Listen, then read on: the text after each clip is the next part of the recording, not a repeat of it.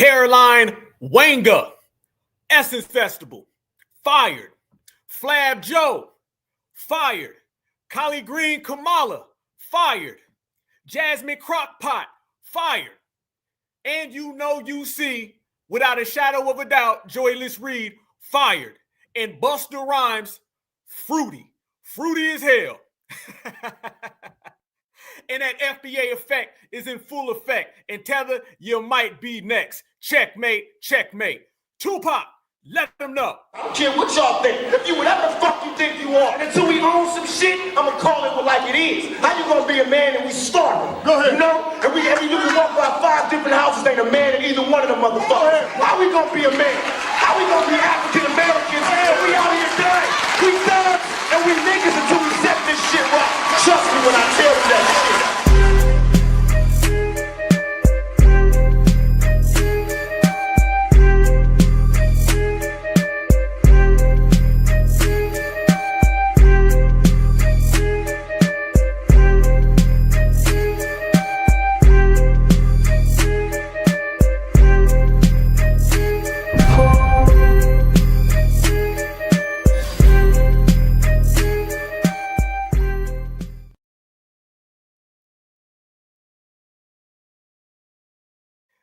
Get out the way, yo. Get out the way, yo. Essence Festival just got dropped. You already know. Let's go to work, family. One more time for your mind certified salute to the whole family. This right here is another exhibition in foundational Black American greatness. This just shows you, fam, we gonna always be here. We gonna always get people ran out the paint. We gonna always get people fired, and we gonna always roast them and laugh at them. For all those people out there that was telling us be nice and play nice, hell no.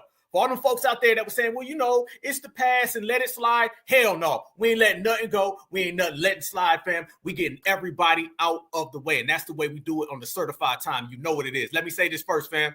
This broadcast, this episode, this is about y'all. This is dedicated to you guys. This is all about you guys because you guys were the one out here standing on business. You were the ones that were dedicated to delineation. You were the ones out here saying everybody who disrespects the culture, they are going to see them way on out of the country. How does that sound? Disrespect FBA, and then you get the hell out of America. That sounds like an even affair. So you already seen it. Miss Caroline Wanga fired. So damn, what a summer it's been, y'all. Did we not get rid of the Essence Festival in one summer? We told everybody this summer was going to go down in history. Did we not say that?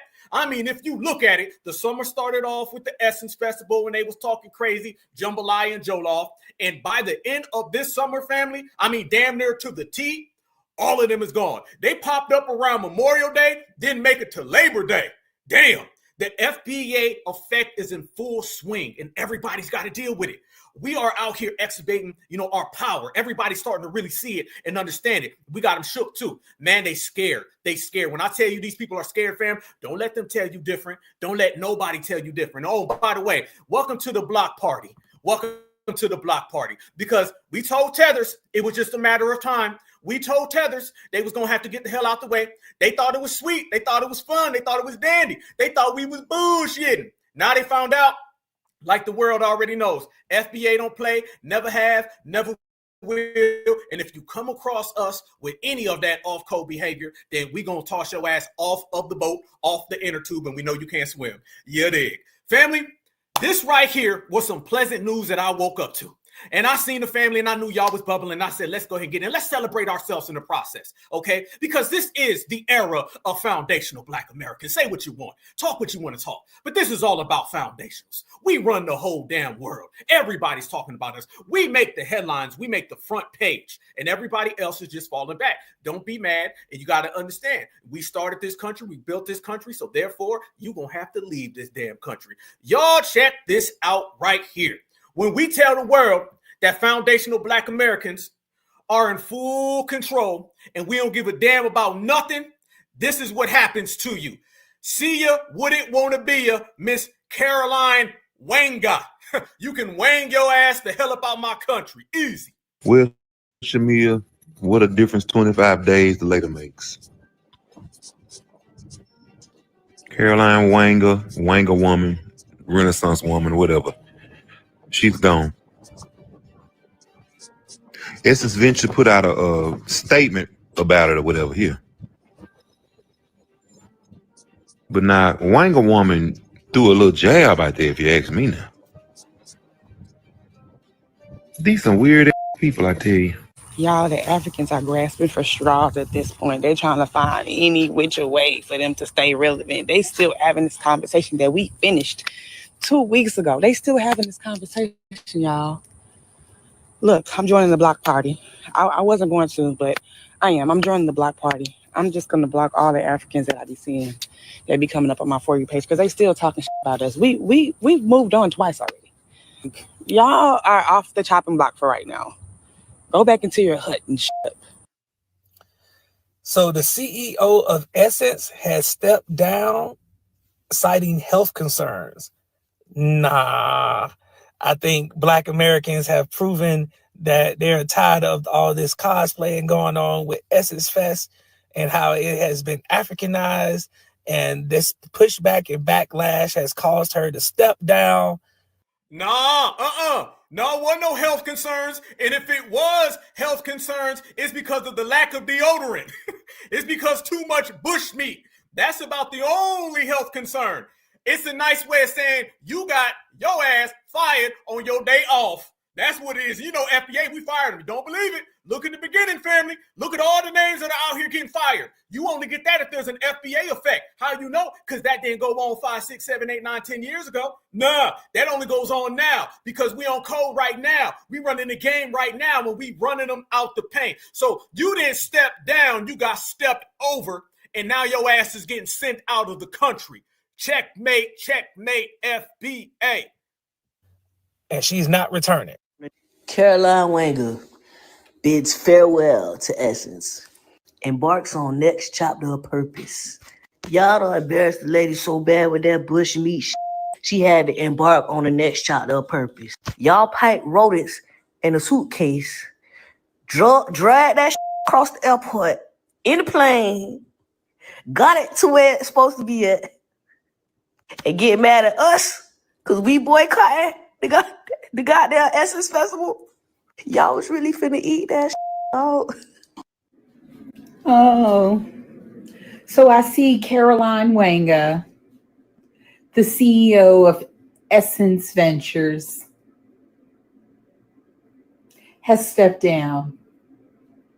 She's finally understood. We Black Americans protect our culture very well. Bye-bye, Caroline. Caroline. Black American freedmen, stop arguing with tethers. Just block them. Just block them. Block them. Stop arguing. I don't even give a shit no more. You want to know why? Because they use us for clout. They need our numbers. We have influence. Stop giving a what a damn tether thinks. They don't come from my damn. They come from I don't know what's going on with them. But stick with folks who like us and don't give a damn what nobody else thinks. Just block them. It's 2025. Ain't you tired of arguing with these people? I am. Them. Block them. Block. Damn! Is that the energy right now? Tell me if that ain't the vibe. Tell me if that ain't the vibe. See, folks be thinking we playing when we tell them we ain't playing, okay? I told everybody before, the tethers were rounding out. The tethers was about to go all the way down. Do y'all understand what we just did? I told y'all, this broadcast is about you. I dedicate this to the whole family, and I'm talking about the livest chat in the world, okay? Because not only does the lineage move, but we got the lineage heavy in here, and we always predict what's going to happen next. We told everybody that Miss Wanga was going to wang her ass on out. We told everybody that Miss Wanga was going to wang and get fired. Okay, she was wang and gonna get dropped off on her day off. We told everybody that. They didn't even make it through the summer. Two things end up happening. The Essence Festival and the ICE protest. Half of those people from the ICE protest are deported right now. FBA called it, FBA won. The Essence Festival, all of those tethers that were trying to Africanize us, now you see they ain't even got a job no more. FBA called it, FBA won. You can't match this energy. This energy is too strong. This our country, y'all, and they understand it. And they mad as hell right now. They sending out every tether. But brothers and sisters on the block is saying, man, we don't give a damn. Guess what we gonna do? We gonna block you. See, the time of talking is over. We're not on the talking no more. The worst thing you can do, fam, we Black American heavy in here right now. Y'all know like I know, when a Black American quits talking, we quit speaking, It's over. We ain't coming back to the table. See, the Africans, the Jamaicans, the Haitians, they all had an opportunity to go ahead and play the game the right way. But they thought it was easier to come over here, try to undercut us, undermine us, get up underneath the dominant society, try to get them some Joe Law points. And FBA, we told them. We said it. Hey, listen, this is what it is. This is the way it's going to go. This is our country. It ain't no different if you come to my house. Ain't no different. But y'all didn't want to play the game that way. So guess what? Now, every single institution you thought you built done came crashing down. Every single political party you thought you had protecting you done came crashing down. And every single politician you thought that was going to give you policies above us have came crashing down. And then Donald Trump said he's going to go ahead and take all the visas and he going to snatch them up. And then Donald Trump said all them TPSs, they going to get revoked and you going to go back home. Family, it's always going to end with two things. FBA remains at home and Tethers will go home. Tethers, this was how the story was before you even started. You were always going to go back home. And now Mrs. Wanga, she is the laughing stock of the world. There's no recovery here. FBA did that. Family, this is what the streets are saying. This is what everybody's talking, and I'm only here to provide you what the concrete is saying. And the concrete is spoken. Foundational Black Americans have won again. If Black Americans were Africans, then Africans would be as influential as us.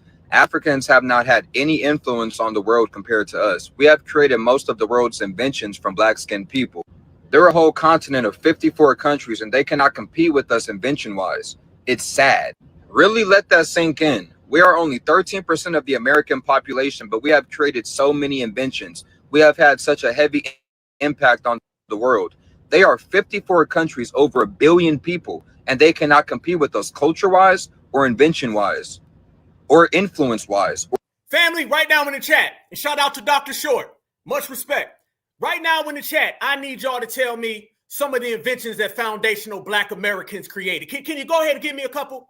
I need you right now in the chat to tell me what foundational Black Americans have invented in the United States of America. I want to see that because tethers are watching right now, okay? My tether detector has been ringing all day. The tether alert has been alerting, and I know that tethers are here. So if you're watching tethers, let me give you a history lesson because I know that you know that foundational Black Americans have sent your ass packing. So before you leave, I'm going to have some FBA in the chat. I want all eyes on the chat to tell the world how foundational Black Americans built this country and everything we invented in this country. Damn, look at that. Video games, cell phone, denim, the internet. There's another thing we created too. I'm going to get to that after this brother finishes.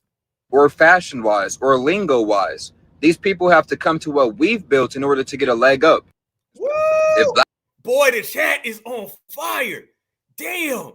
Look, I can't even keep up. The chat is going so fast.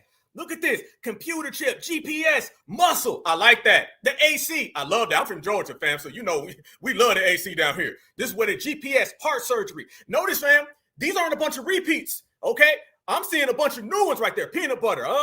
You see, hey, the home alarms. So the tether detector and the tether alert system, that was created by FBA. So damn, even the FBA's created what we need to detect the tether. Look at that. This excellence, fam. This is excellence. We're getting rid of everybody. You don't want no smoke. You don't want no problems. Not at all. Let me give you the main thing the foundational Black Americans created. I'm going to tell you, okay? Out of all the great inventions that we have created, the biggest creation we ever had, America, the United States of America. That's what we created. Yeah, foundational Black Americans created all the things inside of America, and foundational Black Americans created America itself. And let me tell you what else that foundational Black Americans have created. We created the take your ass home system, the FBA effect, the you had all the time in the world to get some act right, but you didn't want to listen, so now we got to check you. That's what we're doing. And family, the world has heard it.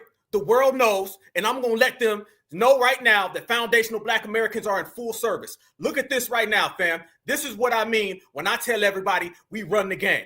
Not only did we build America, we created America. We're made in America. We're born in America, raised in America.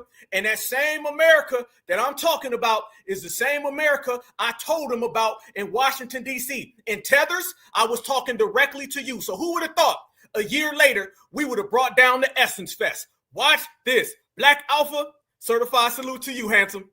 I made a vow that my brothers and sisters was going to get the real story. They wasn't going to get the ABC, the NBC, the CNN. They was going to get the real certified Black story. So first off, one thing they can do, they can drop all of these RBG colors. They can drop all these Pan-Africans. They can put up that red, white, blue, okay? Because there'll be no USA without FBA. Yeah. No USA without FBA. So I said that I was going to come here, and I was waiting, watching the clock. And I couldn't wait to deliver this. So I'm going to give you guys this note, and I want everybody to understand. I want them to hear this. I'm going to make a declaration. I'm going to say it loud and clear because I want the world to hear. I want them to hear this at Capitol Hill. I want them to hear this way down the street at the White House. And most importantly, I want the whole damn world to hear this. And that is that foundational Black Americans, we didn't just build America, we created America. We're made in America. That's right. We're born in America and raised in America. We're from America, so we love America, and they not like us, because we run America. Certified salute. Give it up!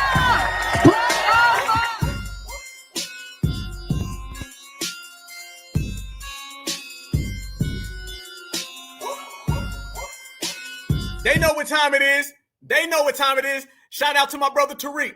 They know what time it is, family. There they go.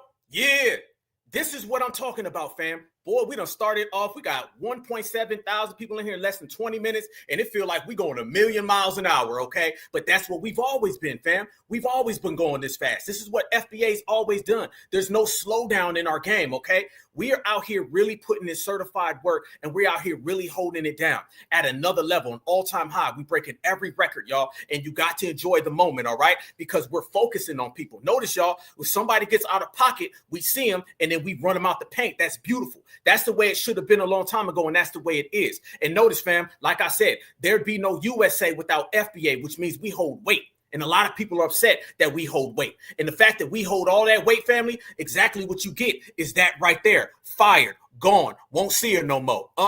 So they came out and they said, Essence Festival CEO admits that her family sold Black American slaves.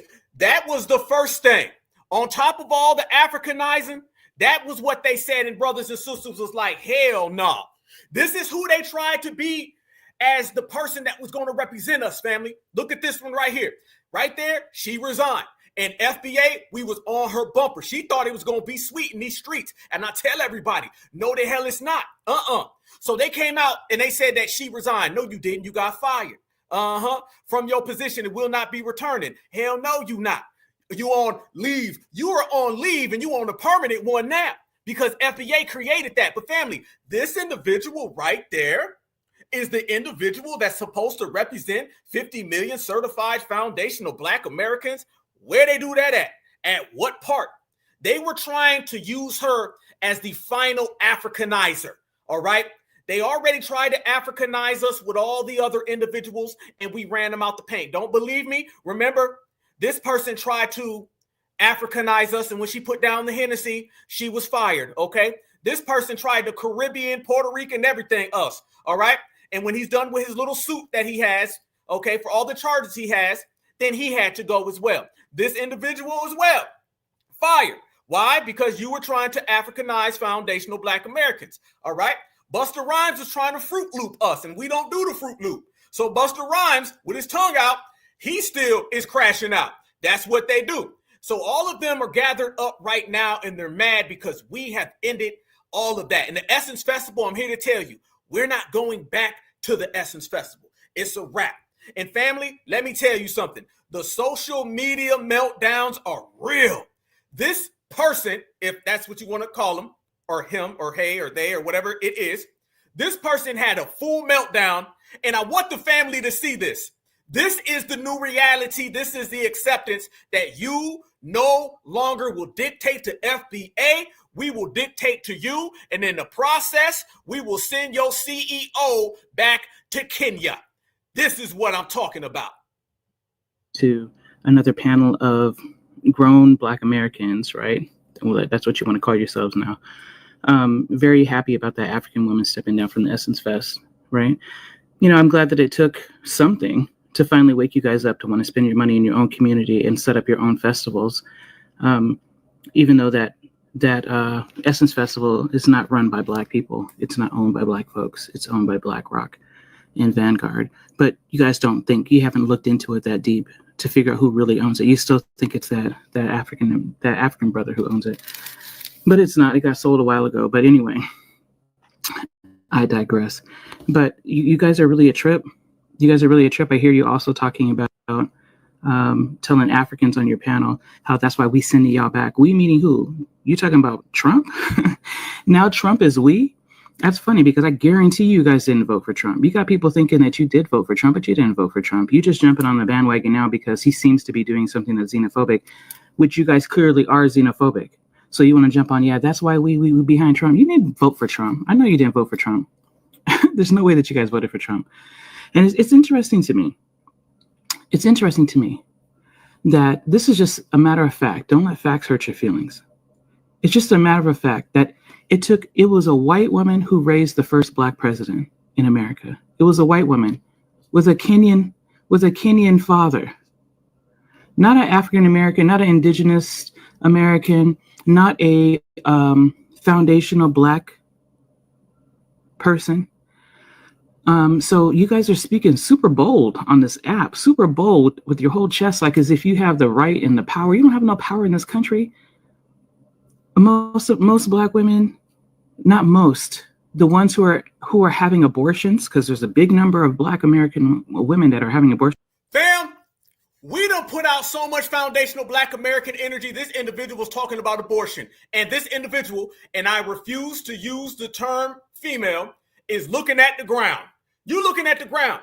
You see what I'm talking about? You see who's defeated today? You see who's upset today? You see who's bad with it today, right now, in real time? They are. Look at this. This is all because FBA ruined the Essence Festival. Yeah, this is what I'm talking about these tethers. This is what I'm talking about these Democrats, these shields, these tethercrats.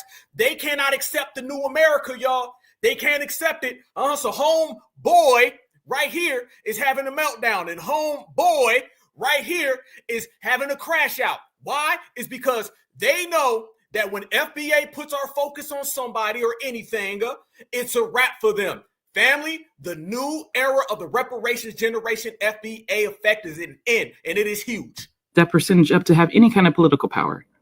We haven't raised up one foundational black American person, man or woman, to become the president in a country that... It's funny, this individual said man or woman. See, I told y'all, let the tethers talk, and they'll go ahead and tell you what they are. I'm sitting there wondering man or woman, and this person said it. Good job, homeboy. One foundational black American person, man or woman, to become the president in a country that we say we were here first. So we were here first, but haven't had the power. So we didn't hold the power. If we were actually the ones here first, we didn't hold the power. Our people lost hold of whatever power they did have in the Americas to those same white people with the muskets that you tell the Africans, how did you lose people to muskets?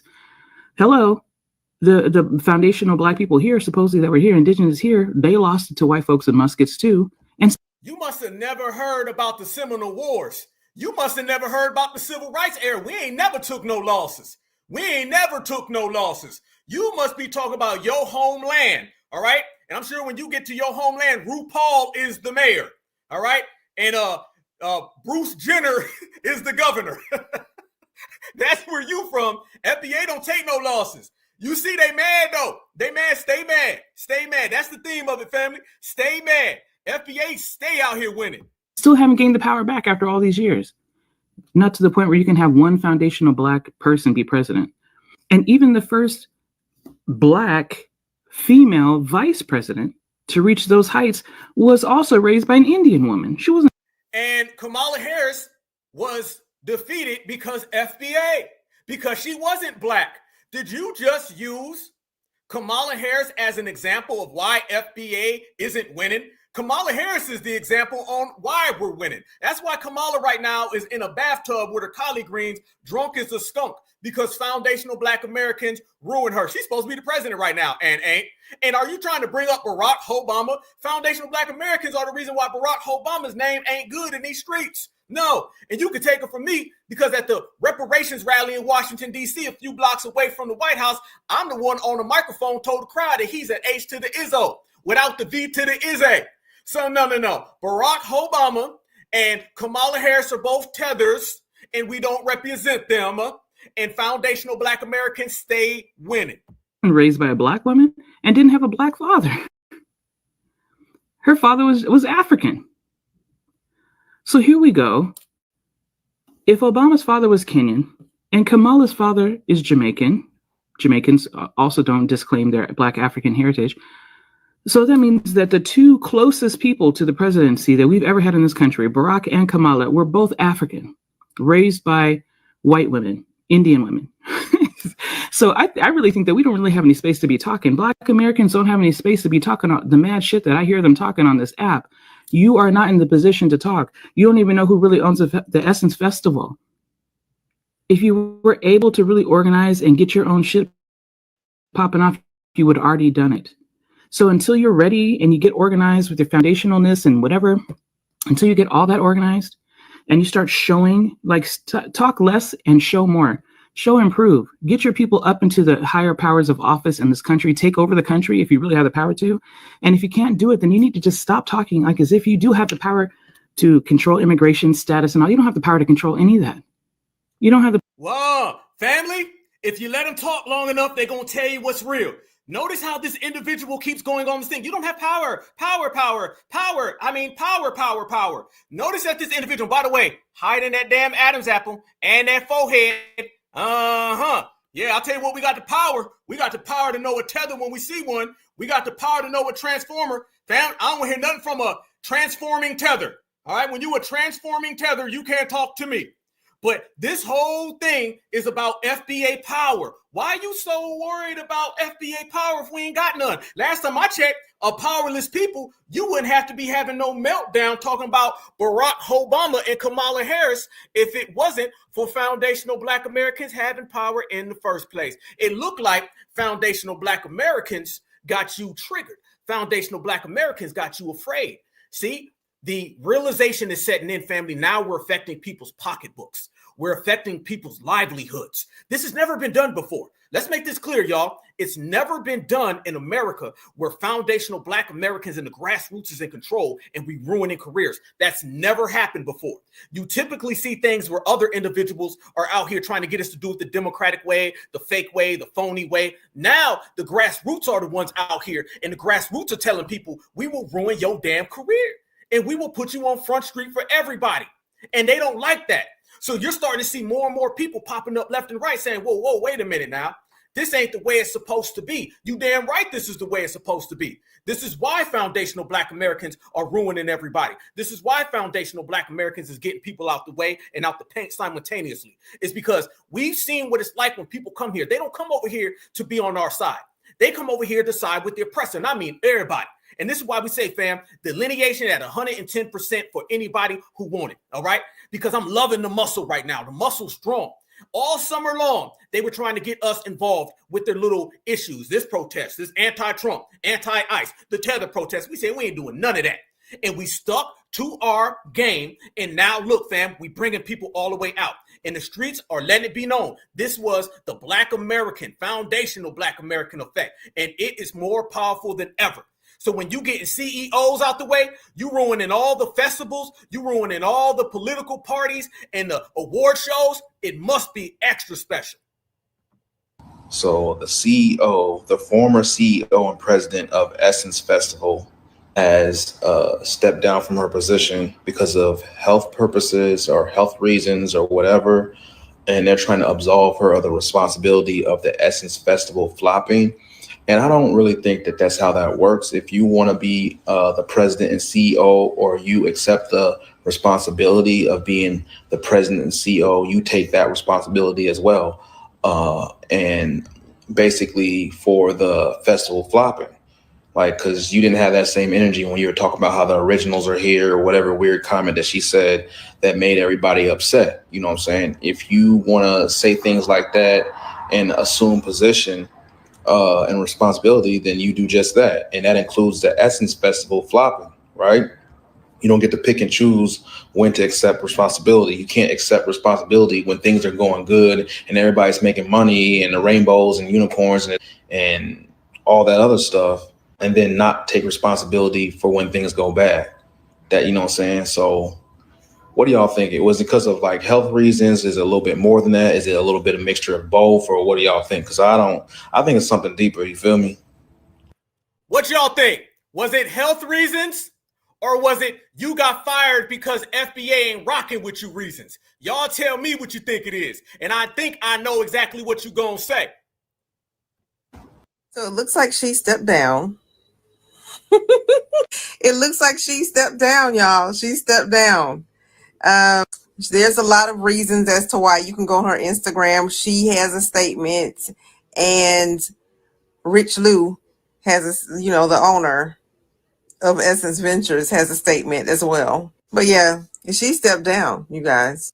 The press release reads, Essence Ventures today announced that Carolyn Wanga, who has been on health leave since September 2024, has made the decision not to return to her position as president and CEO of Essence Ventures. Then there's this quote about how they are profoundly grateful to her for her leadership, vision, and unwavering advocacy. Okay. Blah, blah, blah. Okay, so quote, end quote.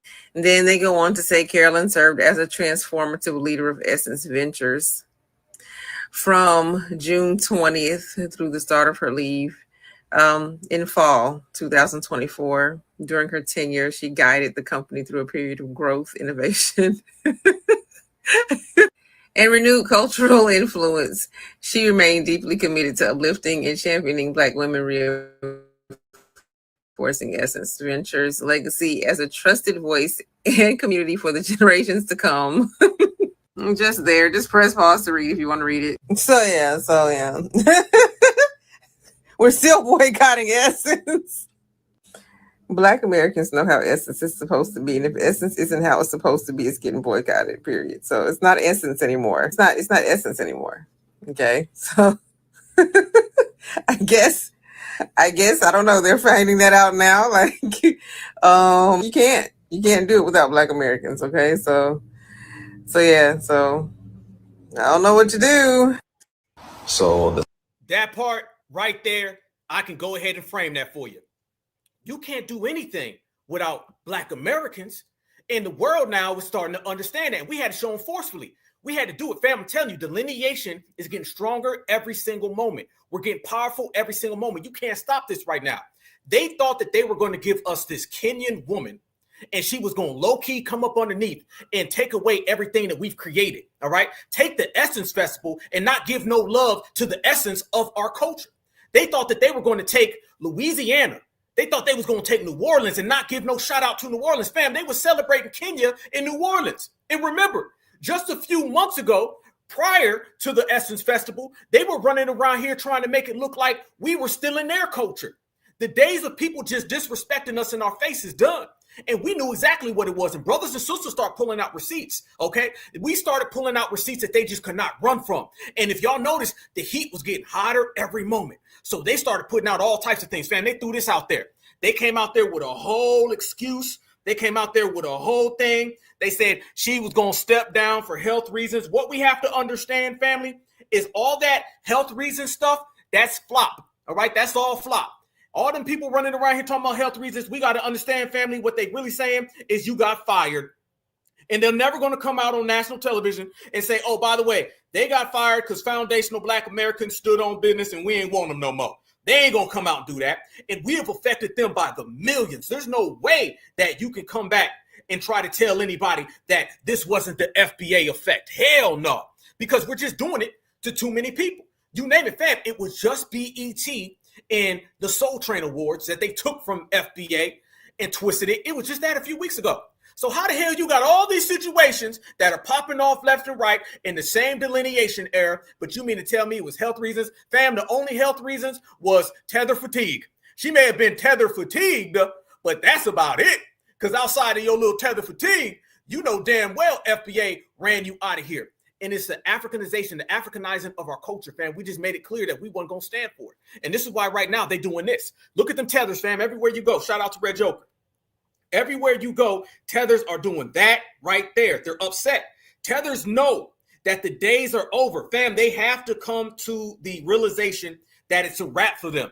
There's no way that they can turn back around. There's no way that they can spin this. They can make it a better Tether day. There ain't no better Tether day. It's only the foundational Black American way.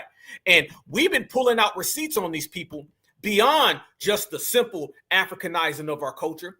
We started looking at these people's background. And we started saying, well, hold on now. Your family owned slaves. See, that right there is a massive conflict of interest. So your family owned slaves, and you're trying to tell foundational Black Americans that we, as a lineage, heritage, and culture, are supposed to get behind that? Hell no. You mean to tell me that you brought over that slave trader culture and you try to dump that off on the Essence Festival in New Orleans? Family, first it started off with Busta Rhymes. Remember, when Busta Rhymes went out there and he cussed out the whole crowd because they weren't feeling him, Busta Rhymes is in conjunction with Miss Wanga because they're both non-FBA who have an anti-FBA culture.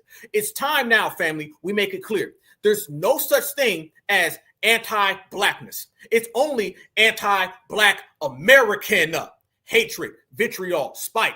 See, when you say anti-Blackness, the Tethers like to use that for their advantage. The Tethers like to say, well, yeah, man, they don't like me neither. We all Black, brother. See, we got rid of all that. We all Black, brother. All the excuses, it's over with. It's only anti-Blackness. Fam, when you observe the world, it's only people who are anti-FBA. Fam, what's the slur that they have for the dominant society? I'll wait. They ain't got none.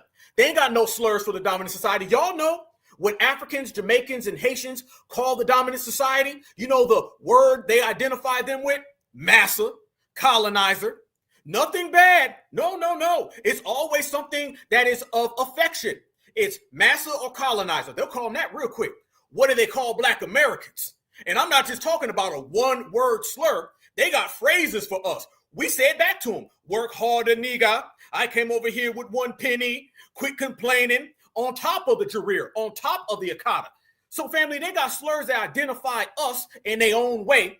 And then they got all these positive words for the dominant society, and we're supposed to all associate ourselves with anti-Blackness. Man, if you ain't putting American on there, it don't mean nothing. It don't mean nothing. Absolutely, slaves. They got the slave mentality. Then they want to come over here and tell us about being slaves. All right? We don't take that from them.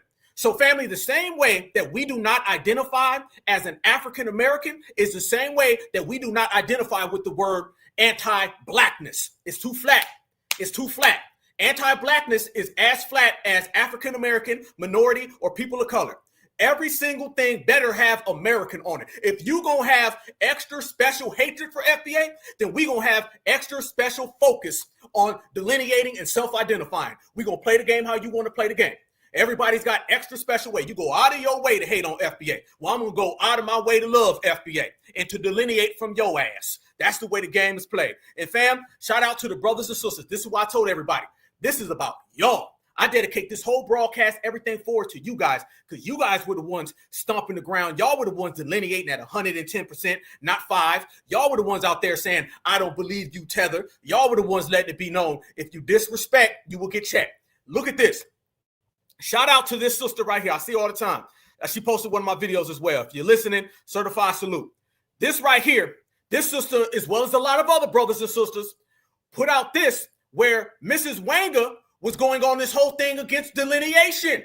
Fam, this ain't a video recap from 5 years ago. Everything that we dropping in this broadcast is things that she was saying 2 months ago. So I want you to see how fast we move it. Watch this. This was her, Miss Wanga, running around here saying delineation is bad and we all's Black. What does that mean? It means something really simple that is a pet peeve of mine. I'm going to put on the table and I'm going to shut up. All this BS about African versus U.S. Black versus Caribbean Black versus Canadian Black versus Antarctica Black. I don't have facts to prove that. We everywhere. Arctic Black. If you allow that narrative to exist within you, you're participating in dismantling who we're supposed to be in this world, y'all.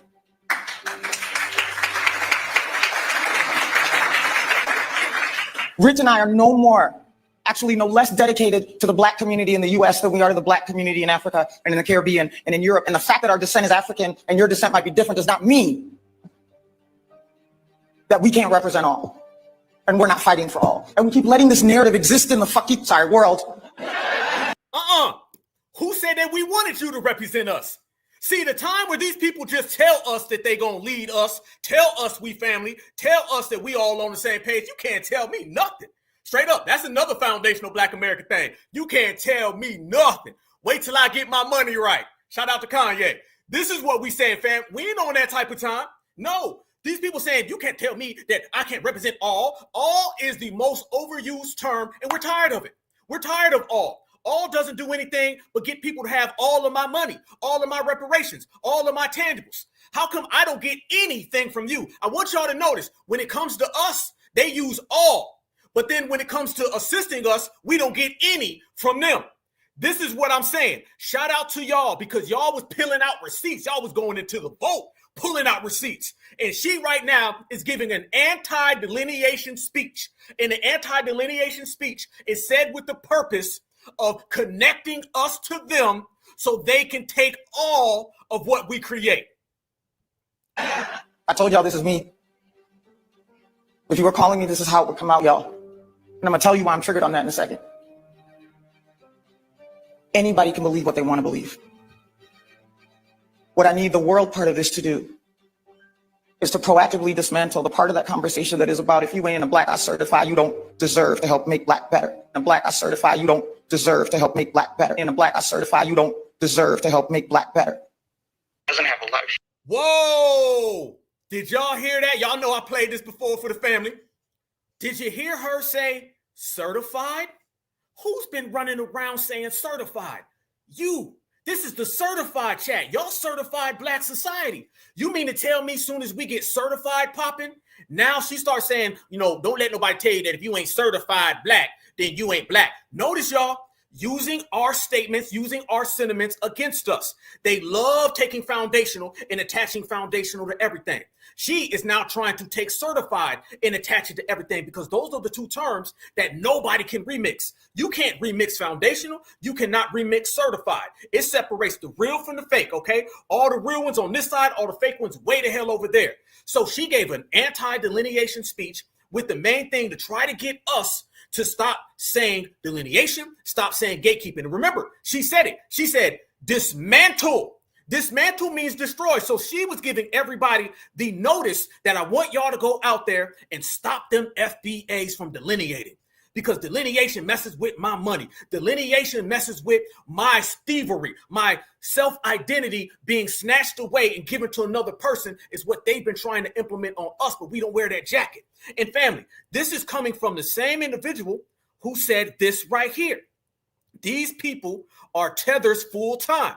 Now watch her say that her family owned slaves. So the question I ask you is, do you want an anti-delineation, anti-foundational, anti-certified slave trader descendant from Africa representing FBA fam? I can't get more non-American than what I just said. Hell no is the answer. History behind it because it took slaves to Asia, but they weren't allowed to procreate, and so it didn't last. He said, so our heritage did interact with slavery in Kenya. And I was like, well, Dad, you said it wasn't disrupted. And he says, well, the Wangas did what they had to do to survive, which meant participate in the enslavement of other Kenyans. Wow. So what does that mean? That means that the lady who is currently the CEO of Essence Ventures that caused havoc at Essence Fest allegedly came from a family of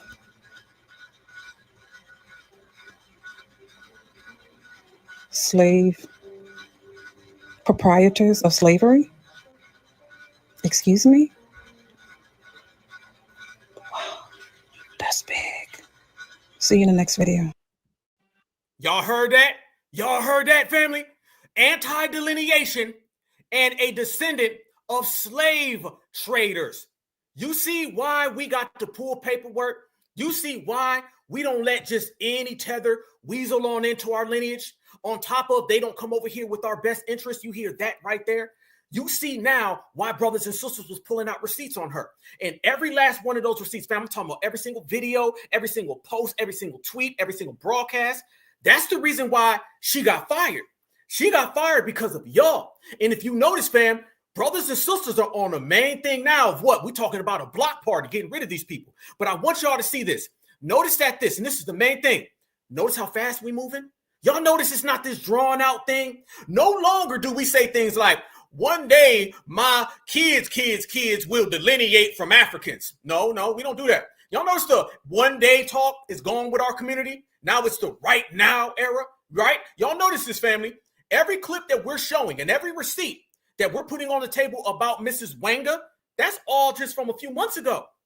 We exposed it a few months ago. This ain't no playback. We're not going way back and saying, remember when we called her out 5 years ago? Guess what? She finally got fired. Fam, this woman didn't make it past the summer.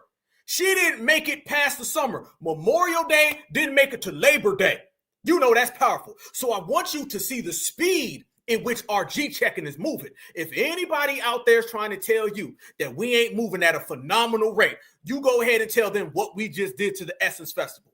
Go on back to May. I want you to put your mind in the mentality of what we was doing. We told everybody, you can rewind the tapes. The cameras was rolling. We was all right here, thousands of deep. We got 2.7 thousand in here right now in less than 1 hour, 40 minutes.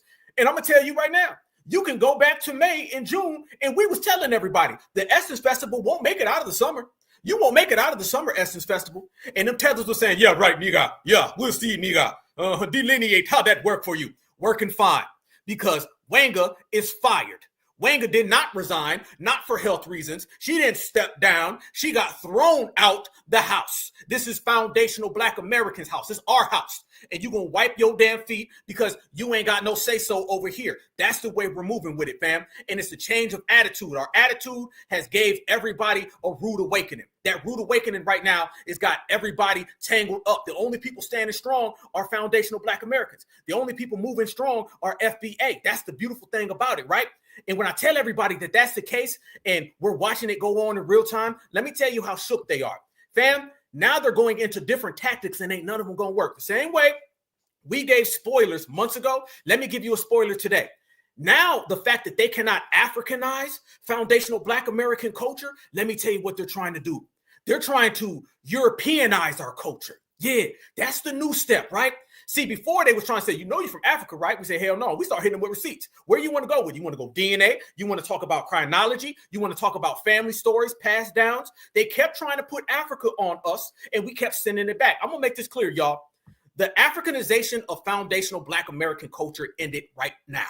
Okay, when you woke up today and you seen Wanga was fired, or yesterday when you found out about it, that was the final straw. Okay, because remember, before her was Busta Rhymes with the Caribbean. We got rid of all that. Before that, it was Akon. You name the African, and I'm telling you now, we got rid of that. Barack Obama, Kamala Harris. This whole Africanization and Africanizing of our culture, it's official, fam. It is R.I.B. Resting in bushmeat. It's resting in bushmeat with Mr. Joloff's dinner tonight. All right, where Mr. Jolloff and Miss Fufu are going to have dinner tonight. That's where it's resting. The Africanization of our culture is over with now. You know why? It's because we shown that there's no dividends. We ruined it, fam. When you ruin these people's plots, it's over. What happens when you ruin their plot? You going into their pocketbooks, fam. You know how much money they just lost? And do you know how afraid they are? They're looking at the Essence Festival next year, and they like, hold on now. Damn, FBA ain't going to come back again. It's over with. They looking at the staff. I'm telling you right now, they'll tell you about Wanga. But trust me, when Wanga left, so did Zanga, so did Manga, so did Tanga. All the Guz is gone because FBA don't play. We have ruined a whole staff, okay? As a staff, record label, and as an MF and crew. And if you want to be down with the Essence Festival, then F you too. And we ain't coming back. And brothers and sisters, as soon as they heard the news about Wanga getting fired up, we said, oh, good, but we still ain't coming back. Oh, that's fine. But we still ain't going to be there next year. It's ruined for life. Foundational Black Americans, we play the long game. In the long game right now, it's saying, you ain't FBA, I don't give a damn. And it's a beautiful damn thing. And now, family, they're going to send out these people trying to tell us that, well, you're not African. What you really are is European. That's the thing now, right? Watch this, fam.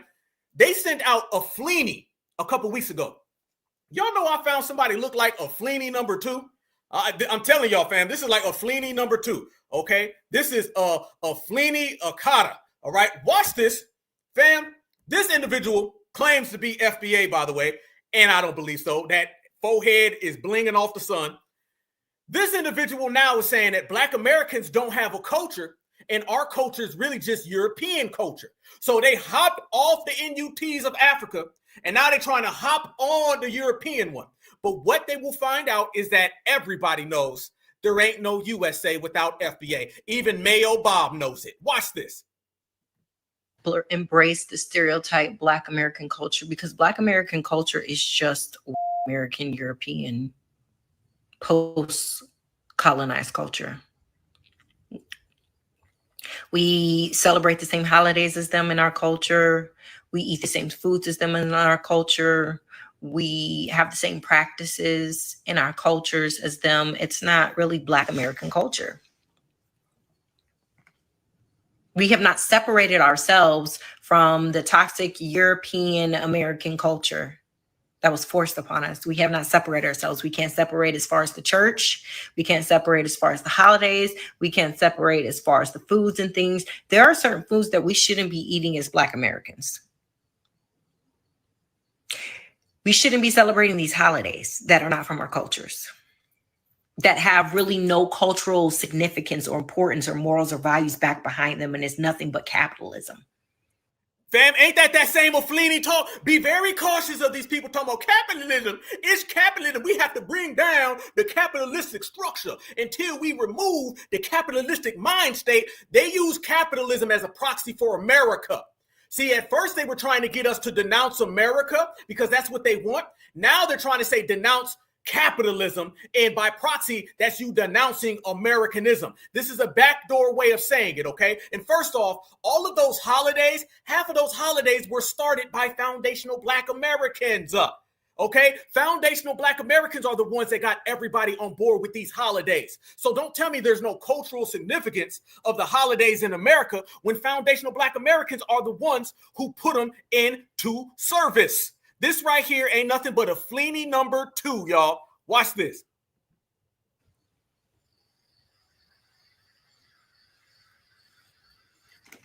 I get that many of the things that we have is, but a lot of it is not. A lot of it is not. A lot of it is still very toxic culture, toxic traditions. And we just accepted it because we didn't have, a lot of our stuff was taken from us. So we created stuff, but the things that we created was created out of a very oppressive, gluttonous, greedy culture, which was what? Everything that was taken from us, but yet we do other things?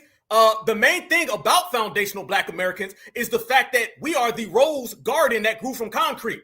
There's no shame in that, fam. I want y'all to notice how this individual tried to sit there and minimize the fact that we came out of an oppressive state and we're able to create so much. This is not a foundational Black American. This is no way, shape, or form a foundational. Don't sit there and try to tell me something along the lines of we came from a glutton of capitalism and that's why we fail where we are. Foundational Black Americans being able to maintain, sustain this country through what we've been through, that right there is an exemplifying means to why we're so great. That is no drawback. Only person that would think that is a tether. So this is why the tether alert is going off. American culture. It's too closely related to American culture for me. Black American culture is still trying to have a Santa Claus, or trying to say, let's put them Black, but you still. Why are you spending all your money on the end at the end of the month, knowing that tax season is right around the corner, but you got to celebrate it because white Americans told you that you need to be buying the gifts and celebrating with your family and eat with your family and commencing with your family when they tell you to, when they decided they wanted to do it. And we as Black Americans just followed suit and then tried to slap and say, this is our culture. If we can uproot the remaining that we had from ours and take it out of American culture. See, now here comes the go back to Africa. You knew it was coming, family. Uproot it and take it where? Where you want to take it? Back to Africa? To your homeland? You want to take it where? To Kenya with Wanga? Is that what you want to do? You want to go to Kenya with Wanga? You want to have a Wanga party in Kenya with the rest of the slave traders? Is that what it is? This is all backdoor means saying, leave America. This is what it is, family. It's the same game. European American culture? Then I'll be with it, which is what I've been trying to do. Okay? There shouldn't be none of us still celebrating the 4th of July. It should have just been Juneteenth. We shouldn't even have had a Christmas. We should have a winter solstice with things literally from our culture.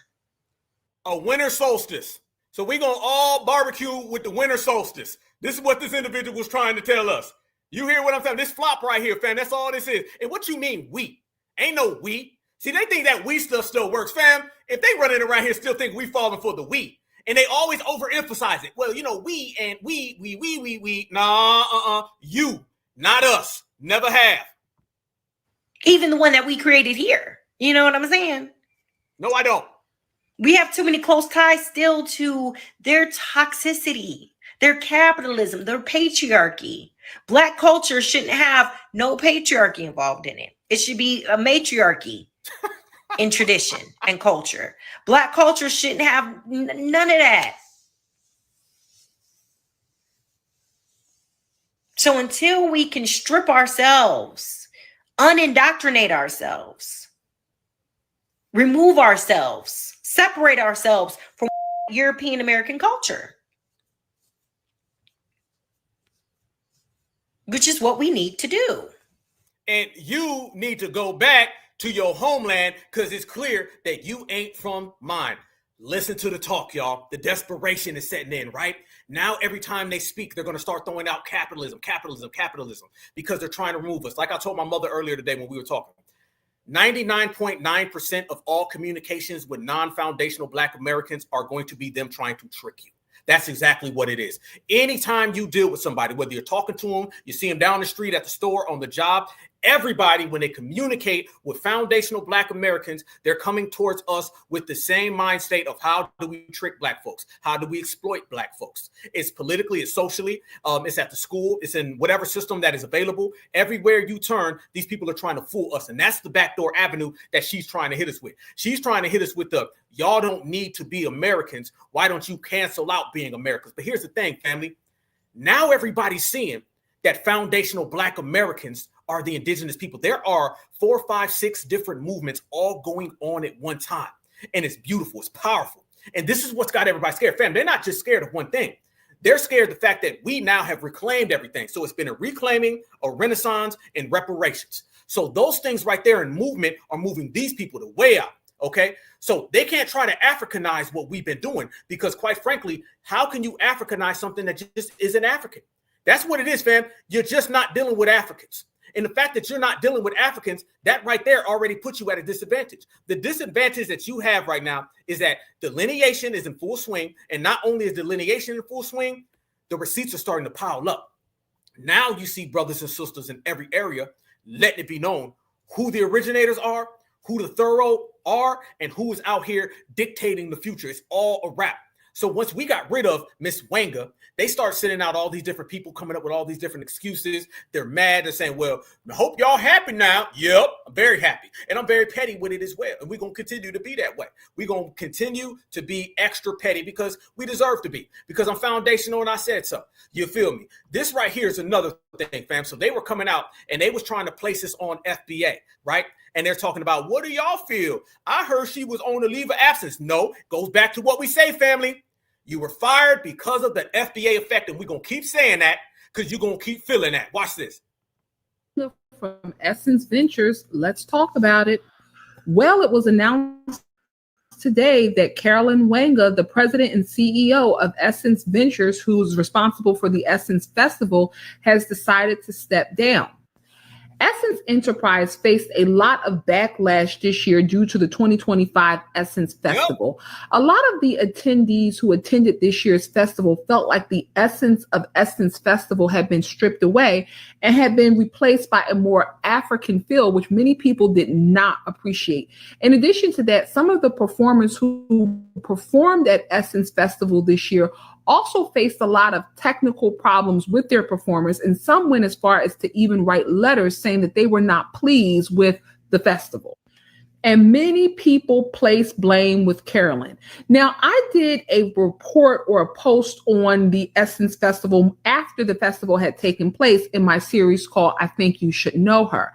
And in that particular series, I did feature Carolyn Wanga telling more about her story, how she had started off as an executive in the DEI space, eventually working at Target in DEI for a number of years before going to Essence Enterprise to serve as their CEO and chairman. All right. So based off of that story, a lot of people just lambasted Carolyn because they blamed her for the downfall of the Essence Festival, and people put blame on the top. So that's understandable there.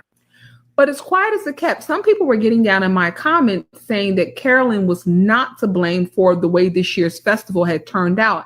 And in actuality, she was on health leave during that time. So it was not even her fault. The way Nope, that ain't how it works.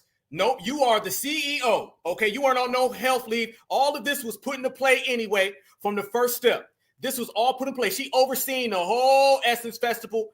Everything was seen. This is why heads roll at the very top, and she ended up getting kicked on up out of there. That's what it was. Okay, this right now is them basically saying, well, you know, it is her fault, but we're going to say it's someone else's. Nope, it's 100% on her, and it's on all of them. And now everybody's understanding that foundational Black Americans are going in on the whole structure. So every last one of these individuals is starting to have to pay for it.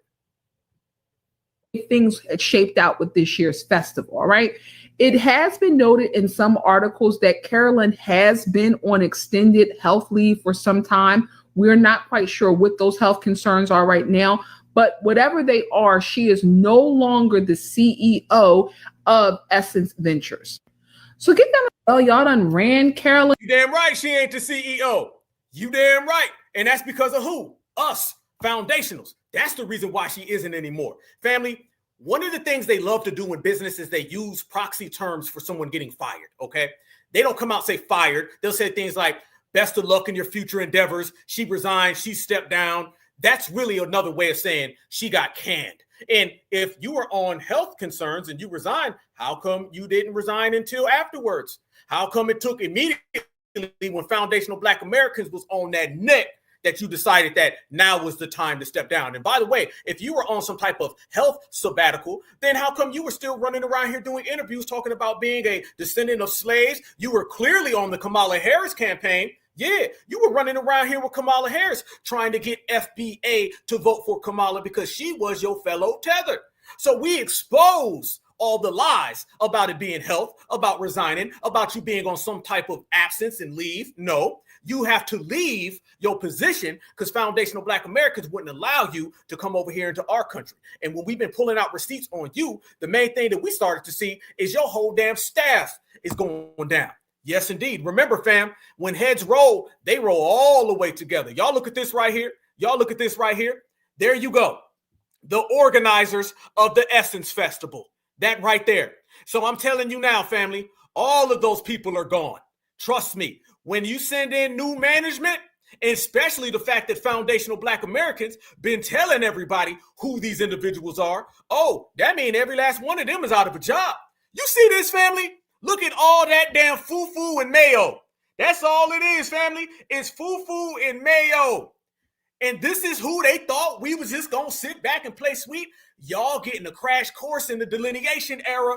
Okay, I see Billy Bob, Jethro, Karen, Ken. I see Mrs. Fufu, Mr. Joloff, and then you're back to Karen, Billy Bob, and Jethro. All together, they got about 3 teeth. They got about 138 jars of Miracle Whip, Brussels sprouts, no seasoning. And this is what you thought foundational Black Americans was going to go for?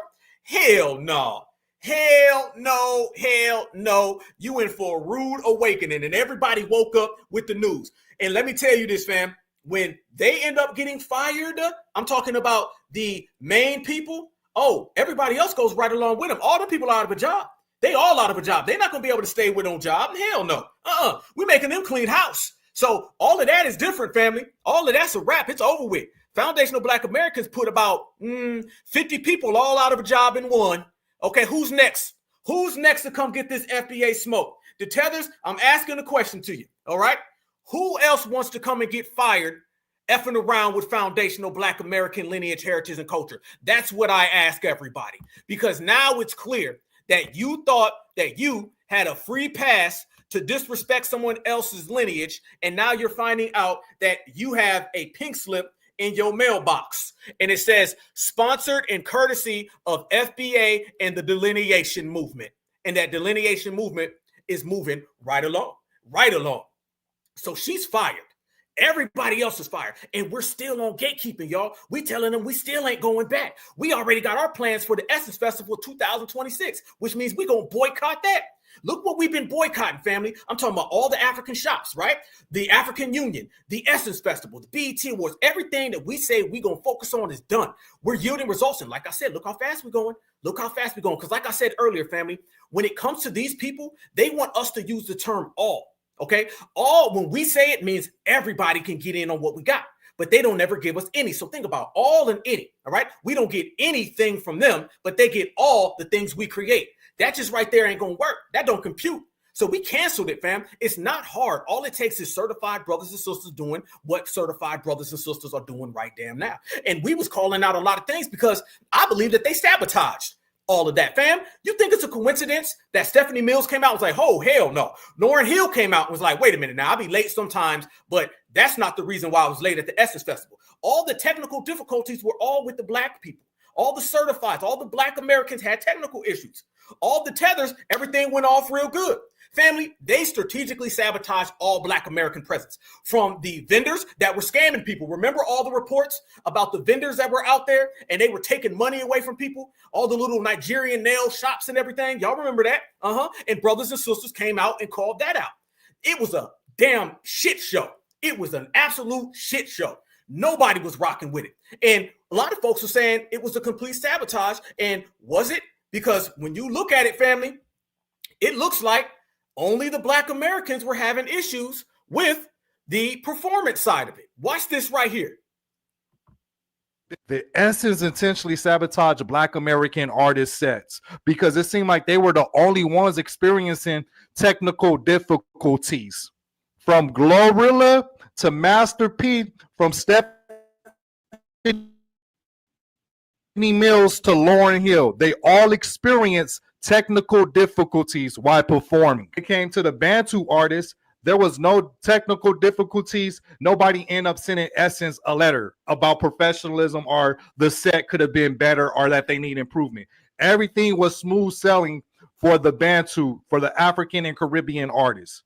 Now, maybe I'm wrong, but the evidence seems pretty consistent, right? It seems pretty consistent. The Essence right intentionally That's exactly what they did. That was an absolute sabotage of the Black American artists there, family. That's exactly what they wanted to do. They wanted to make us look bad in our own home. They wanted us to look bad at ours. So they could just be like, oh, well, it was that over there now. That wasn't us. That's exactly what they were trying to do. And again, brothers and sisters called out, fam, look at every aspect of the Essence Fest and name me one spot where brothers and sisters ain't called it out.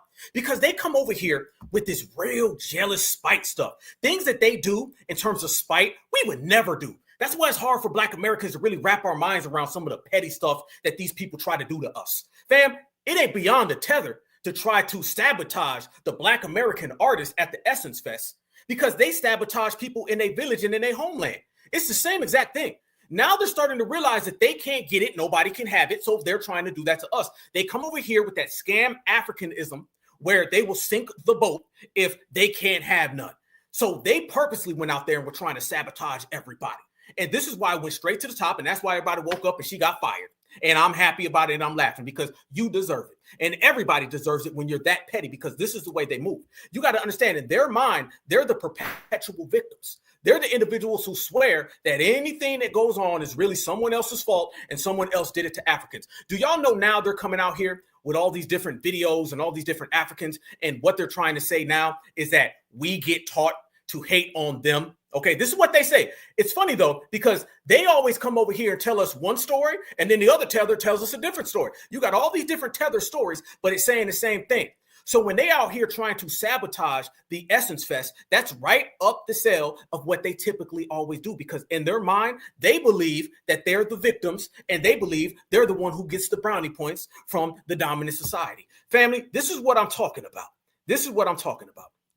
They come out here and they'll say things like it's time to address the anti-Africanism in the Black American community. This is what they're saying, family. This is what they talk about. Fair use, fair use, fair use. Y'all watch this. Why is it that Black Americans hate Africans? I don't know. Like, from what I've heard, I guess annoyance that they feel like Black Africans come to the country and they're given preferential treatment because there's this sort of belief that, you know, we work harder and we do this, and but therefore we're like the good model minority. Yeah. Which in turn makes them look bad. Yeah. And that even though, I mean, the FDA and the That's how that started off. Why do Black Americans hate Africans? You see, nobody ever asked, why don't the dominant society like you? No one ever talks about how come the colonizer who's over there colonizing you, how come you ain't ever questioning how he feel about you? How come you never questioning how he comes over there and dominates you and he hits you with bamboo sticks? You see what I'm talking about, fam? Tether priorities are always towards us. This is exactly what we're talking about. Why is it that Black Americans hate Africans? I don't know. Like, from what I've heard, I guess annoyance that they feel like Black Africans come to the country and they're given preferential treatment because there's this sort of belief that, you know, we work harder and we do this, and but therefore we're like the good model minority. Yeah. Which in turn makes them look bad. Yeah. And that even though, I mean, the FDA and the ADOS, they say that they can distinguish who's Black American and who's African. And I can't. They say that there's like so many different, like, you know, you can easily distinguish and all that, which I think is a whole load of cap. There may be some truths to it. Like, at the end of the day, we know how white supremacy works, right? Yeah. And it does absolutely get off on causing division. That's how it's always been. And it's just unfortunate that people are actually buying into it, but they're mad at the wrong people. I just feel like the energy is completely misdirected. And like, we're mad at the wrong people, but you not mad at the dominant society that's in all of y'all other homelands, because y'all two-time fleers. Once, twice, 3 times a fleer. Okay, remember, when you start dealing with a lot of these European Africans, family, they've already fled 5 or 6 different times. Let's make this straight. When you deal with a Black Brit, a Black Scottishman, a Black Italian, these people done already fled 3 or 4 different countries before they made it to Europe. So this is a 3-time tether telling us that our priorities are backwards, while they're not talking about the colonizer. When you talk about the colonizer, then you can come talk to me. Until then, you're nothing more than a tap dancing tether who wants some Jollof from Zaddy. Like, even if those differences are there, 'cause I'm going to give them the benefit of the doubt and say that there's some element of truth to that. Who is responsible for that? We need more honesty about the misinformation that's been put towards both of us, because when we've had this discussion multiple times, it's not often we get Black American honesty about the negative stereotypes they have. What? I say it, we say it, but they're like, no, we were open arms. There was definitely negative stereotypes of immigrant Blacks perpetuated by Black Americans. So you can say that you're welcoming, but were you? And similarly, what was projected into into Africa and the Caribbean about Black Americans? Just be really honest about the propaganda that happened, and then we can get to honest dialogue. Why is it? Man, if you don't get the hell up out of here, man, family, I know that these individuals don't think anybody gonna go for that one. Did she sit there and say, we need to be honest about the Black American hatred? Oh, you mean to tell me the Black Americans that consistently went all the way over to Africa to fight for your causes? Have y'all ever fought for causes for us? Or have y'all moosed off the causes that we fought for?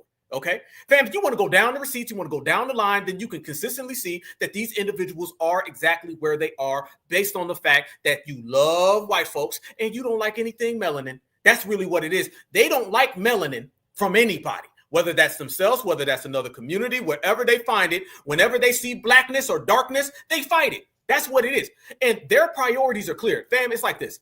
These individuals love massa. And if you notice and you judge them based on the demonstrations of their behavior, they will always side with the dominant society over everything, including their own self, including their own homeland, including where they're at right now. It'll always be them picking the dominant society over everything else. They have that affection, they have that obsession, and this is why a lot of them right now are going home. And this is why FBA ain't putting on the cape. And this is why we sitting back and we watching and we saying, well, hey, you on your own now. And if you notice one thing, fam, and I'm going to make this clear, the Tethers now are trying to run this game because they realize delineation has put an end to a lot of different things, okay? Delineation put an end to their fake gender wars. Delineation has put an end to the diaspora lie. Delineation right now is dominating in every aspect of life. And if you notice, it's Black American brothers and sisters side by side running that energy out of there. If you go to Africa right now, do y'all know the immigration crisis that's going on in Africa as we speak? Family, the Nigerians are getting kicked out of everywhere. South Africans are kicking out everybody else. The people from Kenya are kicking out people from Ghana. They don't want to be around each other at all. Nobody does. So these individuals got an immigration crisis. They fighting each other left and right. And we over here just standing on certified business. And when you're standing on certified business, you do certified things. Family, this is why they're so upset. And this is why they can't stand the fact that foundational Black Americans ain't got no cape. And as a matter of fact, we out here regulating. Watch this. Realize these Africans that have that hate, and it ain't all of them, but it's many of them that have that hate and that vitriol towards us. They gonna always keep us in their mouth, for one, okay? Because they had to flee their country. Yep. You get what I'm saying? Not only did they have to flee their country, they have to come under our umbrella where we literally laid out the red carpet for their ass. Okay. They are and now they under a Black people that are proud. Okay, that are proud of their culture, their heritage, their history. Okay, a Black people that are proud of where they are. You know what I mean? Like, they want us to hate America, okay? Because of what we've been through. They want us to hate our country, you know, and yet we done been through shit in this country, but we ain't gonna never hate our country, okay? Because we spelled here, you know what I mean? We made a way for these, okay? And I think our strength, our pride, okay, our culture is heavy. It bothers them. You know what I mean? They have a fleeing spirit, a fleeing negative, okay, spirit. And they want us to feel like them because they had to run all over the world looking for something. They want us to feel like that. And we don't, you know, because we are home. No matter what you say, we home, baby. Okay? We home and we happy. And they don't like that because they ain't happy in their home. You know what I'm saying? And you got some of them, they cool with Africa, they fine. But you got a lot of them that ain't happy with their home. Okay? And they had to flee their home and come to us. To a proud people who say they ain't African because we ain't. We ain't nothing like Africans. We don't have the spirit of Africans. We don't have the mindset of Africans. We don't have the same attitude Africans have. We just not them. We not them. Spiritually, culturally, physically, mentally, we not them. And they know it.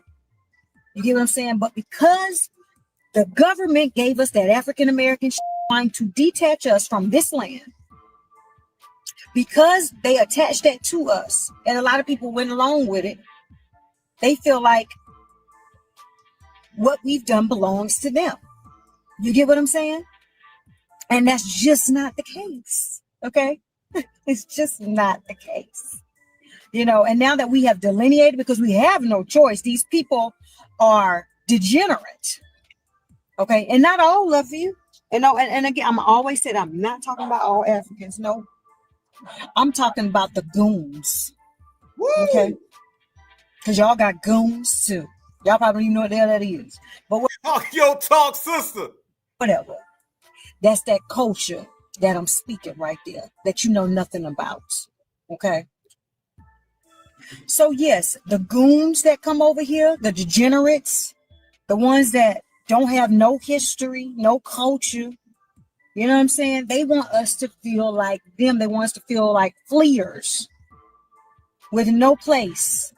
Talking about, we don't know where we from. Nah, damn. We know where we from. We Americans.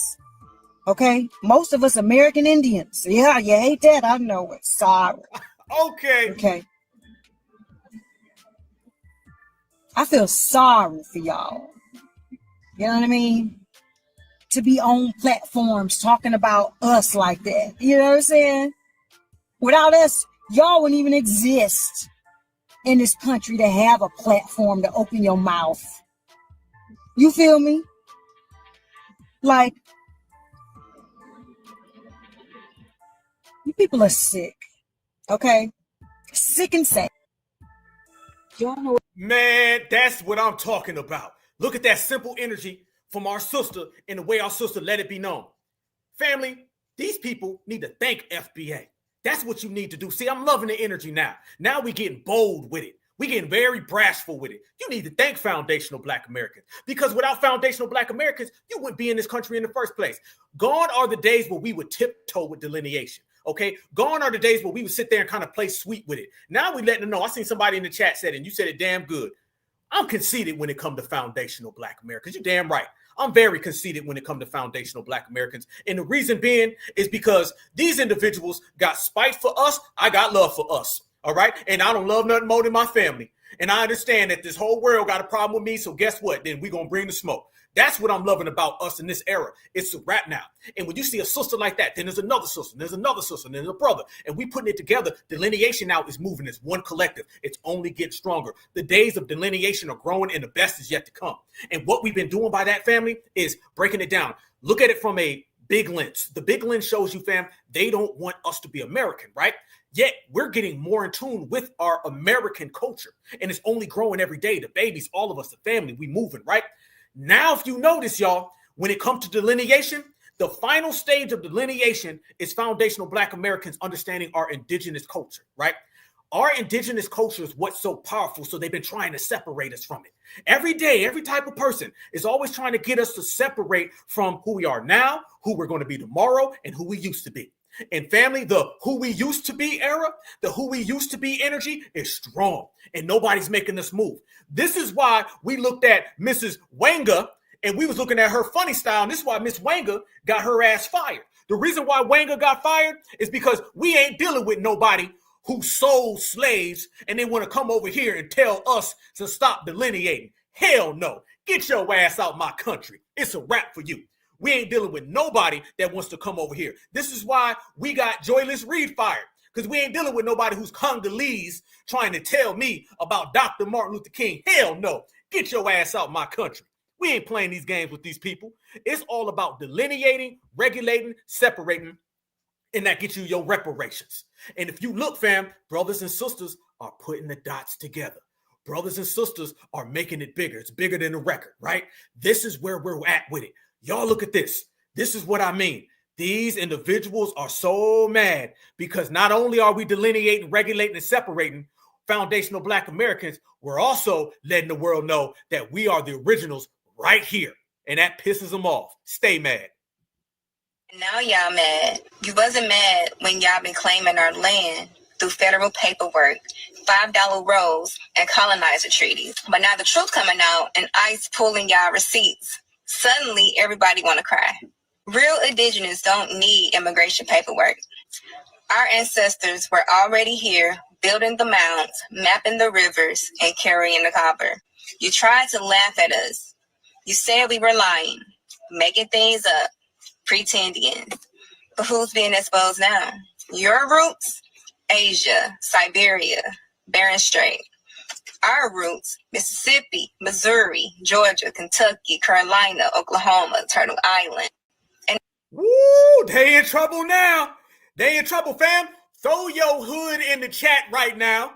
Can we go ahead and put down? Our sister said our background and our roots ain't Siberia. She said it's Mississippi and Missouri. Family, can I please see the states, the cities, the towns, the region in which you from? And I want to let everybody know that we run this damn thing. Yeah, indigenous. You can't stop it. Asia, Siberia, Bering Strait. Our roots, Mississippi, Missouri, Georgia, Kentucky, Carolina, Oklahoma, Turtle Island. And as for that, we didn't come from Africa either. We came from the soil beneath your feet. That's why you need papers, and we carry memory. Now y'all mad. So I beg your pardon? So you have ICE going after Native Americans? I'm perplexed. Confused. I thought the Native Americans are indigenous to the Americas. I'm confused. So one might ask, why is ICE targeting Native Americans for deportation? And the answer is pretty simple. They're not. They're not the real Native Americans. Go figure. Now y'all mad. You wasn't mad. Oh, man. Uh-oh, family done got hot. The temperature done went up in the building. Did we just bring up that foundational Black Americans are not African? And on top of that, did we just bring up that foundational Black Americans are indigenous to the United States of America?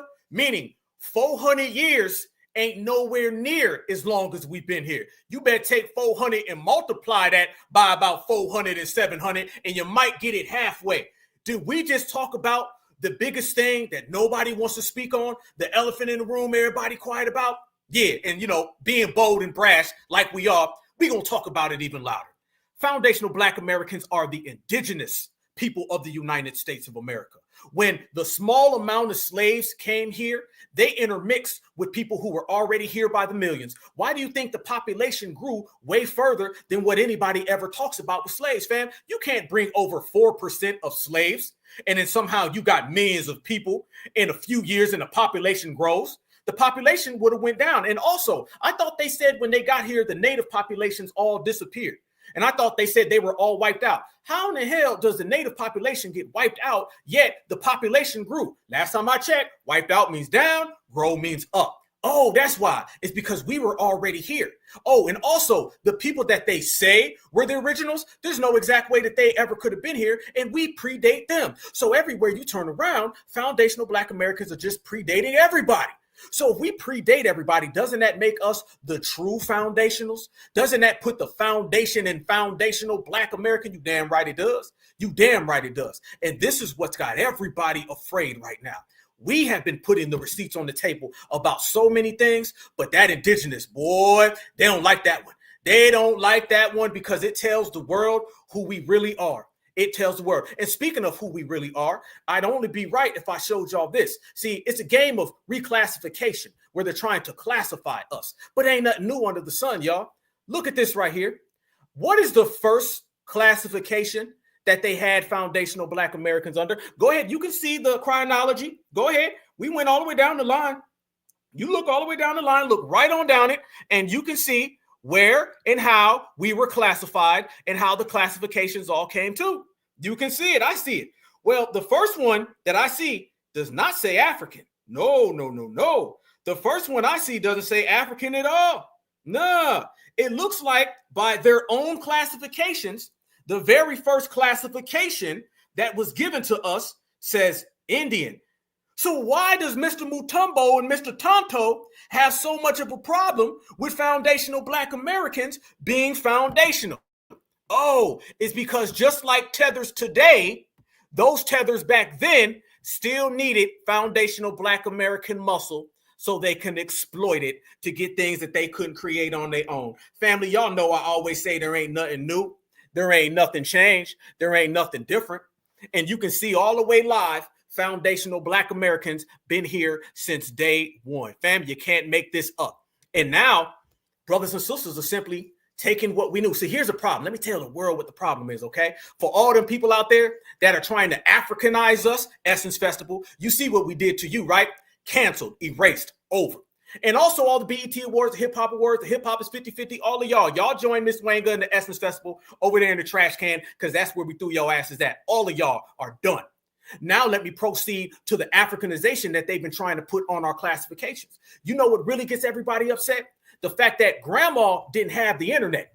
Grandma didn't have all these things. Grandma had the stories, okay? Grandma did not have the adaptation of technology in which we have. So we took all the technology that we have right now at our disposal, where I can sit here right now and talk to 2.9 thousand people, one right now on a Tuesday evening, and we can talk about the indigenous status. Grandma couldn't do that outside of her immediate family because she didn't have the technology. But I'll tell you what grandma did. Grandma sat down, put us on her lap, had some sweet tea and some lemonade, and she said, baby, you ain't African. You ain't never been to Africa. I ain't never been to Africa. My mama's mama ain't never been to Africa, just like my mama told me. And just like your mama told you, okay? And what we did, we took what grandma did, and then we started using technology, and technology came back and showed us the same exact thing that we knew all along. And this is why Mr. Mutombo mad, and this is why $2 Tonto's mad. And this all ties in to them trying to other us in our country. See, the days of othering us is over. The days of foundational Black Americans being number one are in, and it's moving fast. Look at this right here, family. You can't other people who are certified. Check this out. Man, them $2 Tontos is mad, y'all. Watch this, and then tell me, what do you see and what patterns do you see about some of these people who claim that they're the originators? Grandma for the win. I heard a lot of natives in Oklahoma are being met with racism from African Americans. And the sad thing is I notice a lot of the African American community tends to gaslight people, and they're like, I don't know, what are you talking about? I have no idea what you're talking about. Can you give me examples? So luckily I've been documenting everything, making sure it's getting reported properly to the proper authorities and everything. So if you are Native and you are getting harassed, a lot of the time these things go underreported. So make sure to report everything, document it. The whole point is to make the Native American look like they're crazy. And we didn't do that because it's a colonizer approach. We've been having to deal with that since people came here. All these transplants came here from all over the world. I heard a lot of natives in Oklahoma are being met with racism from African Americans. Did this man just sit there and say Black Americans identifying as Black Americans is harassing them? You know you got an ego that is so far out of line when you think someone being them upsets you. But ain't that what it is? Africans get offended when we say we are who we are. Then Tonto gets offended when we say we are who we are. Well, guess what? You're going to be mad any goddamn way. Wait until you get a load of what we got. Deal with that since people came here. All these transplants came here from all over the world.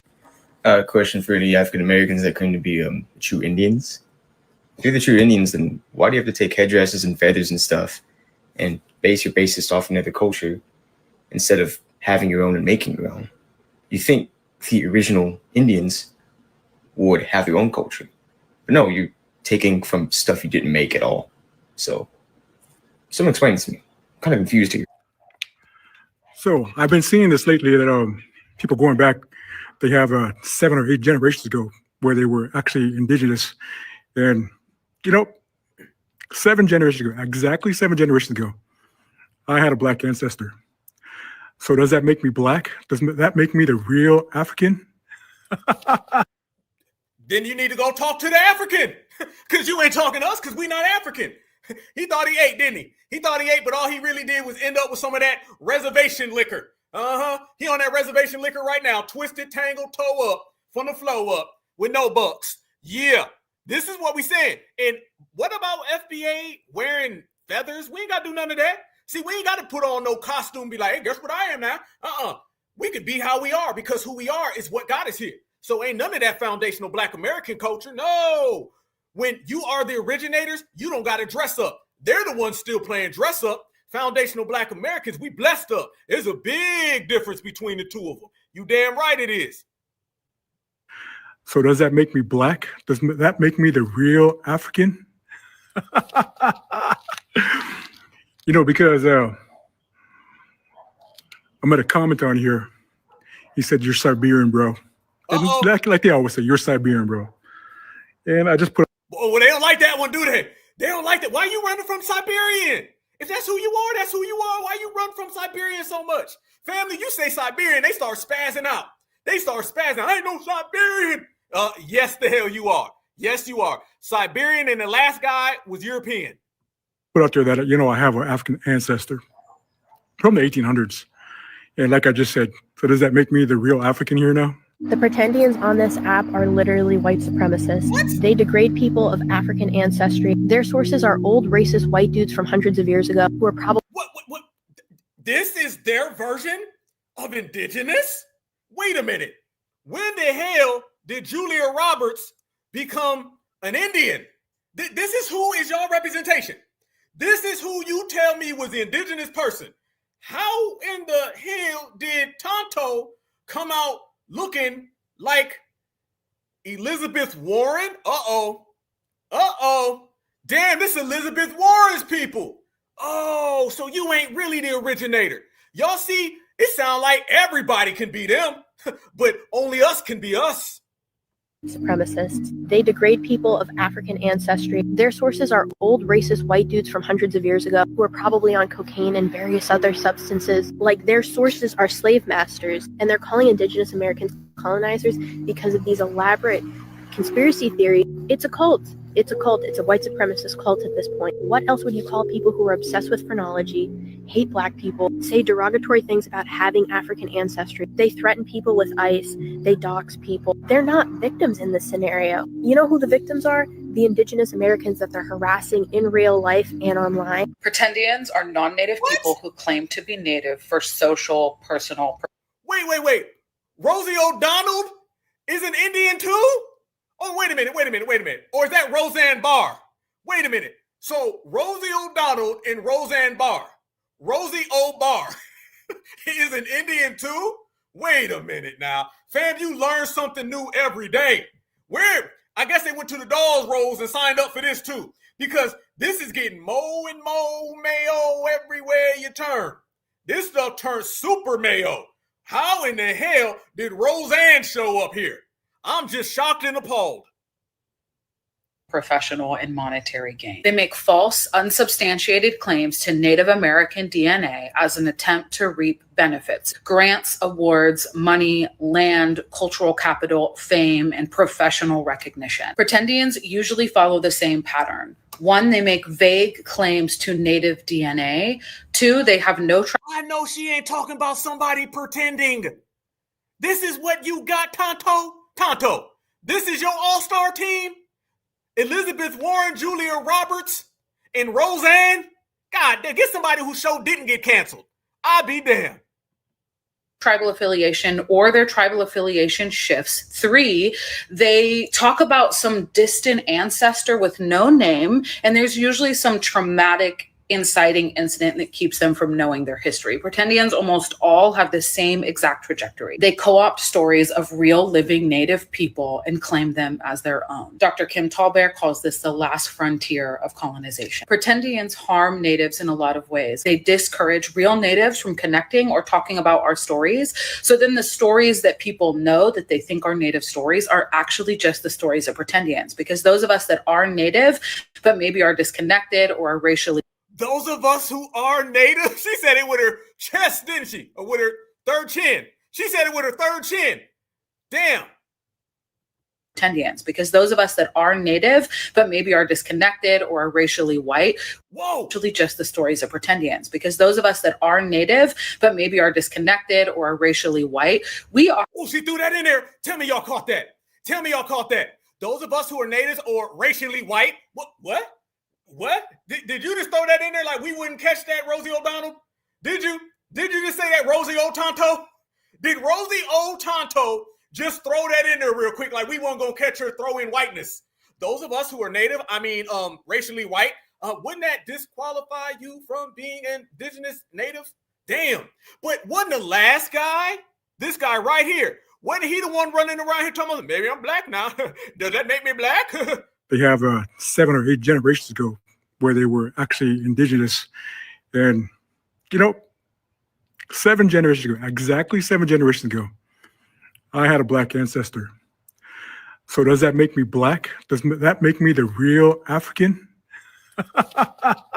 Notice he'll say all that right there about blackness, but he ain't said nothing about Rosie O'Tonto. They discourage real natives from connecting or talking about our stories. So then the stories that people know that they think are native stories are actually just the stories of pretendians, because those of us that are native, but maybe are disconnected or are racially white, we oftentimes don't share our stories and don't share our real experiences because of pretendians. I heard a lot of natives in Oklahoma are being met. Man, exposed. You see that right there?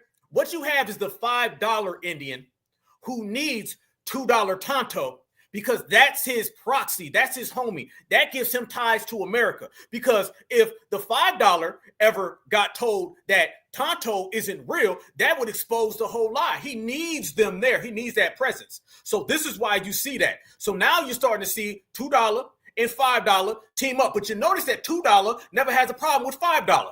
$2 always got a problem with FBA, but he don't say a damn thing about Rosie O'Donnell. Huh? Ain't that funny? You notice that, right? And matter of fact, they don't say nothing about all them people. Because when you start looking at their tribes, all that smoke you got for FBA, you getting on the internet talking about some Black Americans is being mean to us. Well, what the hell is this man doing? What's this man doing? The chief of the Choctaw Nation? Damn, how come you ain't got no smoke for this guy?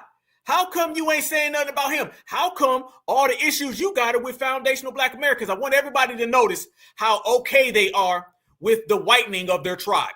But they got all the problems in the world when foundational Black Americans simply say we're the indigenous people. They want to get mad, have all these type of Tether TikTok meltdowns, but they ain't got no problem with that. Because you know what they are? The same individuals that they were during the Civil War. These people are willing participants and puppets of the dominant society. This is why Mr. Mayo and Mr. Mutombo and Mr. Tonto all can't stand foundational Black Americans, because foundational Black Americans are the only ones telling the truth. So don't run around here talking about Black folks when your folks is looking like that. You talk about an erasure, you sitting there watching the erasure. The erasure is the chief of your tribe, but no talk though. But since there's no talk, I'm going to say something that don't nobody want to talk about. When we say these tethers are misguided and undecided and they got a lot of bad vibes and bad energies, family, let me bring it back and tell y'all something that they better be worried about. See, FBA, we have reclaimed our indigenous status, and that's got everybody shook.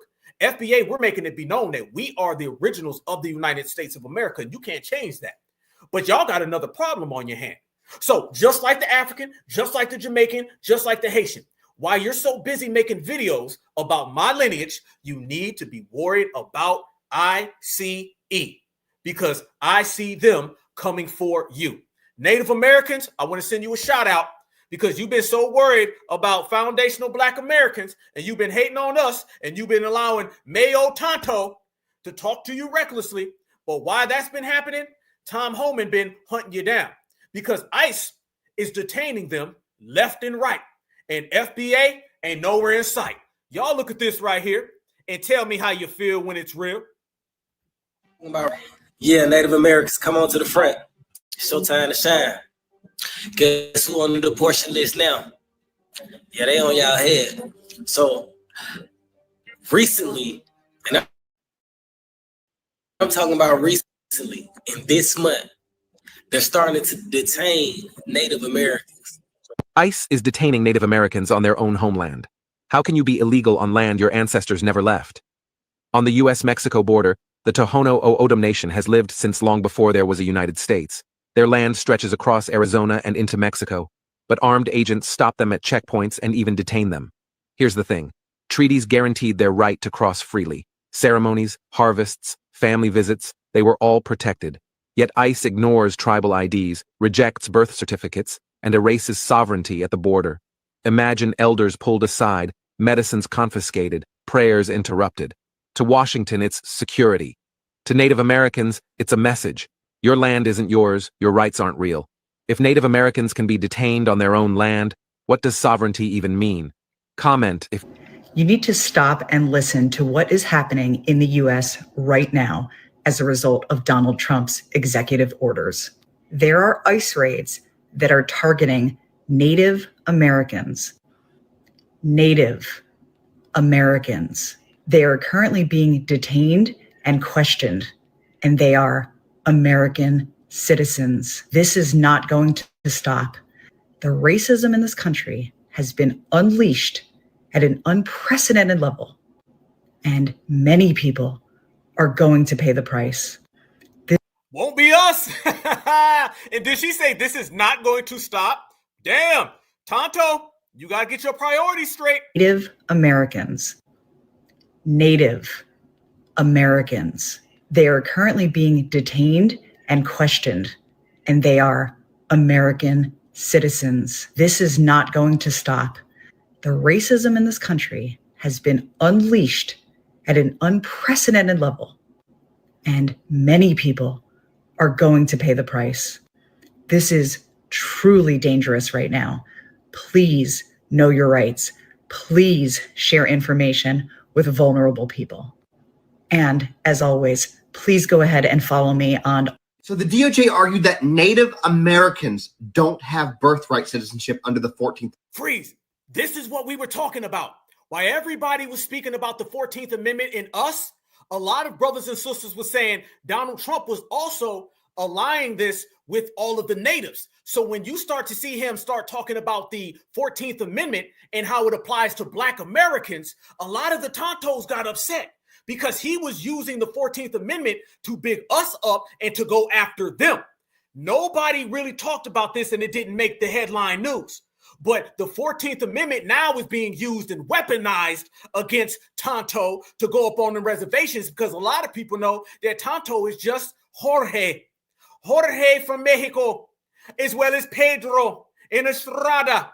So a lot of these people who've been running around here saying that they're the indigenous people and getting mad at me and you for saying we're the indigenous people, we're finding out that these individuals aren't nothing more than El Ragua. Damn. Amendment, which they do. Now, that being said, if you are a Native American, you do need to be carrying some sort of tribal ID or U.S. ID on you. Apparently, several Native Americans have been detained for multiple hours without their cell phones or a way for them to contact their families or their tribes. Now, the tribe that's been most impacted by this is the Navajo Nation, and apparently this has sparked a lot of fear, especially among tribal members who live in urban areas and might struggle with getting them the proper documentation. Now, several of these Native Americans did provide documentation of either a state ID or something called a CIB, which is a certificate of Indian blood. But apparently ICE is not recognizing these documents as valid proof of citizenship. You know why ICE is not recognizing it? Is because these individuals are Mexicans. That's why. And we know exactly the reason. So it's about to get real bad for a lot of these Tontos out there. Yep, 7/21/2025 is when they were talking about it, and it's ramping up. Native Americans, people who were here long before us, people who belong here more than any of us, are being detained and questioned about being deported, and they're not accepting tribal proof, ID, whatever, as valid. Look, I'm just going to call this right now. Again, like I said in an earlier video, the criminals, the predators, all of those people, get them the heck out of here. In fact, take American ones with you. Get them out of here too. There's going to be a lot of lawsuits coming from this when it comes to American citizens and Native Americans. Yeah. Y'all know what Donald Trump said? He said, see you in court. Yep, see you in court. That's what's going on. Fam, I'm telling y'all, Tether-geddon is here. Tether-geddon is running everything. Check this out. When you deal with that, Tonto and the reservations, they're running up on the reservations and they locking the people up. So shout out to you, Tonto. Why are you worrying about what my grandma told me? I guess grandma was right that we're the indigenous, and I guess I'm right that you are legal and you're getting deported. Hate to be you. And then on top of all of that, everybody's talking about DC, DC, DC. Family, let me tell y'all what also was going on. And shout out to y'all because we broke this down. The National Guard now, everyone knows, is going into all these cities. I'm telling y'all, it's about to get real for all the tethers. Every tether out there, the African tethers, the Haitian tethers, the Jamaican tethers, the Tonto tethers, all of them are getting rounded up. The same people that was talking reckless to foundational Black Americans way back in the beginning of the summer, because we said we was sitting out there ICE protest, family, a lot of them ain't here no more. This is why it went from loud to real quiet. And as we've been watching, fam, do y'all know that they've been pulling all types of jack moves? They've been jacking these folks. ICE is out there heavy. And we said that Donald Trump was going to use the National Guard to go into these places. Family, shout out to y'all, because just last week we said it was going to happen. And now watch this. The news is picking up on what we've been putting down. Watch this. Mass deportations plan behind deploying the National Guard in sanctuary cities. Watch this. It's all over the news that the president plans to send National Guards to 19 other states, starting with New York and Chicago. So what's the game plan here? One of the plans here is to be able to expand the power of the president to be able to perform immigration enforcement. How? Well, what they would do is, just like in DC, take over the police, and these sanctuary cities would no longer be sanctuary cities. Family, did we not say that last week? Did we not say that last week? This is why I dedicate this broadcast and everything forward to you guys, because we, all of us collectively, we said it last week when nobody was talking about it. Nobody, everybody was talking about they coming to get the black folks from DC now. Man, they gonna come get us now. And we all sat here and said, man, they using that National Guard to go get them illegals. That's the same play he did in LA. The same thing he did in DC is what he about to do in Chicago, New York. We were all saying that just a few weeks ago, and we said it just a few days ago. And now look, everybody, they're confirming what Certified Black Society has said. Shout out to the chat, the best chat in the world, because you guys were correct. Anybody don't believe me? Go watch the last broadcast, focus on the chat, and every single one of y'all predicted it. And now this lady right here is admitting it. They're using the National Guard to go there and to do the same thing they did in LA, get the illegals. Because the president would take over the police force, and the police force would be forced to work with federal agents like ICE, and the National Guard would be there to help to enforce immigration. That means that they would be able to get immigrants in traffic stops and then force the police to also help them in that process of detaining undocumented immigrants if they suspect anybody doesn't have their papers. If the police stop them, they would be able to be forced to cooperate with the National Guard and with ICE to catch these immigrants. So there is a broader scheme here, and it is all about control. A broader scheme? Family, is this woman basically saying, Certified Black Society, you guys were all right on the last broadcast, in the livest chat in the world, you guys called it, and now I'm saying it, because I'm damn sure we use that exact word, a broader scheme, a scheme in which we all broke the news. So bow to you guys, because y'all broke the news last week when nobody wanted to hear it. So there is a broader scheme here, and it is all about control and gaining more leverage in the immigration enforcement process in the states that claim that they're sanctuary cities. It's all over the news. You damn right. You damn right. We called it. We know it. Everybody's seen it, fam. We said that just last week. I mean, how more right can we be? This is what we said. So everything that's going on right now in DC is about to go down in Chicago. I'm telling you right now, Chicago about to get crazy. They about to get extra crazy in Chicago because ICE is out there. They on their way. And now the National Guard. See, Donald Trump did not like the numbers of the deportations. A lot of these things were coming out on the news and it was real hush, hush, quiet. Trump was like, yo, we ain't getting rid of enough people. We need more people to get deported now. I don't like these numbers. So as soon as he said he didn't like those numbers, next thing you know, family, he started bringing in the National Guard. And the National Guard is there to work in conjunction with ICE, with the local enforcement. And this was a sneaky backdoor way that they could strip away sanctuary status from all of them. That's exactly. So the sanctuary status in all them cities, Donald Trump found a way to go ahead and get rid of that. So bye-bye. And then you got to ask this question, family. This is $1 million question, okay? What happens when they don't have sanctuary status where they can just go and hide? Somebody go tell me that. Like, I need the family to let me know. What happens when Julio Romero cannot hide behind these liberals and he can no longer duck and get these places where you can go stay? Because sanctuary status, you know what that really means, family? Sanctuary status really means it is a safe haven. It's harboring a fugitive. That's really what it means. So when the fugitive can't be harbored anymore, hiding behind all these black politicians, man, I don't know what's next. But I tell you, the footage is starting to roll out, and the footage is showing a lot of things. Fam, we got 3,000 people in here. Yes, indeed. Much love, much respect to the family. I need everybody while y'all in here, smash that like button. I appreciate the love. And if you are new here, then I want you to understand we are the livest chat in the world. And clearly, we broke a story last week that, quite frankly, the mainstream news is still not talking about. So shout out to you guys, because you guys are the ones that matter. But family, let me tell you what really matters. They don't believe us, right? They don't believe us. Family, look at this right here. They rounding them people up.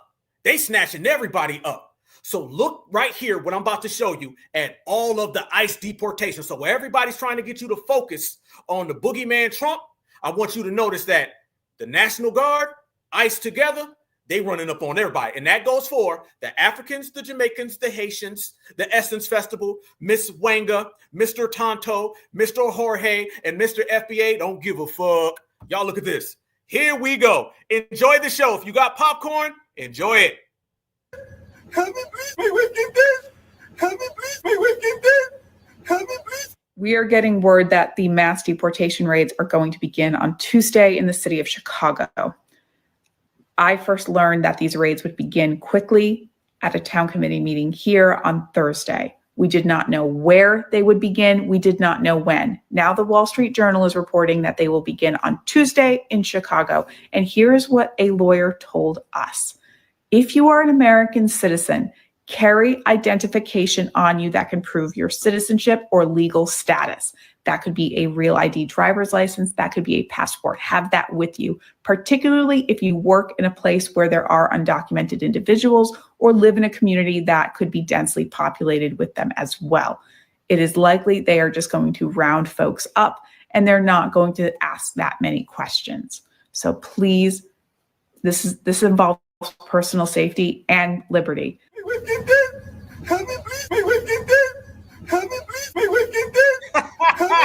ICE raided a huge major meatpacking plant. Literally hundreds of undocumented workers were detained overnight. Here's what you haven't heard from everybody. The very next day, Americans lined up for the same job. Starting pay got bumped up and the safety standards raised overnight. ICE just raided Winchester Hand Car Wash. In the video, you'll see a woman screaming, saying that it's inhumane and un-American of us to do what I...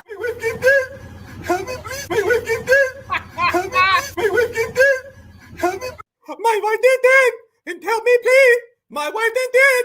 You going home? You have to leave.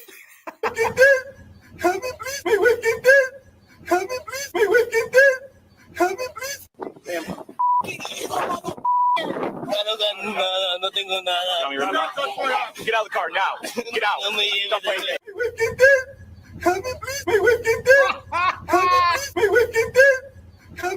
Get out of the car. All right, please. No, listen. We just came here to assist. Obviously, we didn't do this. We got our rights, please.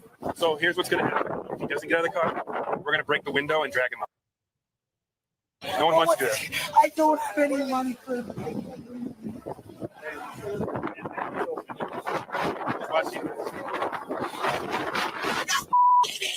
All right, but so let me make you upset. Let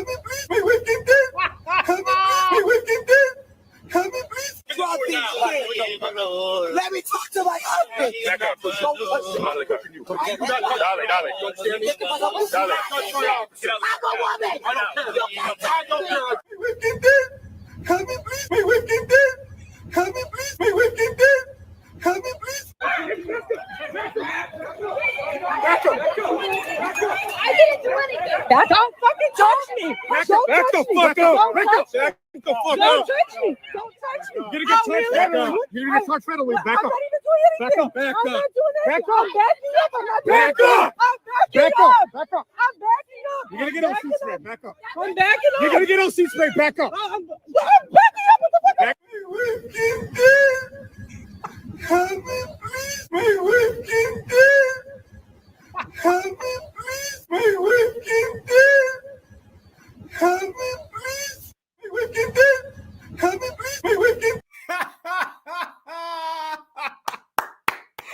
Damn, homie. In 2020, you was the man, homie. What the F happened to you? I'll tell you what did. your wife and kids are all going home because the family deported together stays together. Y'all know, boy, we extra petty. I should have put up the petty alert on that one. But is it really petty, though?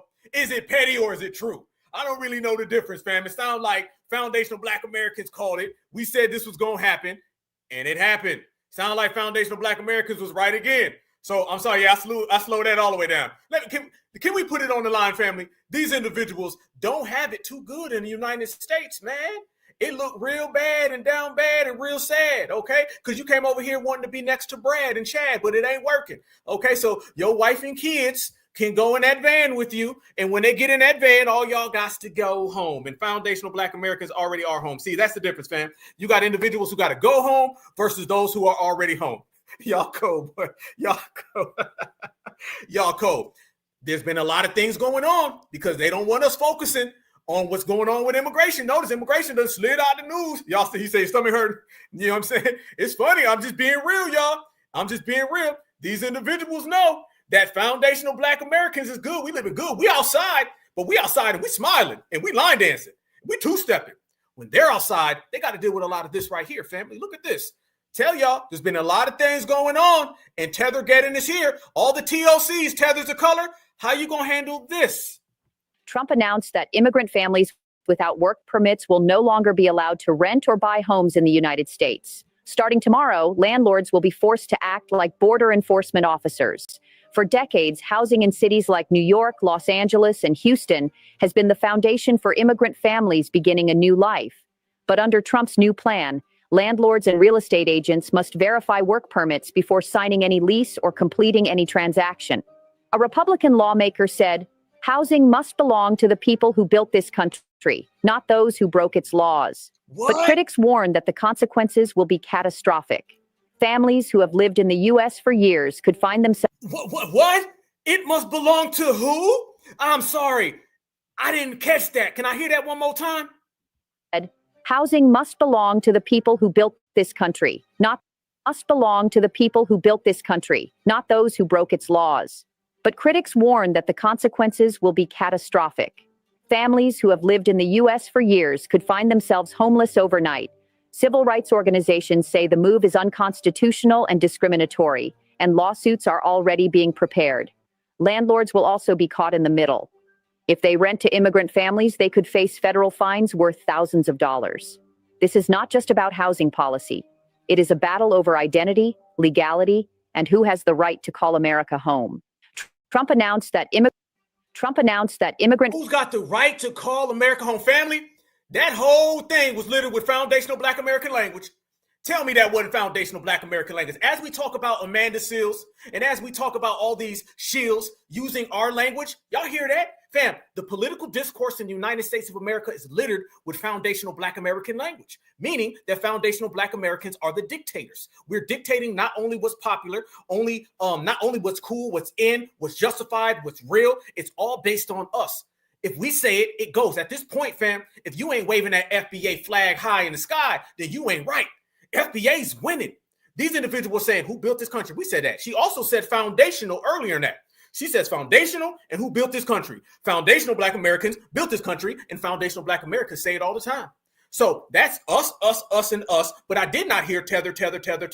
What I did hear is tethers are going home. What I did hear is the future don't look so bright. Listen to the news right now. And they're talking like foundational Black Americans, whether that is the digital news, whether that is mainstream media. Either way, these people are speaking like us.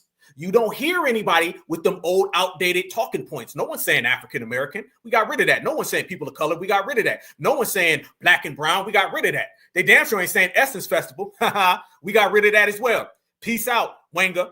And if you look, these individuals now are breaking down. They're upset, and they're dealing with the fact of what we already stated, that those policies are coming home to roost, okay? And now you got people out there that just a few months ago was telling us that we were being mean for not joining the ICE protests. Now, look what ended up happening to Miss Selena Vargas. Selena Vargas, Estrada, it ain't too good, and this is why we sat it out. I know a lot of DACA recipients could probably relate to this topic.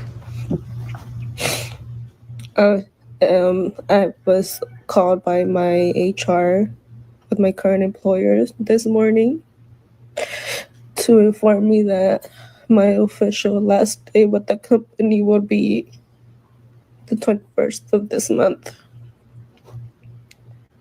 My DACA renewal has been very delayed, and I have not received my new employment verification card. This is a big blow to me. I'm a single parent of 3, only provider. My kid's father passed away in 2021. And this just sucks. Because kids just started school.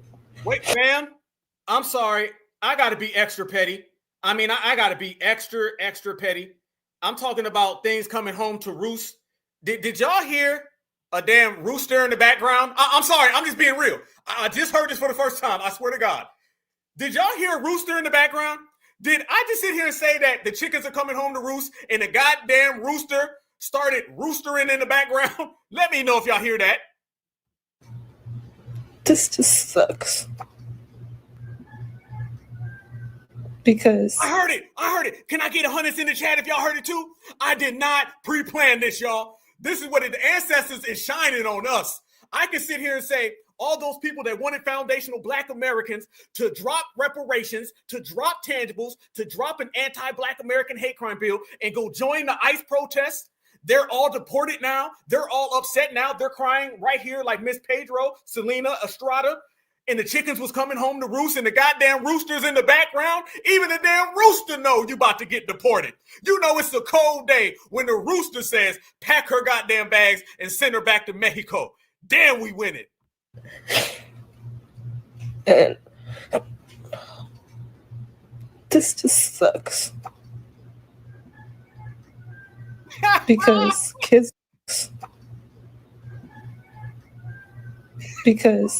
just started school. Bills aren't going away.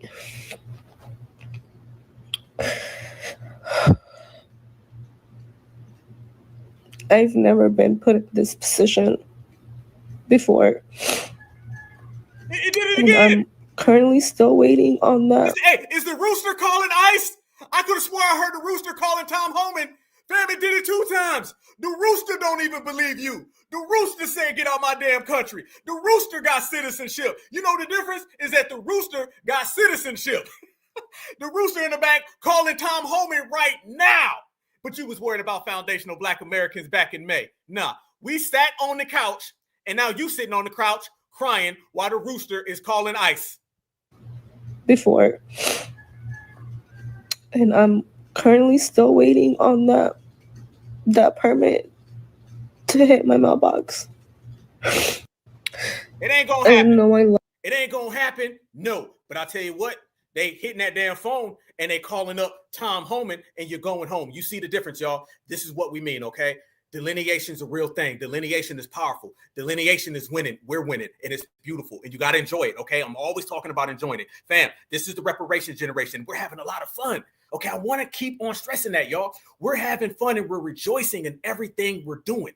And we're watching these people crash out that were very disrespectful to foundational Black Americans. So therefore, we got all the right in the world to do and say as we please, because these individuals don't rock with us, family. They don't rock. These people had everything in mind to do as they wanted, and they decided that they wanted to be anti-us. So now the fact that they were being anti-us, we're simply not even being anti-them. All we're doing is allowing the system to play out. See, that's what they don't like about foundational Black Americans. We just letting the system play out.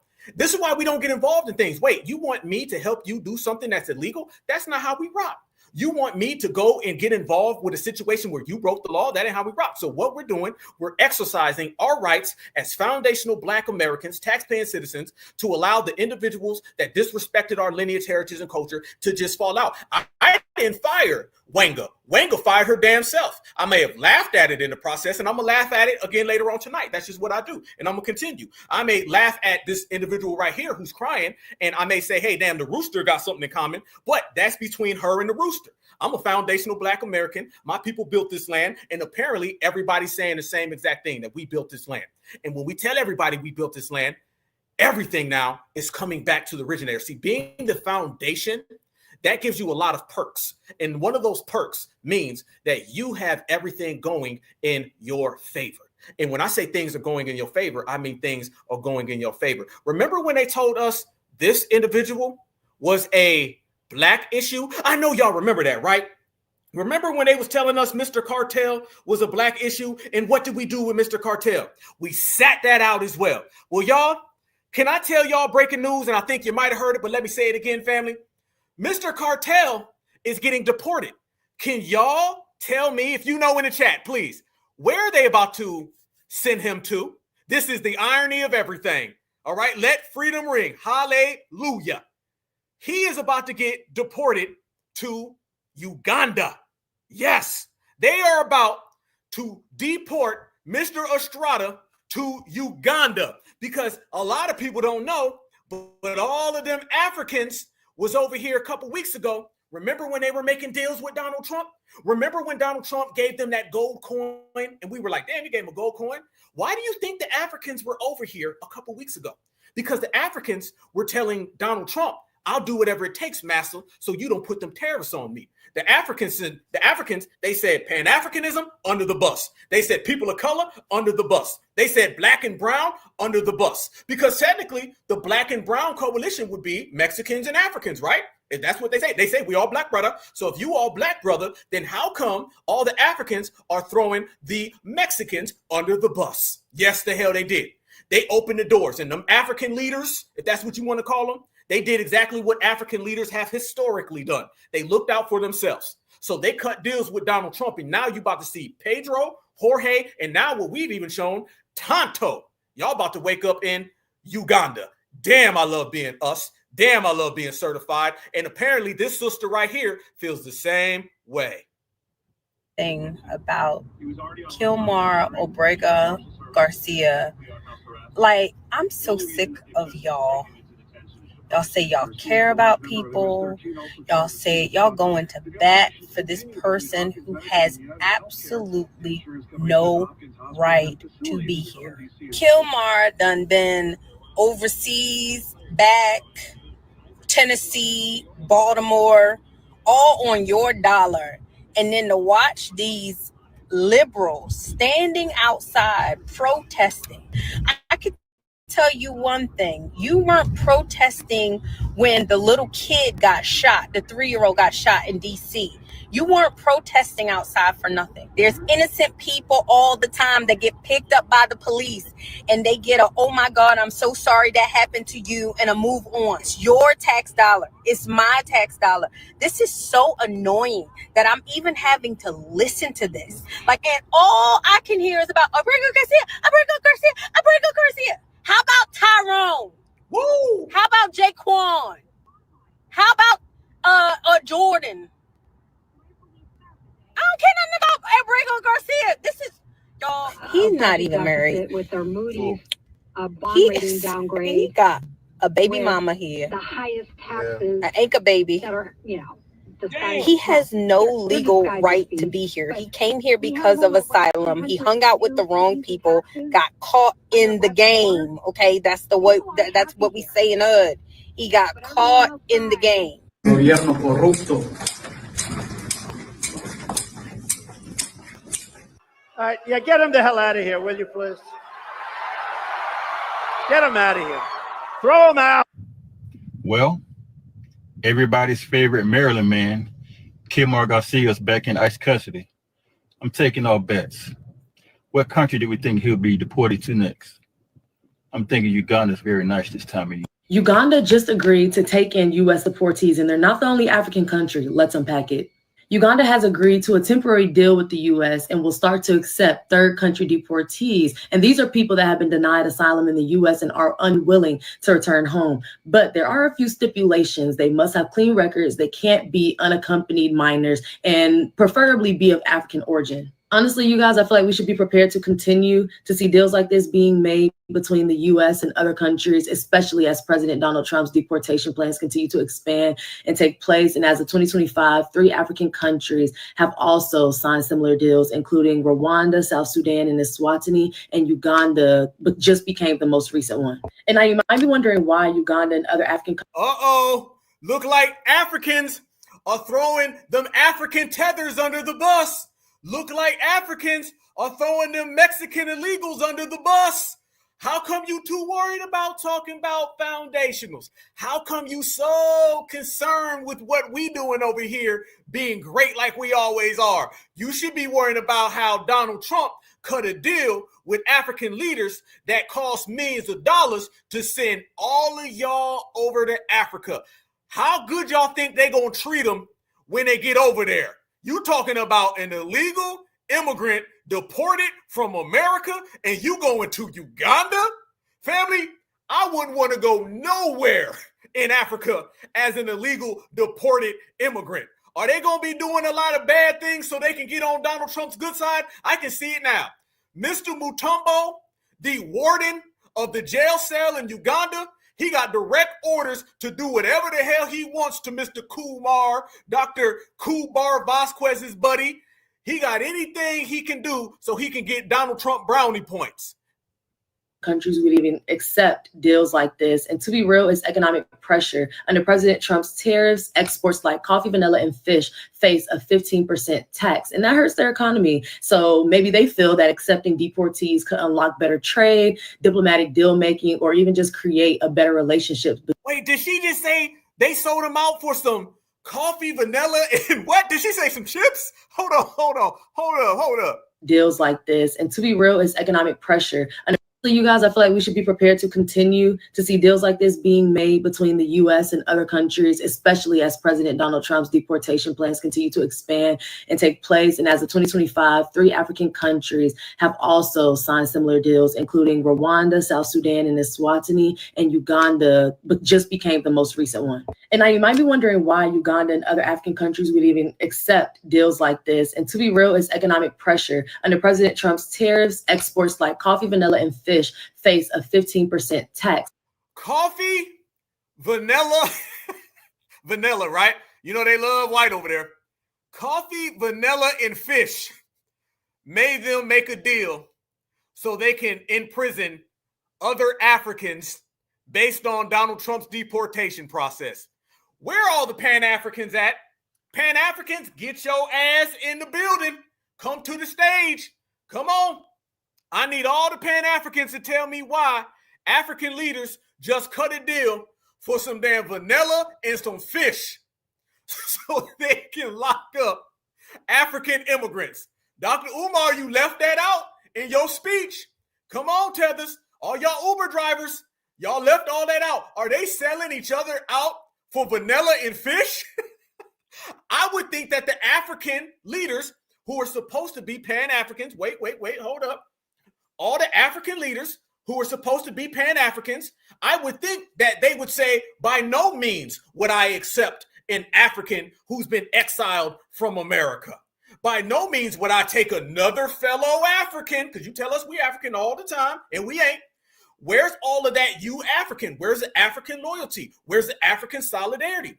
I would think that the African leaders from Rwanda, Uganda, as well as the others, I would think that they would stand up to Donald Trump. And then I would suspect that all the other Africans across the continent would all team up together and say, we will not imprison Africans because the white Donald Trump president told us that these people are criminals. What? Not only are you accepting them, you're accepting them and then you're imprisoning them.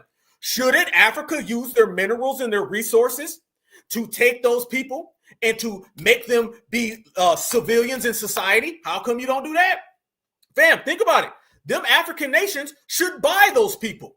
You should be buying them from Donald Trump. You should say, hey, Donald Trump, go ahead. This is my fellow African. You give him to me. I will give you money. And Donald Trump can say, y'all used to selling black folks. How come you don't buy none? Boy, let me stop. Damn, I love being us. So y'all will sell black folks. Remember y'all. Oh, no, let's go there now. Wanga, we see you. Y'all will sell black folks. How come you don't buy none from Donald Trump? Y'all don't think Donald Trump would evenly and openly take a lot of them for charge? You mean to tell me if all the Africans that practice Pan-Africanism, okay, because Dr. Umar tell me it's all of them, I would think that they would say, Donald Trump, I'll give you this much money in exchange. Ain't that what they do all the time with prisoners of war? What happens when there's a prisoner of war right here in the United States of America? Boy, we cooking. What happens? You give money, you give resources, you give some type of tangible exchange. They give you back your prisoner, and then you give them whatever resource that you have available. How come Uganda's not doing that? Uganda should say, you have an African immigrant who's being deported. Here's these resources, the vanilla and the fish, because you said you got them.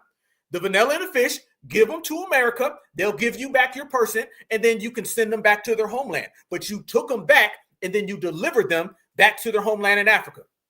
But you won't do that because you're kicking them out of your homeland in Africa because you don't practice Pan-Africanism, and none of them do. And you only care about Pan-Africanism when you can try to dump that on FBA so you can steal my reparations money, so you can mooch and you can leech and you can milk off what my ancestor created, because you don't really give a damn about solidarity. Because if you did give a damn about solidarity, all of them African nations right now would be making an exchange, and they'd be looking out for those African immigrants that Donald Trump is sending over there.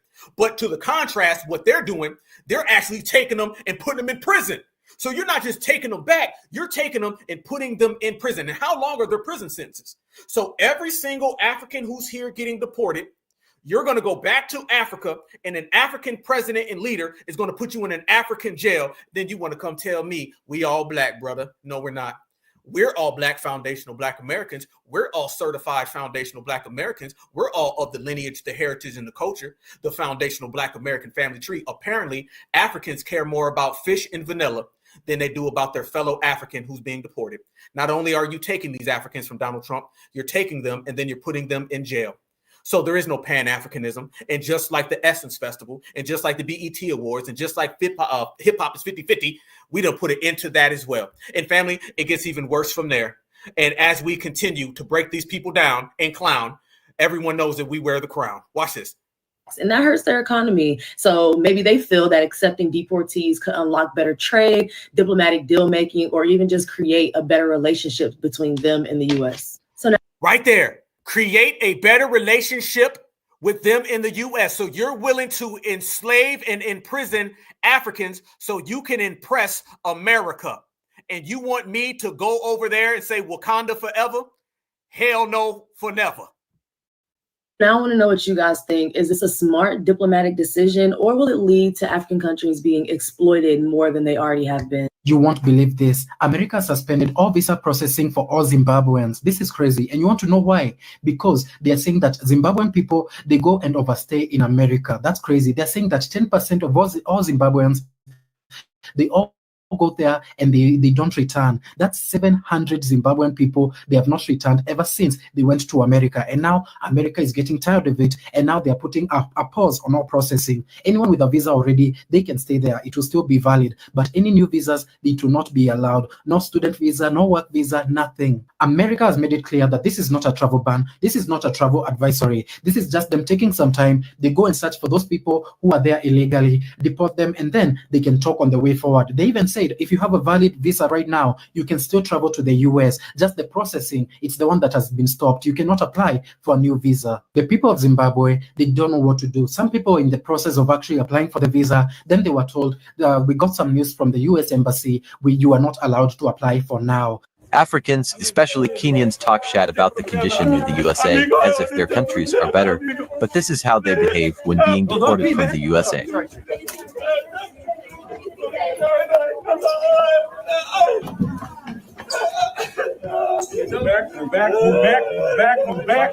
He said, I don't want to go to Uganda.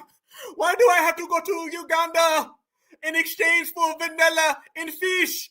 I fish here in America. Why do you want to value fish in vanilla? No Uganda for me. Yep, Uganda for you, partner. We're back. Out the way, bro. Out the way. A little bit knocked down. Move.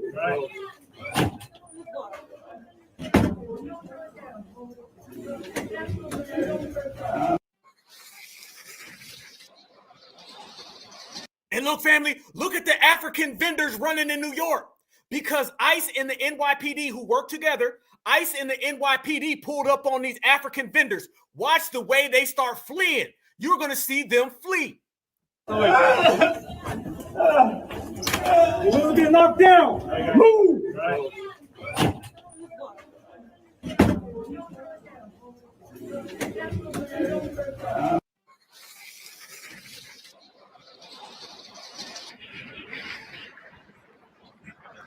We're running.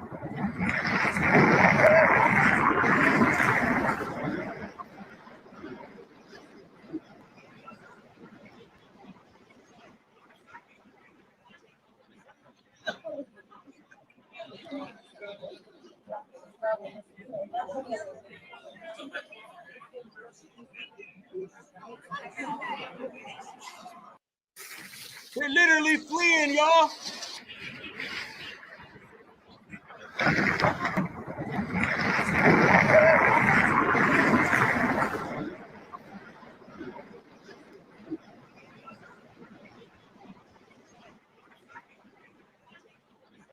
That is the current state of affairs. They're fleeing here.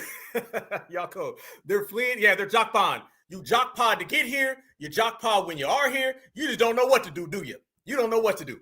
So you can see clearly, guys, they don't really care. And all of that scam African stuff, that ain't nothing more than just a scam that, quite frankly, is not working on us. And it's a bad day for all of them. They're out there fleeing because the news is coming back that they're going to be pulling up with the National Guard and ICE, and it ain't going to be playing nice. So these individuals are trying to get out of Dodge as quick as possible. And a lot of these people are falling flat. And it's a good thing. And we should allow these people to crash out. It's a good thing to allow these individuals to crash. That's just what it is, okay? That's just what it is. Because these individuals have always practiced this anti-foundational Black American spite. And foundational Black Americans, quite frankly, we're just not going for it. So you see them running now, and you can see these people ducking and hiding and flogging, trying to get away from each other and allow it to happen. That's exactly what's going on. But if you notice, fam, as we say, the African leaders are selling out all of the African immigrants. So this is why they don't want to go home. You seen the way they were screaming and stuff? And the man was saying he don't want to go back to Uganda. He said, I'll give you some fish and vanilla, anything but Uganda. The African leaders are telling the African immigrants that if you come here, we're putting you in jail. So there's no home for Africans in Africa. So they fled from a place, and going back is the worst place. We always say, why do these people always cry and complain when they're getting snatched up and arrested? That's because you're about to go to jail when you get back. That's why. And not to mention them African gangsters is waiting on you. They're going to want to know about what you did in that village because a lot of these people leave disgraced. Okay. And speaking of disgraced, y'all remember that lady? I think she was she the attorney general or something like that? And I want to say, was it Virginia? And remember the one that was running around here just a couple weeks ago saying her father came to America with like $1 and she was pulling that whole work harder nigga. Y'all remember her? I forget her name. This individual was having her some hard times as well. Because the platform of coming down and crashing out on FBA and thinking you're going to get something in return just isn't there. It's not working. It's not valid, and no one's accepting it. She's having her some hard times as well. I don't know how many more receipts we can put on the table, family, but it goes to show you absolutely positively there's no future in tethering, is there? Is there? Look at those numbers right there, because she thought she was going to do all those interviews and be talking so crazy about foundational Black Americans that she wasn't even campaigning. How you on the campaign trail and you talking about Black Americans need to work harder, and that ain't got a damn thing to do with what you're running for? And now look at them poll results. The poll results are coming in and it don't look too damn good. The poll results are pulling up and it look like you failing out.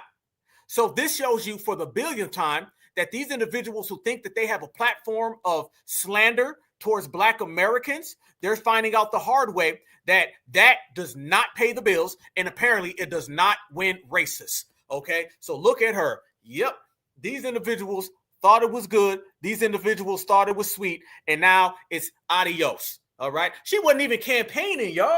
This woman wasn't even campaigning. Her whole thing was running around doing interviews about us, and that had literally nothing to do with her campaign. I don't feel sorry for these people, y'all. Why the hell would we feel sorry for these individuals when they would rather put all their resources, time, energy, and effort to doing anti-FBA campaigning when she wasn't talking about the job at hand? So look at her. And only thing I'll tell her is that I came here to America with $1, and I said, you need to work harder, nigga. Petty alert. There they go. We can be petty and we can play the game. But the difference is that when we petty, we win it. They petty and lose it. And that's exactly what they always do. They always lose. They always they always falter. That's just what it is. That's the type of time that they're on. And that time is not really working out too well for them. So you can see now that she's in that position, and that is letting it be known that you had the opportunity. She had ample opportunity to campaign, and she did not campaign. Remember, fam, all that I came here with $1, that was literally just a few weeks ago when she should have been campaigning for the job. Okay. She just did another interview and talking about how she's a black, she used black, and she's not melanated. She said she's a black woman in America. No, you're not. You're a melanated immigrant in America. But she was talking about us instead of the job, and now she lost. And this goes to show you all these people are losing. They do not understand that in the United States of America, we run things. Now, I understand that they run from their homeland, but we run our homeland. And there's a difference between running something and running from something. And they're finding out the very, very hard way. And another thing that they've been finding out the hard way, as we drop receipt number billion, there's more things that these individuals have to deal with that are coming down, and why Tether getting is on. Look at this right here, family. All those individuals that was coming over here on all them visas, 55 million visas are being reviewed. And I'm promising you, millions of them will be revoked. So we are about to see an influx of Tethers going home, y'all. Watch this as the bad news for Tethers gets worse. What you say, big Trump and not the little one. So 55 million visas are being reviewed. Go ahead, Trump. And let me tell you, I believe all this loudmouth crap on the internet from people who are in the United States with all this hate for the United States, all this anti-American rhetoric, all this burning of flags, all these comments y'all make when we atting President Trump, atting J.D. Vance, atting all of them. Well, looks like they're paying attention. I have been trying to warn people, y'all are not safe. You are online talking a whole lot of crap, baby, like our government is not watching online. This was the right decision. We have come to understand during all of this that there is a lot of people who hate America and have disdain for American citizens and really are just here to suck up our resources. As I have been saying, we are being infiltrated. We are being infiltrated, and it's high time that our government starts paying attention. So review every last one of them visas, President Trump, all 55, because if people aren't doing anything wrong and if they're on the right track, well, then I have nothing to worry about, right? Like I said, all you loudmouths online, your compadres and stuff can thank you for this. And then the last thing that I want to say is this ICE thing with ICE pulling up on people. Have y'all ever stopped to think what Americans really know where these illegals are hiding at? We don't. We don't really know where you're hiding at. So you know what that means, right? Your friends, family, and loved ones want you gone too. They're the ones calling ICE because Americans. Good point. That's a damn good point right there. She made a phenomenal point. Black Americans, we don't know exactly where these people are hiding. We may know the jobs that employ them. We understand that. But we don't know exactly the households where these people be. And 9 times out of 10, we handling our business. These people are getting ICE called on them by their family members. And we've been saying it for the longest time. You're seeing illegal on illegal crime because the illegals who came here legally, okay, they don't like the illegals who came here illegally. All right. This shows you as well that they got a conflict of interest. They're going after each other left and right, and there's nothing that they can do about it. So again, you focus on FBA, you need to worry about your own. And you mean to tell me Donald Trump's going to review 55 million? You can't tell me at least half of that isn't going to get revoked. So you got ICE on you. You got the reviewing of the visas on you. And now you're seeing the National Guard deployed on you. And this goes to show you another thing. When we were adding at all of the people saying, hey, all that online rhetoric needs to stop, now it's starting to come to fruition. You know what that means, right? Your friends, family, and loved ones want you gone too. They're the ones calling ICE because Americans, we don't have a clue where y'all at. We just know y'all sucking up the resources. What you say, big? Damn, oh, damn, oh, damn. That's a good point. Valid point. strong point and on point. Now you can see that these individuals are starting to have to deal with that rhetoric. See, again, these tethers thought it was okay to come over here and disrespect us and talk reckless. I mean, you're going to go to the internet and then you're going to talk reckless about the people who are from America. That's what your plan was. Now, y'all, they're getting their tether karma. That tether karma is starting to come. They thought they was going to get on their phones, make TikTok videos, disrespect FBA, and it was going to be all fun and dandy. They thought that was going to be the play. And fam, what she's talking about right there with the 55 million visas reviewed, there's some other things going on. I showed you about the homeowners, right? Now, look at this one. I'll show you. Look at this.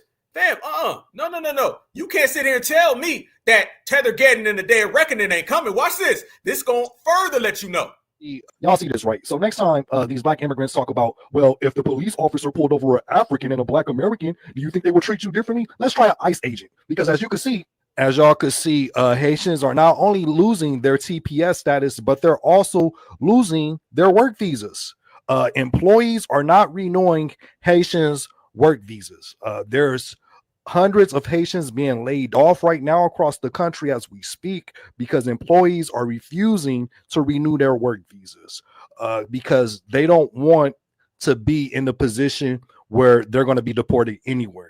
So they're just preparing to hire new longevity employees that they know that they're going to be around. Like they don't want to jeopardize losing their workforce. So instead of gambling, they're just not going to renew their work permits. And this also impact Venezuelans, Nicaraguans. This also impacts Venezuelans, Nicaraguans, and Cubans. They're not renewing their work permit. The Trump administration plans to vet 55 million individuals who currently hold valid U.S. visas. This review is being done by the State Department, with the goal being to revoke visas upon potential findings of ineligibility. The State Department says they're looking for indicators of visa overstays or criminal activity, as well as threats to public safety, engaging in any terrorist activity, or providing some sort of support to a terrorist organization. And that's exactly what they've been saying to us. All of that, we gonna get you, all that black Americans you gonna pay. What do you exactly think that is, fam? What were we calling that? We was calling that tetheristic behavior. And that tetheristic behavior now is starting to come back and get them all. They now are dealing with reality, and reality is setting in very swift and very fast, y'all. I mean, think about all the things that we have just put on the table. Think about all the things that we have showed just right here. There's no way around that. That's going to be mass deportation. When I say mass deportation, I'm talking about deportation.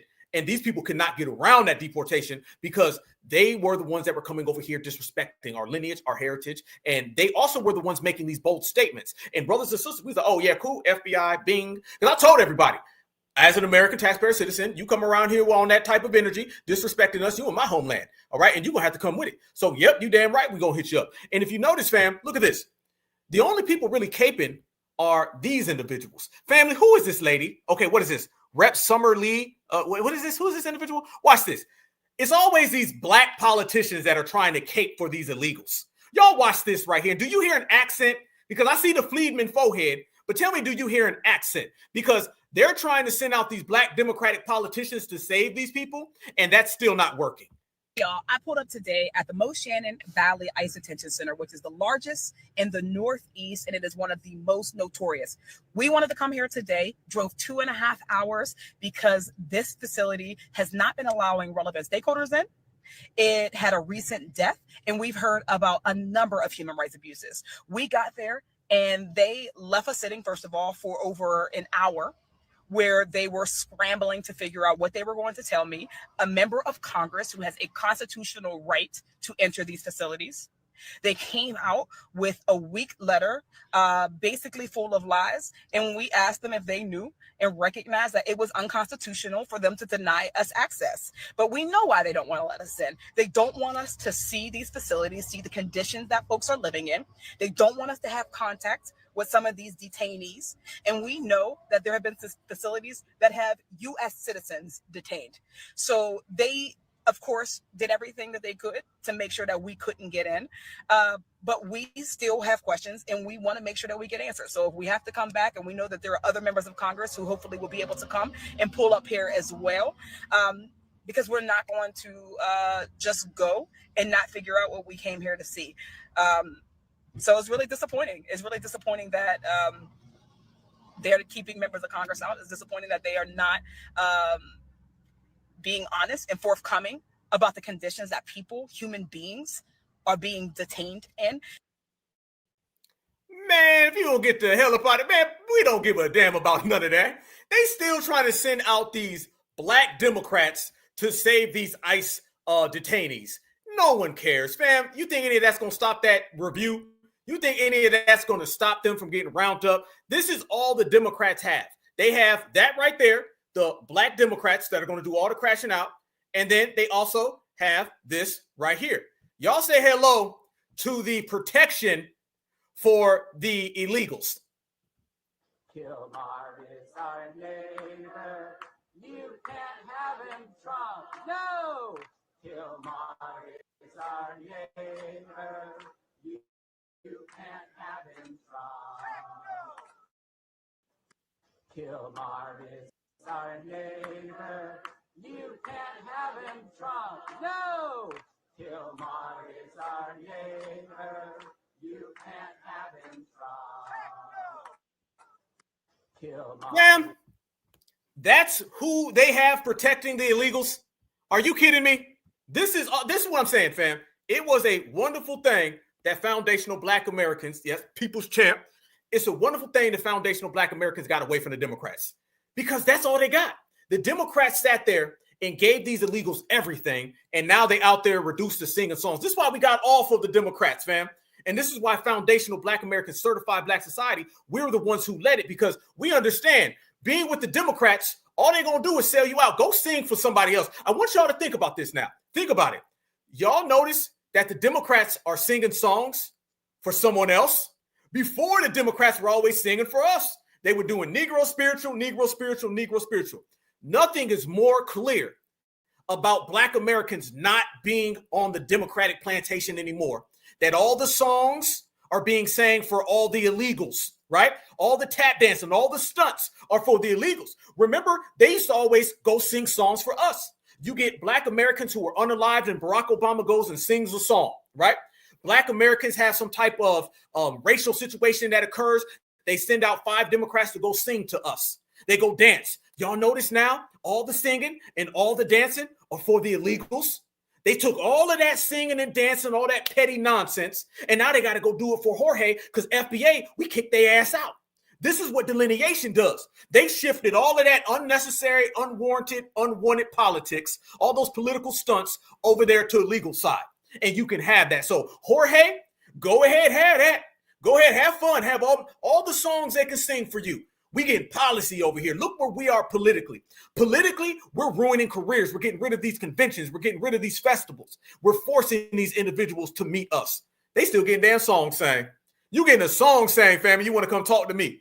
You feel me? You see the difference right now. You see the difference between what we've done and what they're doing. And there's nothing more clear than the fact that the Democrats have taken all of those political stunts over there to the illegal community because we won't allow them to do that over here. We said, take your songs, take your singing, take your dancing, and go dance for Kilmar. Go dance for Estrada. Go dance for Mutombo. That's what y'all want. Y'all want to give them tangibles. Y'all want to give them resources. Give them that whack-ass song you sing instead of writing laws. And foundational black Americans, once we got rid of all of that, look how we moving now. Look how we moving. And a lot of the Tethers, fam, they were out there doing stunts. Did y'all hear about the, absolutely, no more symbolism. No more. Notice this, y'all. All the symbolism are the Democrats doing it for illegals. I don't see them dancing around black Americans anymore because we won't allow it. I don't see them singing songs to us no more because we won't allow it. They come around here and they start, well, let me sing a song. F that. Write a law. Well, let me do this new dance I got. No, F that. Write a law. And if you ain't writing laws, then you better go sing for Pedro. And FBA ain't going for it. And a lot of those Tethers, y'all, they've been doing a lot of games. Did you guys hear about the Tether? I think he's a Caribbean dude. And he wanted to be an ICE agent, and they ended up arresting him. Yeah. Let's add to the Tether on Tether crime, okay? Let's add to the Pan-African on Pan-African crime. There was this guy, and he joined ICE. And what he really was doing was joining ICE because he believed that he was going to get kudos. Remember, The dominant society understands how to hustle these people, and these people willingly go with it. Tethers always feel proximity gives them protection. That's what it's about, all right? They feel if they're next to the dominant society, then they can get protection from the dominant society. They equate those two of them. So this is why they come over here. They want to go get a date with a white person. They feel they're protected now. This is why they come over here and they want to be with the Democrats. They feel they're protected now. They come over here and want to join the police force. They feel they're protected now. Just like Mrs. Sears, who crashed out and lost her election. They feel that that protects them. But there's no protection because these people are still tethers. This man goes over and he joins ICE, and they found out that his paperwork was trash. And they said, ICE or no ICE, we arresting you. And he got his ass arrested. Y'all look at this. He ended up getting arrested, came all the way over here to think I think he was a police officer, right? Okay, he was a police officer, and they arrested him. John Luke Evans, watch this. So a police officer has been arrested by ICE, and I think that's something we all should be concerned about because his name is John Luke Evans. He's from Maine. He works at a local police department as a reserve officer, moving up the ladder. Right. So he was a police officer, and he got arrested by ICE. He thought putting on a badge, and let's be real, he was putting on a badge, and he was probably pulling over Black Americans disproportionately because we've shown all the videos of these racist, and I mean racist, African Caribbean police officers who practice anti-Black American racism, the only one that matters. And he thought he was going to come over here and come down on us, and he wouldn't get arrested and sent home. He found that out wrong. So a police officer has been arrested by ICE, and I think that's something we all should be concerned about because his name is John Luke Evans. He's from Maine. He works at a local police department as a reserve officer, moving up the ladder or whatever. He was hired a couple years ago, or I'm not even sure the time frame, but when he was hired, they had to do certain government checks like E-Verify. He passed everything with flying colors. He was eligible to be hired in America and has been lawfully working here since then. His colleagues are shocked. They don't know what to do because he was literally just taken off the job July 25th, arrested, and ICE won't tell them anything. Won't say where he's at, won't say what detention center or where he might be going, and won't let them contact him. They are furious in this community. Y'all know where he going? He about to go to Uganda. He on his way to Uganda. I ain't playing. He on his way to Uganda. They say they don't know where he going. He about to go to Uganda. They are about to exchange him for some vanilla and fish, and he about to be in a Ugandan jail. I promise you that. What detention center or where he might be going, and won't let them contact him. They are furious in this community. This man is well respected. This man has a wife, and they just took him one afternoon and now won't say where he is. And this man has due process rights. He was verified to work in America. So a police officer has been arrested. Damn. No, well, it's a big difference, fam. Because they came over here thinking that they were safe with Kamala Harris. See, Tethers had a false sense of reality. Tethers thought that they were safe because Joe Biden and Kamala Harris were giving them tangibles and resources and all of the above. They also thought that they were safe because they were getting proximity. And then something happened. It's called Donald Trump. And Donald Trump, let's be honest with you, became the president because foundational Black Americans didn't go vote blue no matter who. So they don't really like the fact that foundational Black Americans are the ones who really ruined their citizenship here in the United States of America. They don't really like that. That really upsets them. That makes them very sad. They're tether sad. They're tether mad. Okay. And that's a good thing because now they're starting to have to realize that all of that stuff came crashing down on them and they ended up having to deal with it the hard way. And a lot of them are being seen for exactly what they are. And they're running these scams and these schemes and all of the scams and schemes that they've been using. They're basically being put on Front Street. Every day goes by and we're seeing more and more videos of these people scamming other individuals. So their name, their paperwork is trash, dirt in the streets. They really can't go nowhere. Name me anything that's associated with these tethers that's seen in a good light. You're hearing everybody using the term tether because they're not seen in a functional light because everything that they do, all of the backstabbing culture has been put on Front Street. So everybody out there saying, well, don't do this, don't do that. No, you put it all on Front Street. When you put these individuals on Front Street, now they can't hide. They can't run. They can't move. And they're all getting snatched up. Every single day, there's a new program, and it's only escalating. And the fact that it's escalating more is only giving more credence to the reason why These people are dealing with Tethergeddon, and Tethergeddon is in the building, in the place. Ballers gonna ball, and them haters gonna hate, and they can hate all they want to, but that's exactly what's happening. So delineation and deportation are two things that are happening simultaneously at the same time. That is really, really terrifying to them. Let's go down the line. $2 Tonto is making TikTok videos about FBA, my lineage, right? And now ICE is running up on them reservations, and they're deporting $2 Tonto. Goodbye. You seen Jorge that was telling all of us that we need to go to the ICE protests and quit talking about reparations. Now Jorge is being snatched up and deported, and he's going back to Mexico. Mr. Mutombo was running around here, and Mr. Mutombo thought it was sweet to make all these damn TikTok videos disrespecting us. And all we did was simply added ICE and added Tom Homan. And now Mr. Mutombo is being snatched up and sent to Uganda. Matter of fact, they're all being sent to Uganda. Uganda is about to get a population increase from all of these damn tethers. And it ain't just Mr. Mutombo who's going to there. You're also going to deal with Mr. Pedro. I'm telling y'all, a lot of the people that were making videos about FBA are about to be in Uganda or Rwanda. And we are going to be right here in America. So does it really mean anything when they have these tantrums other than they're just exposing themselves for more deportation? And them deportations are moving in sweet and swift. Here's another guy on the ground getting yoked up. And here's another FBA, me, who don't give a goddamn. Watch this. Yo no debo nada. Yo trabajo. Yo no debo nada. Yo trabajo. Yo no debo nada. Yo trabajo. Yo no debo nada. Yo trabajo. Yo quiero estar con mi familia. Yo quiero estar con mi familia. Yada, yada, yahoo. Going to Uganda. You damn right. Yo vengo de trabajar. Por favor. Yo vengo de trabajar. Yo quiero estar con mi familia. Trabajar. Yo quiero estar con mi familia. Yo no sé.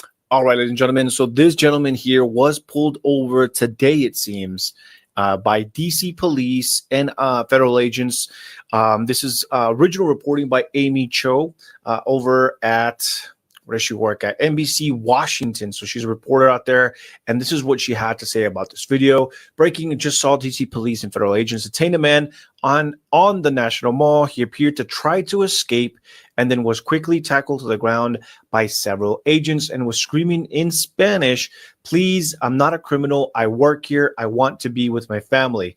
She went on to say, "I asked the agents what the man was being charged with, but they didn't reply. I've also reached out to ICE for comment." Now, as it usually happens, these videos go pretty viral online with a lot of people having a lot of questions, and I think rightfully so, saying like, well, wait a minute, what's the story here, right? Is this guy a criminal? What's his background look like, etc.? But as of right now, there's no official statement. I will continue to post any updates to this story. Just thought this was going very, very viral. Wanted to update you guys with what we have. My kids. Watch this, family. Watch this.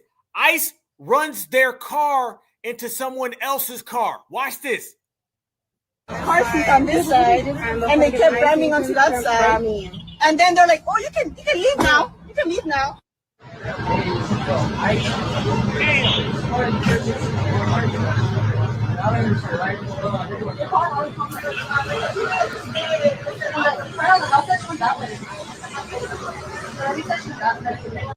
My undocumented brothers and sisters, they playing dirty pool out here. Apparently, off of Southway Side 45 this morning, they were waiting on people to leave the apartment so they can go to work before ICE ran down on them. I mean, literally sitting outside the apartments as people got up this morning and walked out to go to work. They playing dirty pool out here. They playing the game dirty as hell. Watch out what you're doing, even when you're going to work, even when you think you're cool and you going out to do what you got to do. Make sure you're looking around and watching, because they not even playing the game no more.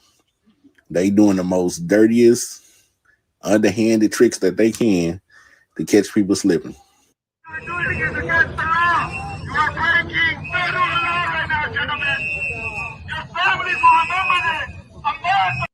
Don't come telling me that they doing something so bad when these people are so illegal. Okay, that's what happens when you're illegal. All right, you get snatched up and you don't have the luxury or the benefits at all. And again, all of them are about to end up where?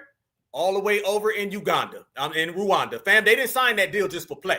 That wasn't just some play. Well, we just signed the deal and pretend. Nope. They're going to sign it. They're going to enact it. They're going to run with it. And these people going to be way back where the hell they came from. And this is why a lot of tethers right now, if you guys notice, a lot of tethers are afraid. You're starting to see more and more videos of tethers really complaining and crying and being upset. There's more videos coming out now where tethers are basically trying to tell FBA, I'm sorry, I didn't mean it. Reality is a very difficult thing for tethers to digest. Tethers take a very, very long time to digest reality. You still got a few tethers who are upset and they still feel that foundational Black Americans are going to accept PanAfricanism. You still got some tethers who are so delusional that they think that foundational Black Americans are going to save them. Then you got the other tethers, fam, where they're making videos crying, all right? And you got to ask this question. Are they crying because foundational Black Americans are xenophobic? Or are they crying because they realize all that a xenophobic lie hasn't stuck? And now Tom Homan and ICE are about to send them home. Family, you did not see videos of tethers crying a few years ago. Hell, this time last year they did. Remember, this time last year, they thought that Kamala Harris was going to win, and they was very arrogant, right? Now they out here crying. I'm talking about tether tears all over their face, popping out their pores. Why are tethers so upset? Why are tethers scared? Family, I'm going to tell you why. 55 million reviews of visas, all right? TPS finished, National Guard deployed, reservations, and we still delineating? Fam, there's a billion things that got these people shook. And this is why they're afraid right now. Boy, y'all roasting them in the chat. I see y'all. Check this out. Look at this. I'm telling you, it ain't good to be a tether. It don't pay to be a tether. Nope. Watch this lady. She is crying. Your children. Many of your children are scattered everywhere in the world. In these Western countries. How long to be in a peaceful country in the continent of Africa. Oh, people think that the life in abroad is so sweet and juicy, that we overlove it here. We love the hamburger so much and the Sprite. What? No, I don't. What? Did she just say people think that we love the hamburgers and the Sprite? No, I don't. Tethers are always talking about the wrong thing. You always talk about my lineage, need to worry about yours. You talking about my homeland, need to fix your homeland. Now you sitting here talking about hamburgers and Sprite, and you got the National Guard on you. The National Guard's not coming with Sprite, homegirl. The National Guard ain't throwing a hamburger at you, and you over here talking about all of this. I'm done with these damn tethers. Block party. See, that we overlove it here. We love the hamburger so much and the Sprite. No, I don't. I don't love it. I'm just in transition. Mother Africa, come and carry your children. Oh, how we wish for a peaceful African countries where it is safe and secure. We would rather be on our farms, eating the natural fruits, than to be in this forest. Eating the natural fruits. I'd rather be having me a pineapple instead of your damn hamburger and Sprite. She done gave us the whole damn meal at McDonald's. I don't like your fries. Your large fries for $2.99 with a strawberry milkshake. I don't like it, no. And I don't like Wendy's when they give me that bacon patty with the sesame seeds. Oh, no. I don't like it. I don't like the chicken sandwich at Zaxby's. You know, the one that they give you that comes off the grill? You know, if you order it before 12 o'clock, it's on sale? Yeah, you damn sure do like it. You know a little too damn much about America. You know a little too damn much about America. You done gave me the whole damn menu of all the fast food restaurants. You like America too damn much. I don't like it, I promise. I cry. Didn't Tariq say, what did he say? I cry for you, nigga. That's exactly what she doing. She crying. I'm just in transition. Mother Africa, come and carry your children. Oh, how we wish for a peaceful African countries where it is safe and secure. We would rather be on our farms, eating the natural fruits, than to be in these foreign farms, eating the natural fruits, than to be in this foreign. Like your children, many of your children.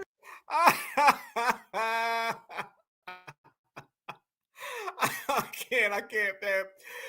I'm done. These tethers are done. They're done, fam. Just be proud that you're a foundational Black American, okay? Just be proud. We can talk about all the hate.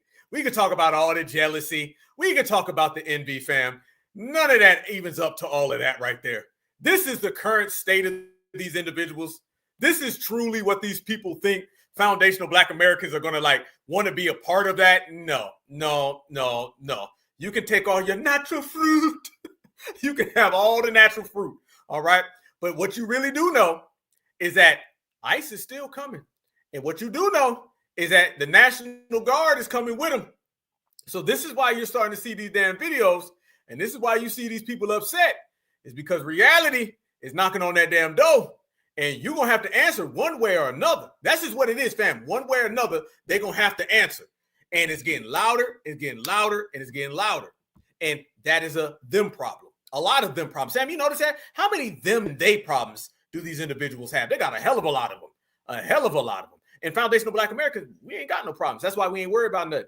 That's why we ain't worried about a damn thing other than just being ourselves. Just being ourselves. And it's getting real because all across the United States of America, you start to see more and more cities that are starting to adopt these illegal policies and these deportation policies. Before, all these people were saying they were going to fight it. If you guys remember that, right? All these people, natural fruit. All these people were saying that they was going to fight it and they weren't going to have it. And they weren't going to go that way. Y'all notice now everybody's starting to fall in line. They say, okay, well, damn it, we with it. We with it now. Even the great state of Georgia, now they're saying, hey, listen, we with whatever y'all want to do to get these illegals on out of here. And the citizens, especially the Black American citizens, are saying, hey, we with it as well. Tether getting is as real as anything. And I think that we have shown good examples of how it's affecting these tethers' minds. Y'all look at this right here. Look at this. This is phenomenal. Shout out to the great state of Georgia. So it's official. Georgia will be one of the 19 states that will get National Guard deployed there to help with the immigration issues and to assist ICE. And also to keep you motherfuckers in line, you pedestrians that want to interfere with them trying to get these illegals out of this country. There are too many of them that have been in this country 10, 20, and 30 years that have not even tried to become legal citizens. So do I feel sorry for them? No, I do not. A lot of y'all that try to go to bat for them, you're not looking at the true, real issues. They are not trying to come over here and be legal. They're not trying to learn the country's rules and regulations. They're not trying to do anything. They're trying to get over here, work, get all and reap the benefits, and then go and benefit their own country. At the end of the fucking day, I applaud the National Guard from coming over here, and whoever steps in that goddamn way, run over the fuck over them. Goddamn. So it's official. Man, and they actually have laws that say that. So let nobody trip on that. They got laws that literally say that. Another reason why the National Guard is being deployed, and there's a lot of chess moves that are being made. Let's talk about some of the chess moves, right? One of the main chess moves that you see is all these people been jumping in front of these agents. And a lot of these people been interfering. Fam, y'all know damn well, when someone is getting arrested, they tell you you cannot interfere with that arrest. But when it comes to the illegals and the other set of laws that they have, everyone says it's okay. And they allow it. How many times, family, do we sit back and watch these individuals arresting an illegal, and then you got liberal loony Karen, and she's jumping in the way, or Mr. Strata jumps in the way? So now Donald Trump can simply say, well, I'm bringing the National Guard to work with ICE because ICE is being threatened. And to be honest with you, ICE has been threatened. We just showed the video last week of that Latino influencer, and she thought she was going to dox ICE agents, and then they pulled her paperwork, and she got arrested, and she's probably going to go back to Uganda. I'm going to start telling all these people, I'll see you in Uganda. That's the new one. I'll see you in Uganda. You and your mama going to Uganda. That's the new one. So it's a chess move that now Donald Trump can simply say, hey, we're sending in the National Guard to assist because our ICE agents are being flooded and they're being doxxed and they're being threatened. In a lot of cases, we're hearing stories, especially out in California, where ICE agents are being attacked. All right. And one thing about foundational Black Americans, with all the things that we deal with the system of supremacy and race soldiers, they would never tolerate foundational Black Americans standing on business. Anytime a foundational Black American has defended ourselves against a race soldier, them same liberals turn around and tell us how wrong it was. That's the same thing the liberals do. The conservatives will come out and be like, hold on now, you still got to respect the race soldier. And then the Democrats come and they agree with the conservative. So you see, whenever it's foundational Black Americans standing on business and foundational Black Americans defending ourselves against race soldiers, it's a terrible, dreaded thing.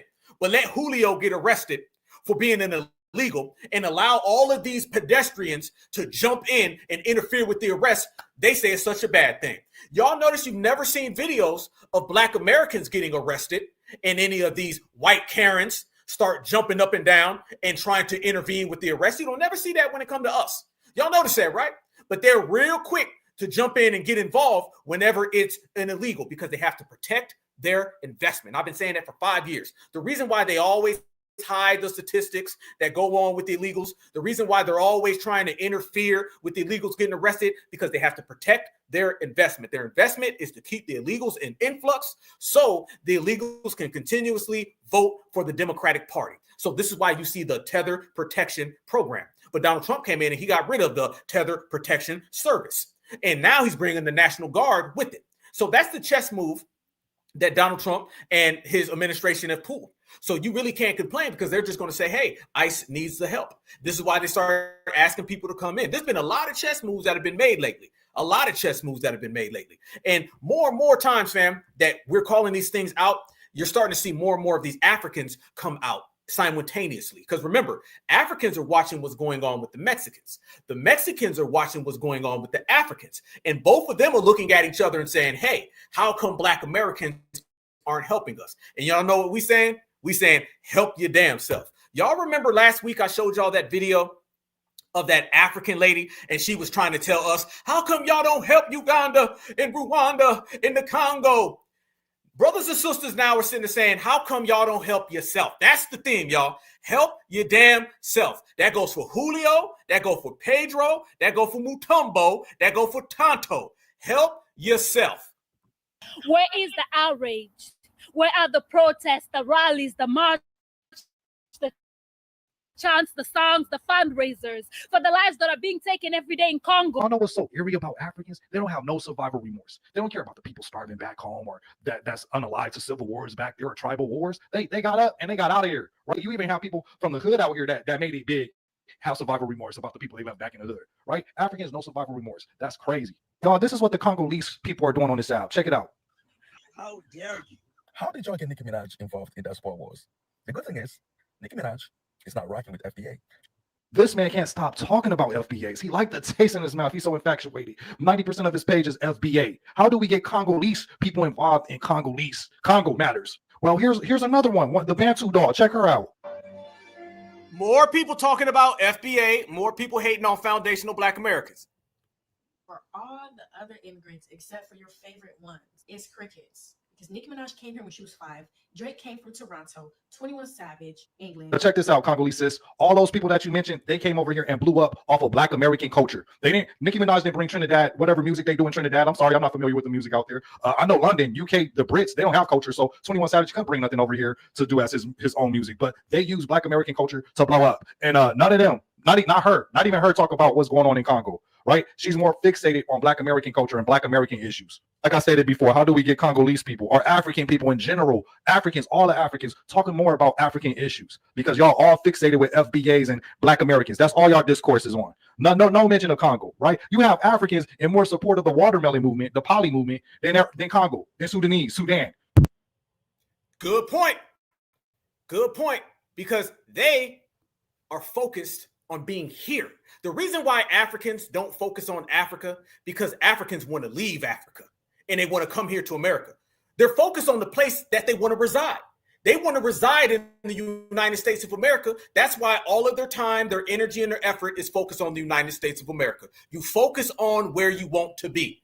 The reason why Africa is not built up, because they don't want to fucking be there. That's the reason. If you want to be in Africa, you'd be in Africa. The reason why they're not in Africa right now, and the reason why even if you are in Africa, you worrying about us, is because that's the place that truly deep down inside you want to go live in. That's the damn reason. And you want to live in Africa so bad that, or America so bad that you're willing to throw away all African issues and situations. You don't give a damn about none of that. And that's exactly what it is. These people could care less about Africa. Let me tell you something. They're always trying to get foundational Black Americans to care about Africa when they don't care about Africa. Excuse my language. I apologize. My bad. I apologize. I'm sorry. I don't know if I got any elders in the building. I apologize wholeheartedly. Sorry. These individuals, they want to beep about America because deep down inside, they don't want to be in Africa, okay? You would focus on your homeland if that's where you want to be. They despise Africa. Fam, nobody hates Africa more than Africans. That's why they want to leave Africa. Think about it, fam. They want to leave their village and go to someone else's village. And then the people from the next village, they deport them from the new village. They want to leave their cities and go to another city. Then the people who are indigenous to that city, they don't want the newcomers and they deport them. They don't like their country in Africa, so they go to another country in Africa and then they get deported by the indigenous people there. Then they want to flee outside of Africa and come to Europe or come to America, and then they get deported from there. Everywhere but Africa. That's why people are saying that term, everywhere but Africa, because they don't like Africa. They love America, so you're focused on Black Americans, because Black Americans truly are who you want to be. You can say whatever the hell you want to say on TikTok, but at the end of the damn day, they want to be in America, so therefore they're talking about America. And man, let me tell you something I've been seeing. This one real low budget. I'm talking about super low. Y'all been seeing these people run around here now and tell us that we look like Africans. We can't tell the difference now. How could you tell who is who? It's funny though. They'll tell you that Nigerians don't look like people from Ghana. They'll tell you that Kenyans don't look like South Africans. Notice that when it's African and African, they'll always talk about how they look different. They'll praise how different they look. They only pull that we look-alike stuff with Black Americans. When it comes to us, then it turns into we all look alike and nobody can tell. But when it comes to them, they the first ones to say they don't look alike. Go see a person from West Africa and East Africa, and I'm telling you right now, they'll argue all damn day about how they don't look alike. Soon as a Black American walks in the building, they say, oh, we all look alike. It's everything to attach yourself to us because you're attaching yourself to greatness. And deep down in your tether mind, you want to be us. This is why you flee to come and see us. And now you got to leave because you cannot be in our spaces. Look at this, fam. Y'all see this dude running around here? This man is trying to, fam. It went from Africans admitting they're African and saying they look like Black Americans. Now you got Africans saying that they're really Americans and they look like Africans. Follow me now. It went from an African saying that he looks like an American. Now you have an African pretending to be an American and saying that he as an American looks like Africans. Family, you on Tether excuse, justification, bold-faced lie, number 3057. Look at this dude right here and tell me, fam, he's trying to tell us that he is an American who looks like an African. Damn, I've been ready to show y'all this. Y'all look at Mr. Mutombo 77. This man looked like he was born in a village in the Ivory Coast. And look how he says, you cannot tell the difference between us. He trying to say he's a Black American. Watch this. Nah, I've been seeing a lot of videos of y'all saying y'all can tell the difference between Black Americans and Africans. And I'm here to tell you, that's a lie. That's really a lie. Because I'm pretty sure y'all clicked on the video. Most of y'all probably thought I was African, right? And that's like, I ain't gonna lie with you. You are African. Man, if you don't get the hell out of here. Fam, now the Africans are saying they're Americans who look like Africans. You can't make up this tether babble. A lie. Because I'm pretty sure y'all clicked on the video. Most of y'all probably thought I was African, right? And that's like, I ain't gonna lie with you. I wish I would have pinned the comment, but I get a lot of comments that say, oh, I thought I was going to hear an African accent. Or I even had someone say I was cosplaying a Black American that had nothing to do with anything about the Black diaspora. I don't even make videos like that. And I'm here to say, no, man, my fucking mom is from New York. My grandmother, North Carolina. Did he just say his effing mom? Did he just curse when he was talking about his mother? Did he just start off and say his effing mom? Y'all know Black Americans don't say none of that. Boy, go ahead and get popped in your mouth if you ever refer to your mama as your effing mama or my effing aunt or my effing grandma. You a damn tether. Get the hell about my country. Matter of fact, you probably ain't even in my country. You over there in that same Ivory Coast that you come from, talking about my effing mom. You ain't no damn Black American, homeboy. Let me hold. Let me see y'all real quick. Did I not just curse, slip, and then apologize live on air in front of 2,000 people? And this man is saying my effing mama. You see the difference between a foundational Black American respect, loyalty, tradition, sense, civility, and a lying, dusty, rusty, and always musty tether? I sit here and slip and apologize, and this dude just said his effing mama. You ain't no damn American, partner. You a tether all the way through, from your hairline all the way to your jawline. And I'm here to say no, man. My fucking mom is from New York. My grandmother, North Carolina. My great-grandma, Mississippi. And the rest of my family is Mississippi, North Carolina, and Georgia. Like, y'all chatting right now. And I get that in real life. Like, I ain't gonna lie, some Africans come up to me and ask me, like, am I from Nigeria, Guinea? Do I speak Wolof and all that other languages sometimes? And I'm like, nah, I'm just American. And there's Americans where, like, the conversation shifts to, you know, like, what's your nationality, ethnicity, and stuff like that. And I'd be like, I'm American. They'd be surprised, like, yo, I thought you was African. Some of them I get Jamaican a lot too. But, yeah, but nah, I'm Black American. Y'all hear the accent too? Y'all hear the accent? He like trying to hide the accent. That's another thing, fam. We know the accents, and then we know how they try to hide the accent. He fighting that African accent hard as hell. He like, you know, nah, speak, enunciate. We hear that accent. It's popping all through your tether teeth. Speak on it. You know damn well. Notice how he says the Americans. I have never referred to another American as the Americans. I've never said that. Sometimes, and I'm like, nah, I'm just American. And there's Americans where, like, I ain't gonna lie, some Africans come up to me and ask me, like, am I from Nigeria, Guinea? Do I speak Wolof and all that other languages sometimes? And I'm like, nah, I'm just American.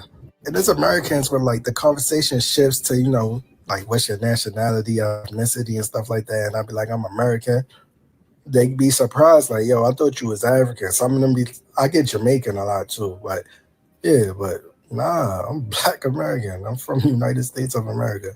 But that's just proof that y'all can't tell the difference, like, at all. And it's mad other people that go through this too. Like, stop fronting like y'all can tell the difference. No, they're not. No, they're not.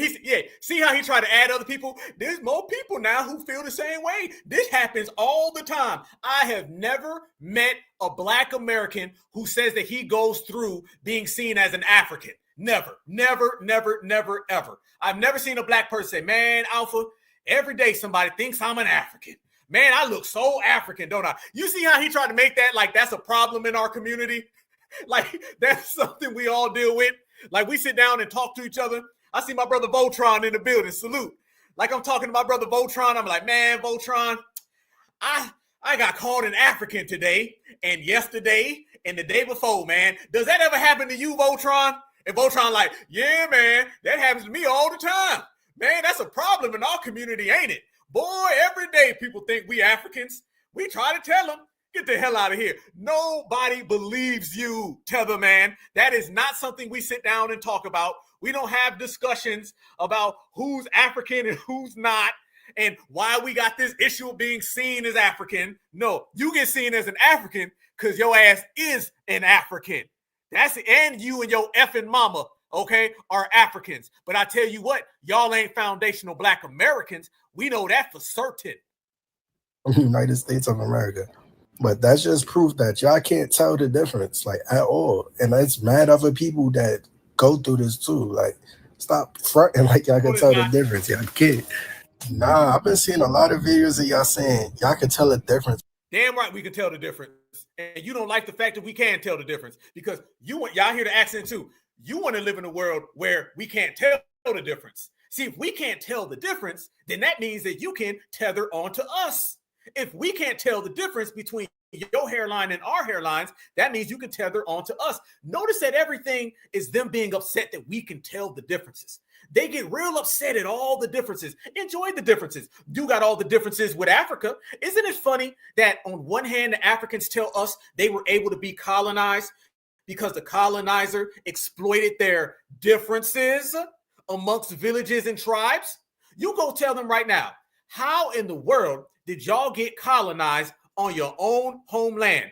They're going to say the colonizer used a lot of different tactics. One of the tactics he used was making us feel that we were different amongst different tribes. Wait a minute. So you guys are different and you do see difference amongst each other. You see so many differences amongst yourselves that you allow the colonizer to colonize you. But yet you tell us there aren't any differences. So you got differences amongst your fellow tribe that you can see, but yet there are no differences amongst us and we're wrong for seeing them all. You got the tether hairline, you got the tether jawline, and you tethers are out of line. And when you add all of those, it's all bad. It's all bad. It's all bad. It's all sad. And like I said, you came over here to get a date with Chad. That's really what it is. Watch this as well, because this guy's going to come out and he says the complete opposite. See, this is what it is, family. One tether will say one thing. Another tether will tell a different tale. And the tethers keep on talking. And we keep on exposing. Y'all look at this. Oh, don't be close it. Boom, bang. Here we go. Y'all look at this tether. Did I freeze? Oh, no. Here we go. All right, y'all look at this tether right here. Well, this individual starts calling out tethers. So I want y'all to see this real quick and tell these individuals, again, they get X-ray vision whenever it's convenient, and then they blind whenever it's convenient, because everything is to their tether convenience. Watch this right here, though, fam. This man think he's slick, but he starts saying a different story than the last tether. I need the tethers to get their stories together. Watch this. How African immigrants have hate for Black Americans. And a lot of Africans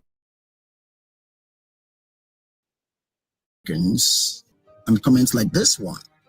I should speak for myself, and the lady who was actually using that hate speech in that video was speaking for herself. My facts were not accurate. Are you African immigrant fucking serious? Why you act like you don't know that this is going on in America? Let me give you your instances. When Black Americans go to African shop to braid their hair, I've actually been to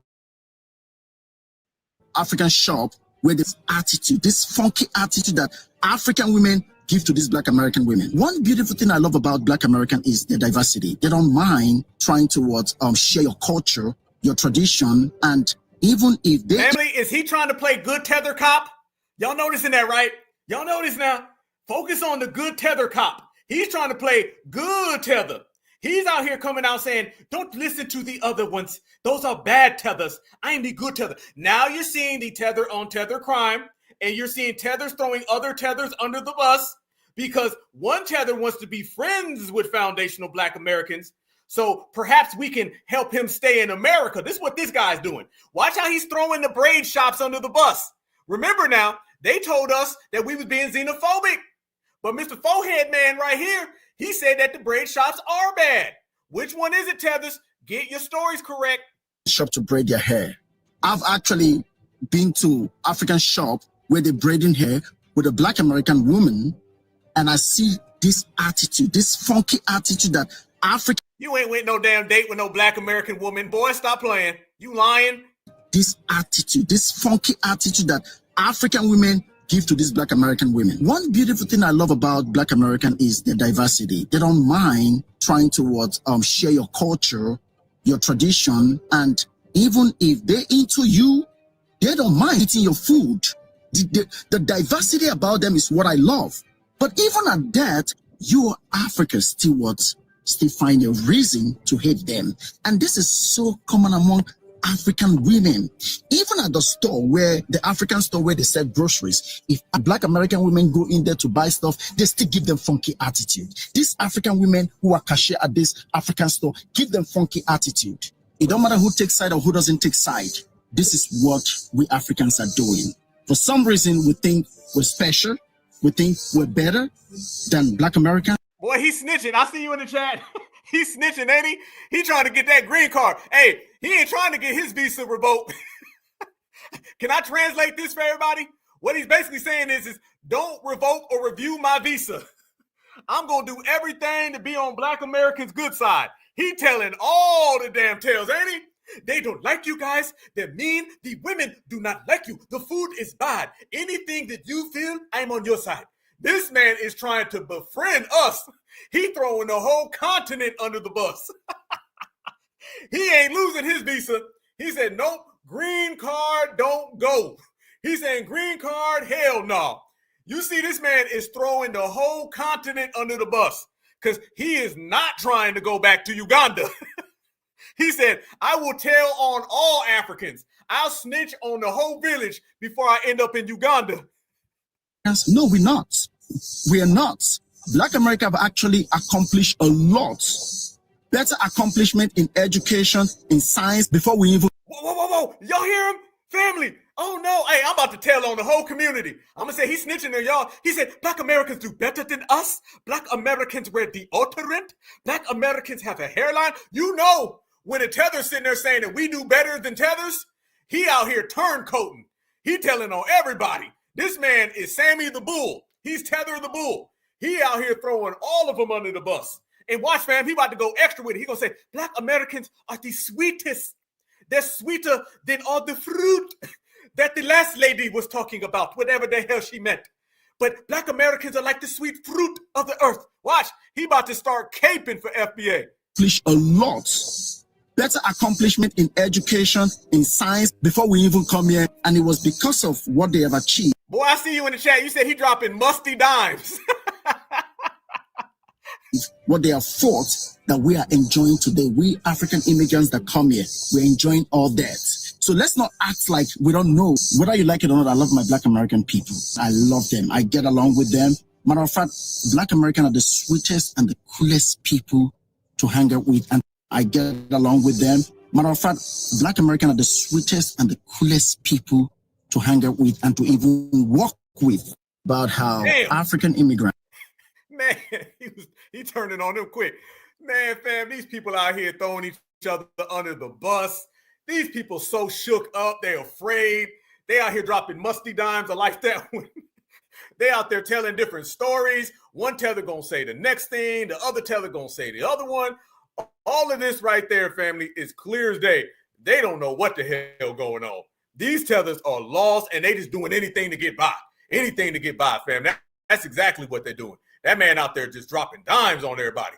He out there just dropping. He like, yeah, this one better, and this one is fruit, and they the sweetest. Fam, he started off talking about the African shops, and somehow he ended saying FBA is better than science. And somewhere in the middle, he threw in how sweet we are. That, at first, he sounds sweet, very, very sweet, zesty. However, this right here is what we mean by these people are all over the place, y'all. They all over the place. And this is why we were saying that right there. This is what they were doing. Be honest with you, though. Now, you're kind of starting to see like a different vibe of that. Now the vibrations is kind of changing towards some of these people are out here trying to make FBA friends. Some of these people out here trying to be mad. You seeing about 30, 40 different energies from Tethers. You seeing a hell of a lot of them. And they all go back to what? These people trying to stay here in America. It ain't good when you know that you about to go. You know what I'm saying? What I say when you and your mama going back to Uganda. You thought you was going to Wakanda, but you're going to Uganda. All right? That's what you're seeing. And by the way, speaking of seeing things, fam, I've been wanting to show y'all this. Last week, how we went in on the fake spokespeople like Amanda Seals. Fam, I forgot to tell y'all this. Look at this right here. This is what I forgot to show y'all. Y'all see this right here? Y'all look at that right there. That right there was Amanda Seals. Mrs. I'm not a Democrat. I'm not a liberal. Do y'all see who Amanda Seals was out there giving a speech to? It was for the Congressional Black Caucus. Yes, the Congressional Black Caucus, family. So I had to throw that out there because that's a receipt that I did not put on the table last week. But there you go, there you go, there you go. She was out there giving that speech to the Congressional Black Caucus, bigging them up, showing them all types of love, getting all types of hugs. You feel me? So that right there is another reason why we were not putting on the cake for her, because she's another tether. She's another tether. So it's only right, family, that we're going to call out tethers. We're going to call them all the way out, every last one of them, in every which facet that we possibly can. So that was her, everyone, making that good old speech, Mrs. I'm not a liberal and I'm not a Democrat. Yes, the hell you are. And you're also a tether, a non-foundational Black American. So we put an end to that as well. Because, family, if you start off with somebody like Amanda Seales, then you might end up with Mrs. Wanga. And if you end up with Miss Wanga, then you already know what's going to happen, because they like to groom these people. These people are typically groomed. The dominant society, they groom these tethers the same way they groom everybody else. That's just what they do. That's one of their tactics, fam. They find somebody who's off cold. That's what they did with Barack Obama and Kamala Harris. Okay, Dr. Short talks about that all the time, how they send these people to basically boule school. And when they get these individuals out there in boule school, they start running all of those games and giving people all of those plays. And they tell them that they got to come over here to the United States of America and sell out the Black American population. That's what they've been doing. And they've been doing that for the longest amount of time. So that is one thing that you see with her, fam. And I've been definitely wanting to show y'all that. And another thing that I want to show y'all that got missed in all the fray, because we were dropping a lot of receipts and we was regulating. We were being our thorough, very, very perfect selves. But another thing that got missed about Amanda Seales, because remember, Amanda Seales, Wanga, Kamala, Obama, all of these individuals are non-foundational Black Americans. And now we're going to tell everybody foundational Black Americans are going to represent foundational Black Americans, nobody else. Check this out right here. A shout out to my brother, Black Truth United. Check this out. This was Amanda Seales as well, that a lot of people didn't talk about. Look at this right here. Here we go, family. She was talking about reparations, and she said about last night, I don't want to hear no more ish about reparations, Black agenda, Kamala's AG, the 1994 crime bill. We got to get focused on the now.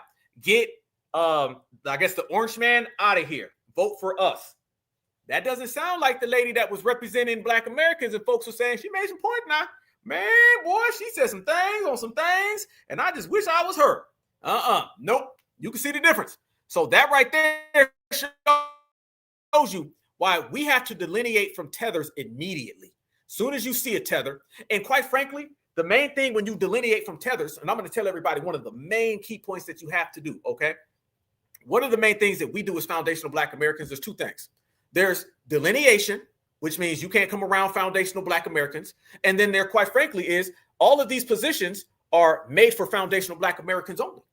See, you don't have to go around. See, that's the thing about individuals. They always want to talk about all these people. Shout out to Summer Breeze. I see you, family. A lot of these people want to come around. Shout out to Ty. I see you as well, sister. They want to tell foundational Black Americans that we're being xenophobic. And they want to tell foundational Black Americans that we're a hate group.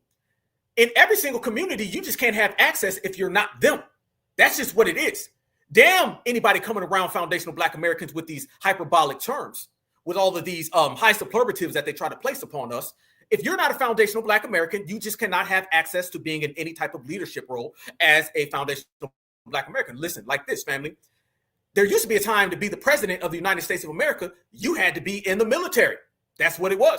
Now they're talking about with birthright citizenship, saying you can't just have a baby born here and then you're there. There's no free access to being in a foundational Black American space. You just can't come to a foundational Black American space and get free access. This is the same exact thing that everyone does. You think that you could be a part of China and be a politician in China if you're not Chinese? Do you think you could be a politician in Korea and not be Korean? Nowhere in the world can you have access and gain a leadership role without actually being there, other than when it comes to us. See, everybody plays dumb and they act like they don't participate or understand it. The world knows exactly what nationality is. The world knows exactly what lineage is, because everybody else plays by very strict nationality rules. Go look at nationality rules in every country. Hell, look at nationality rules in America. Do you know what happens if you're a treasonous in the United States? You go sell secrets to Russia and see what happens to you in America. All right.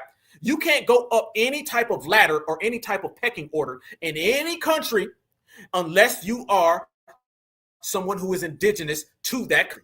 You can't go up that pecking order in organizations unless you are of that. How many times do you see at these colleges, fam? Think about a college. When you start talking about these colleges, these be 3rd, 4th, 5th, 6th, 7th generation people who went to these damn colleges, and they get peripheral treatment above people who weren't there before. All of those different sororities and fraternities, their mamas were in there. They passed down that.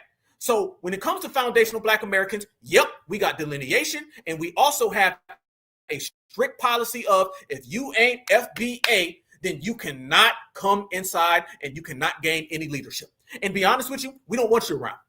We don't want you around because that's the mistake that they made during the Civil Rights era. During the Civil Rights era, one of the biggest mistakes they made is that they would tell people out there, you can have access if you're a friend. If you're a good person, you can come on in. See, that right there was flawed. This is one of the biggest mistakes that the Black Panther Party made. The Black Panther Party, they stretched themselves out too thin. You don't go tell people go make a White Panther Party. Hell no.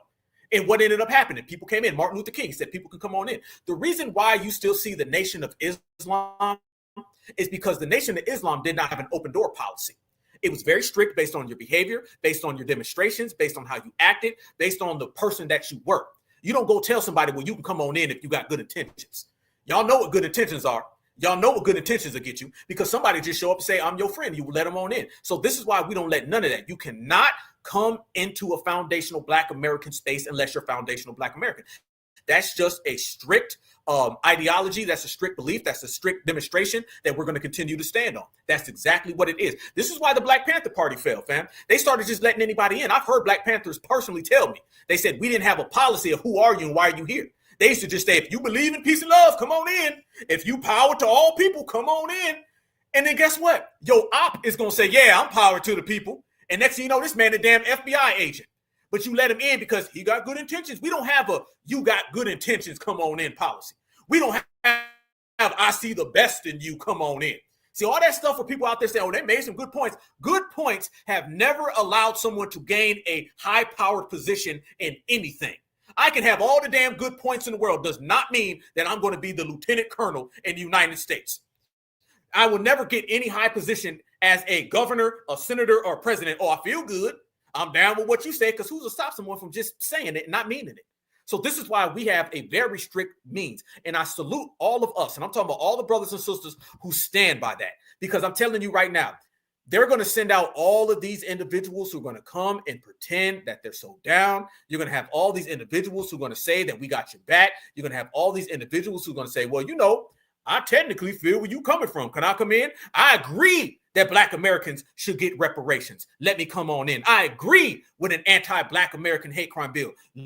Let me come on in. I agree that all of those tethers don't have the same experience as Black Americans. Ain't that exactly what Amanda Seales did? Did Amanda Seales not say reparations and she agreed with tethers? In what damn world does agreeing with us give you a position with us? It doesn't. You know what it means? It just means you're somebody who's been hearing us talk. You've been listening, and you don't get no damn brownie points for listening.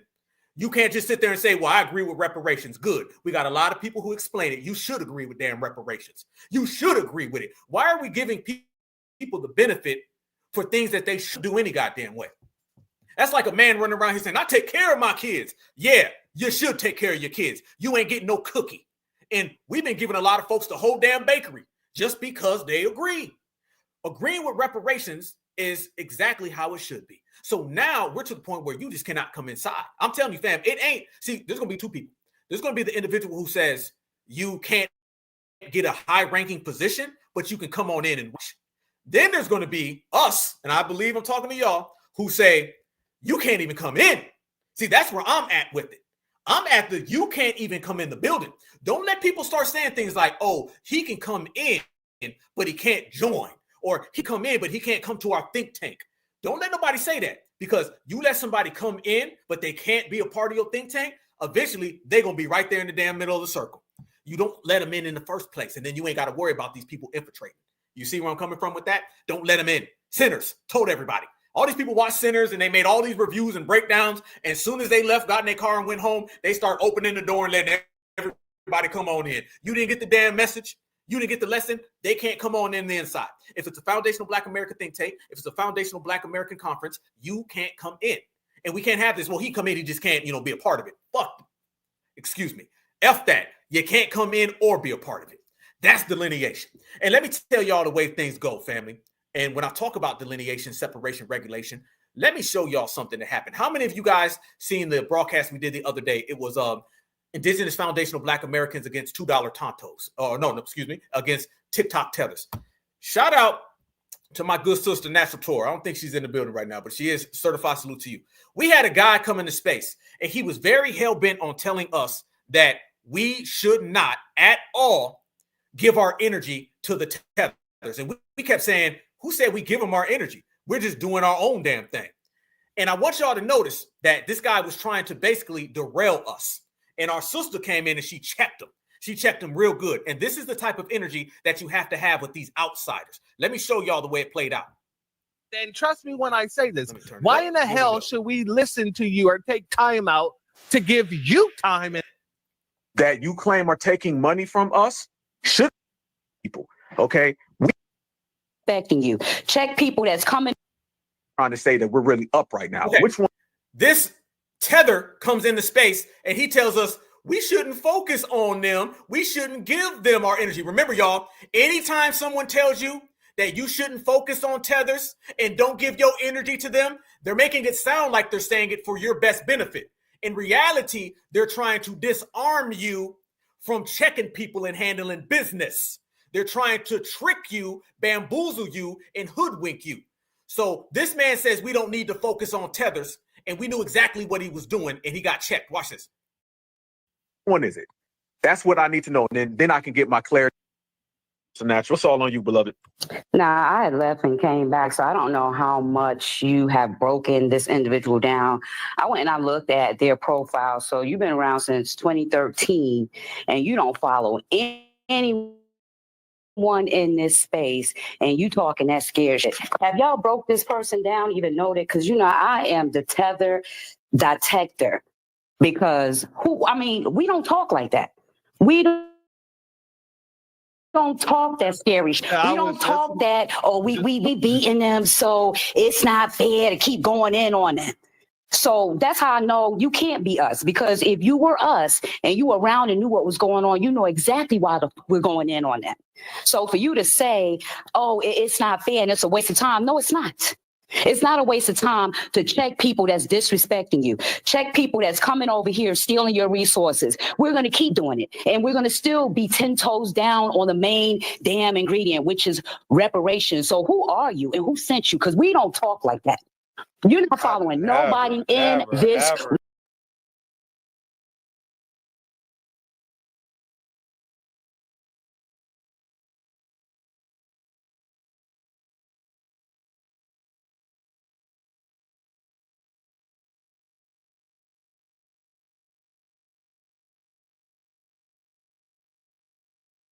Room. You've been around since 2013. Your page been around since 2013, and you're not following anyone in this room. And you talking crazy as hell. We don't talk like that. Who are you and who sent you? We don't talk like that. We don't. Natural, are you saying that he's an indigenous tether? Yes, he is. Yes. Indigenous to his village? Yes. Yes, he is. Yes, he is. Mute me. Ain't nobody muting you. Take your puss off of the damn double mute. Who sent you? Because you're not us. You're not us, because we don't talk like that. We don't even the Democratic Shields that are foundational Black Americans that talk scared, they still don't talk like you. And like I said, you've been around since 2013 on X, and you're not following not one person in here. And you in here telling us what's not worth our time. Who the hell are you? Who are you? I'm me. Yeah, but you ain't no foundational Black American. You up in here cosplaying, trying to act like, oh, because we got everything and reparations. No, we already know who y'all are. We don't talk like you. We don't talk like you. We not scary like that. And hell yeah, we going to continue to check you tethers. Because I'm putting you under them. I'm putting you under them. I'm putting you under a tether because we don't know you and you're talking scary. And we don't talk scary. You don't tell us what's a waste of our time to check these people. Do you see their disrespect daily? You know why you probably don't? Because they're probably of your lineage. Damn. Checkmate, checkmate, checkmate. There they go. Shout out to my good sister. Certified salute. If you're watching now, if you're watching the playback, that's what you do. That's how you handle it. And you let them be known. No way in, no way out. That's how you do it, family. Notice that these people will come around and they'll try to tell you to do all these things in a nice way. They're always trying to put some type of morality on us so we cannot defend ourselves. Don't defend yourself. Don't stand up for yourself. Don't give them time. Don't give them energy. Everything that you do when you come across these people, you have to always be hyper-focused and regulate them off rip. And these people are to be regulated off top. That's just how it is. Because remember, all communications with non-foundational Black American people are them trying to trick you and behoove you. Remember that. The moment you forget that is the moment you slip. I don't care who you're talking to. I don't care where they're from. I don't give a damn. If somebody is dealing with a foundational Black American, trust me when I tell you, trust and believe, they are there to hoodwink you, to bamboozle you. You have to always understand that you are under siege of being tricked because they cannot fool foundational Black Americans anymore. They got to turn up the volume, right? We ain't letting them do that. Shout out to my sister for the way she handled that business because she wasn't playing. And dude ran, dude got scared, and dude hid. That's the way you got to present it. And then let me up the ante a little further, family. There used to be a time where these individuals would use muscle against foundational Black Americans. And then they ran into, I don't know, the Seminole Wars. They seen some of that Majar spirit. They seen some of them G-checks and them regulatings. So now they transition into tricking foundational Black Americans. They can't run up on us, so they got to trick us. The Tethers can't run up on us, so they got to trick us. Julio can't run up on us, so they got to trick us. Nobody's going to run up on foundational Black Americans, so they do the next exact thing that someone who's a decoy does. They come with the trickery, and we see past the trickery. The reason why we've moved to another level is two things. Our ancestors put an end to all of the running up on us. That's what they did in the civil rights era, right? The civil rights era was the end of people trying to run up and inflict physical damage on Black Americans because brothers and sisters was putting in work. That was step one. What was the next step that we needed to accomplish and conquer was getting past the trickery. So the 60s and 70s ended the physicality. That was over. They couldn't handle us physically. So they transitioned into let me just fool them because I can't harm them. And then now in this generation, we got rid of the trickery. So last time I checked, fam, physically, and then the mental. We've conquered both of those now. So this is why we're moving so fast, and this is why we're so strong. Our mothers, grandmothers, great-grandparents, they ended all that. We're going to run up on Black folks. And we ended all that. We're going to trick Black folks. Notice that the Tethers can't trick us. And how do we know they can't trick us? It's because they're out there running game and foundational Black Americans are shutting it down before it starts. This is a whole operation of people trying to fool us, people trying to maneuver around us, people trying to misdirect us, and we stay focused. We stay focused on the mission, on the goal. And as long as you do that, you're going to see every hairline, every tether forehead popping out. It's all going to be exposed. And family, one of the things that I know for a fact, for certain, that's going on. Africa, like I said, has a horrible situation going on over there with immigration. But check this out. We always talk about anybody in Africa who's on code, they disrespect them. Julius Malema has been over there and he's been trying to tell Africans, get it together, get it together, get it together. All right. Trying to tell them stick up, stick up, stick up. That's a good thing. That's noble. But remember, Africans don't like Africans who are on code for Africa. Africans love Africans who are on code with Europeans. Remember that. Africans do not like Africans who have an African first mentality. You name me the person who had an African first mentality, and I'm telling you right now, Africans took them out. The African who said, hey, don't let these people come to our village and make us fight each other. They didn't like him saying that, so they took him out, allowed a colonizer to come in. The African who said, hey, we need to be independent and rise up for Africa and cut out all the colonizers. They didn't like that. They took him out. You talk pro-African stuff, and Africans is going to get you. Now, family, look at this right here. Julius Malema, now he's telling everybody that in terms of immigration, a lot of these people flowing in and out of the country, they need to go ahead and do their own thing. So it's starting to look like delineation is coming to the shores of Africa. Watch this right here. If you do not believe me, watch this. Malema tells Zimbabweans to find work in their home country. Watch this, family. Checkmate. Julius Malema tells Zimbabweans to find work in their home country. This seems like a major policy shift from the EFF leader. To put into context, this is a man that said this.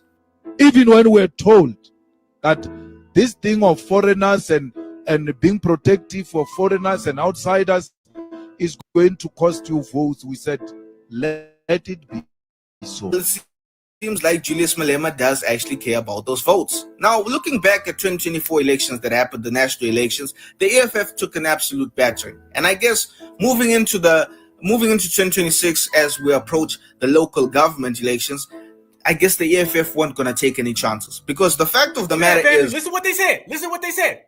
The EFF had an African first policy. They had let's get these dominant society people out the way and let's focus on our own. And they lost the election. He says it. The EFF took a battering, showing you Africans did not support all of that getting land back. All that land back with no compensation, Africans didn't support that. Remember, South Africa is predominantly melanated African. And the melanated Africans, they begrudged the EFF. They begrudged Malema. They did not want that to happen. How in the world can the EFF have an African first policy and Africans made sure that they lost the damn election? Elections, the EFF took an absolute battering. And I guess moving into 2026, as we approach the local government elections, I guess the EFF weren't going to take any chances, because the fact of the matter is, being a Pan-Africanist in South Africa is a liability. It doesn't get your votes, and judging from Julius Malema's speech, it appears that sometimes it can even lose you votes. But anyways, interesting times are ahead for South Africa. What you guys think? Julius Malema tells Zimbabweans to find work in their... Damn. Can I live? Let me talk to you real quick, family. He just said being a Pan-African in Africa don't work. So being a Pan-African in Africa don't work, then what the hell do you want me to be a Pan-African for in the United States of America, especially with all the hate, vitriol, spite that they bring on over here? Somebody talk to me, because I'm going to keep it all the way real with you. Malema basically is saying, this is what y'all want. I'm out here talking about uplifting Africa. I'm talking about let's get some of these males about the paint. And they don't want to hear that. They basically said, nope, we want the males in the paint. Okay? Same way they wanted the colonizer. Colonizer 1, 2, 3, 4, 5 in the paint. So you can't have that type of practice in Africa, because Africans will reject it. Nobody practices Pan-Africanism in Africa, the same way nobody practices the Black and Brown coalition in Mexico. Black and brown and Pan-African are two fake terms that were created to allow people to steal from Black Americans. If it wasn't for stealing from Black Americans, you would never even heard those terms. It would have never came up. It would have never been made up. You have a whole dictionary of words that were truly, genuinely created just to exploit and steal from us. Y'all know what the hell we did with that book? We took that book and we tore out every goddamn page. And then we took it out back, put it in a bucket, put some kerosene in it, put some gasoline in it, and set it on fire. It doesn't exist anymore. No longer can individuals steal from foundational Black Americans, so therefore they don't have anything. When you can't steal from FBA, you can't exploit FBA, it's a wrap. So it goes to show you, fam, they don't have any positioning at all. We got it all out. There's terms that people literally create to exploit us. There's terms that people literally create to steal from us. And now we put it all down. It's all a wrap. It's all over with. It's all foundational Black American time, y'all. This is it. This is our time, y'all. I'm telling you, I hope you're loving it. I hope you're loving it, fam, because you're only going to get one of these. You're only going to get one of these. Even though we will continue to dominate, you're only going to get one renaissance, okay? The renaissance will go on. You're only going to get one reparations generation. We'll pass the baton to the next generation of great brothers and sisters, but you only get one. You got to enjoy the fact that we can sit here and watch everybody who came at us sideways crash out. You got to enjoy all these politicians crash out. Scam Africanism, something that they were trying to trick us with for years, don't work. You got to enjoy every moment of this. And we created it, so we got all the reasons to enjoy it. You got to enjoy being with your brother and sister, fam. This is a beautiful time frame. You got to understand what we have accomplished is monumental. And a lot of people talk about it, but they don't hit it like I'm going to put the energy on it. They don't put them pinpoints on it like I am. I'm going to freeze frame this, fam. We are winning at an all-time high. It's exceptional what we're doing right now. And you got to understand that this movement isn't going nowhere. It's more strong today than it was a few days ago. And tomorrow it's going to be even stronger. It's going to be even stronger. We ending everybody. So the fact that we have shut down every single op that has came our way, no matter who that op is, Mutombo, Tonto, Lumbumba. We done put them all on the line, ran asses all out the paint.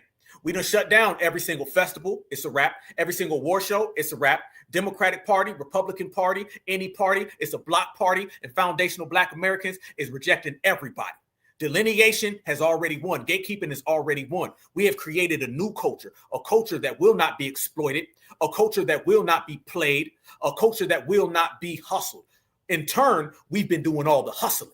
We're the ones out here doing the hustling. We're the ones out here doing the balling. We're the ones out here doing the winning. There's only going to be one winner. And if you look in the mirror, it's you. It's a foundational Black America. Look at all my sisters putting in work. This is one thing that I'm telling y'all, and I'm going to make it clear all damn day. Our sisters are out here doing a hell of a lot of checking. Our sisters are out here. Fam, go get on TikTok. Go get on X. Go get on Instagram. When you start seeing delineation, it's going to be about 5-6 videos of Black American women just roasting these tethers. A lot of the ways that these people thought that they was going to fool us just haven't worked. We have not only arrived, we dominated. So certified shout out to all of my Black American women, because the Black American women, I say this all the time, I'm going to be real. Black American women are stronger than tether men. Tether men, I'm talking about tethered grown-ass men. You seen the videos. The tether men are out there crying in them damn streets. All of them, they out there crying, breaking down, getting snatched up by ICE. You mean to tell me that that individual right there wants to come to America and have something to say about us when they're crying when they're getting deported? I mean, you name the tether, you name the background, you name where they're from. Tell me the video you seen where a tether man ain't out here crying. Tether men are crying left and right. Why are they out here crying left and right? Because they're getting deported and they understand that Black American women are mollywhopping them. So like I said, certified salute to all of my foundational Black American sisters. Certified foundational Black American sisters are on the front line of delineation, on the front line of regulating, on the front line of G-checking. And me personally, I'm so proud to see it. Why? It's because I've seen the Democrats spend millions of dollars with Black Girl Magic, millions of dollars trying to give us Kamala Harris, millions of dollars trying to give us Jasmine Crockett. How has any of that worked? Both of them are fired and without a job. And they're both fired without a job because Black Americans rejected them. And our sisters put a cigarette out on their ass. So that shows you where we are with it, family. So I'm giving a lot of love to the family. And when I tell you our sisters are out here checking these people and really putting it down, family, you're going to get a certified foundational Black American woman standing on business. And she is not going to be sitting here crying like this guy. Help me, please. My wife get dead. Help me, please. My wife get dead. Help me, please. We are getting word. Help me, please. My wife get dead. Help me, please. My wife get dead. Help me, please. My wife get dead. My wife get dead. Help me, please. My wife get dead. Help me, please. Help me, please. My wife get dead. Help me, please. My wife get dead. There you go, family. So if you ever wanted to know the difference between our sisters and their men, you see the difference. That man out there talking about his wife and kids. Fam, if you crying, what the hell the wife and kids gonna do? They don't come from a lineage of power, of strength. They don't come from a background of pride. Hell no, they men crying. The men is crying, family. So what does that tell you about them? I don't want to hear about an African woman or Mexican woman. Family, our sisters is mopping they men. So Mrs. Selena and Mrs. Fufu, they ain't even coming up in the conversation because your man is out here getting checked by our sisters. So it's a wrap. Certified foundational Black American women are the standard on top of the world, and everybody else is underneath. And if they don't like it, damn them, who cares? It's good to be the winner. It's very luxurious when you win. Why? Because when you win, you just really don't got to give nobody no focus or no attention, but you receive it all. And that's what we're doing. So I'm loving the fact that there's no type of gender divide. We ain't having that. I'm loving the fact that there's no type of hate. We ain't having that. But what I do see is brothers and sisters being loyal, standing on business, putting it down, running everybody out the paint, making jokes, cracking, and letting the whole world know that foundational Black Americans are about that life. And when I tell y'all that we ended the Essence Festival, Wanga, peace out, you gone. We also ended PanAfricanism. And when I tell y'all PanAfricanism has been ended, I mean it. And let me tell y'all, how do I know PanAfricanism is over with and foundational Black Americans, certified Black society did all of that? is because I got a little message for you guys from the ultimate scam African. Dr. Kubar has a message for foundational Black Americans, and he wants everybody to know that it ain't too good for Pan-Africa. Kubar, tell us how you really feel and let us know what's going on in Pan-Africa right now. Peace and Pan-Africanism. Peace and Pan-Africanism. Peace and scam African. Peace and Pan-Africanism. This is your big brother, Dr. Umar, Ifatunde, Ogun Tade, Osun, I swear. I'm getting tired of people calling me about them goddamn donations. The school is closed and will not be opening due to ghosts being in the building. I think the ghost of Harriet Tubman has haunted the Frederick Douglass Marcus Garvey Academy. I'm under a lot of pressure. Hello. Yes, where's the money I donated? Sister, don't call me about no donations. I don't know where your donations are. I don't know where your donations are. I don't know where your donations are. They have been sent back to the ancestors. I don't care about you repeating 3 times. I want my money. Well, call JG Wentworth and ask for your money. I don't know where your donations are. Well, you need to Goodbye, find out sister. because I Have a want good my night. money back. And I'm Like I said, I'm under a lot of pressure.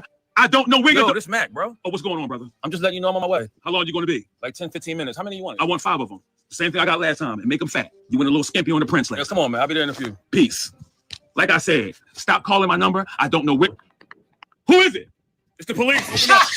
All my supporters, I need everybody to hit my Cash App. You know who this is, Dr. Umar, Prince of Pan-Africanism, King Kong of Consciousness. I'm at my dinner right now, but the young lady did not show up. She did not show up. She did not show up. I need everybody to hit my Cash App, hit my Cash App, hit my Cash App, and help me get out of this restaurant because my money is still tied up. The bank has not let go of my monies. The bank has not let go of my monies. The bank has not let go of my monies. Now, I'm at the restaurant. She agreed to come here for $500. And I'm going to repeat this. She agreed to come here for $500. She agreed to come here for $500, and she has not shown up. But I have eaten my food. My food is gone. I ate my food. So please, anybody who loves what I do or cares what I do, because they will not let me out of here unless I pay the money for this dinner, which I do not have. This is it. Now, that's it. Thank you. Peace and Pan-Africanism. Damn.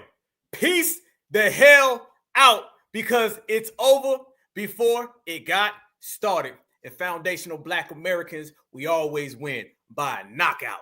Much love. Family, that's where we are with it. We laughing, we smiling, we having a great time, and we're enjoying each other's company.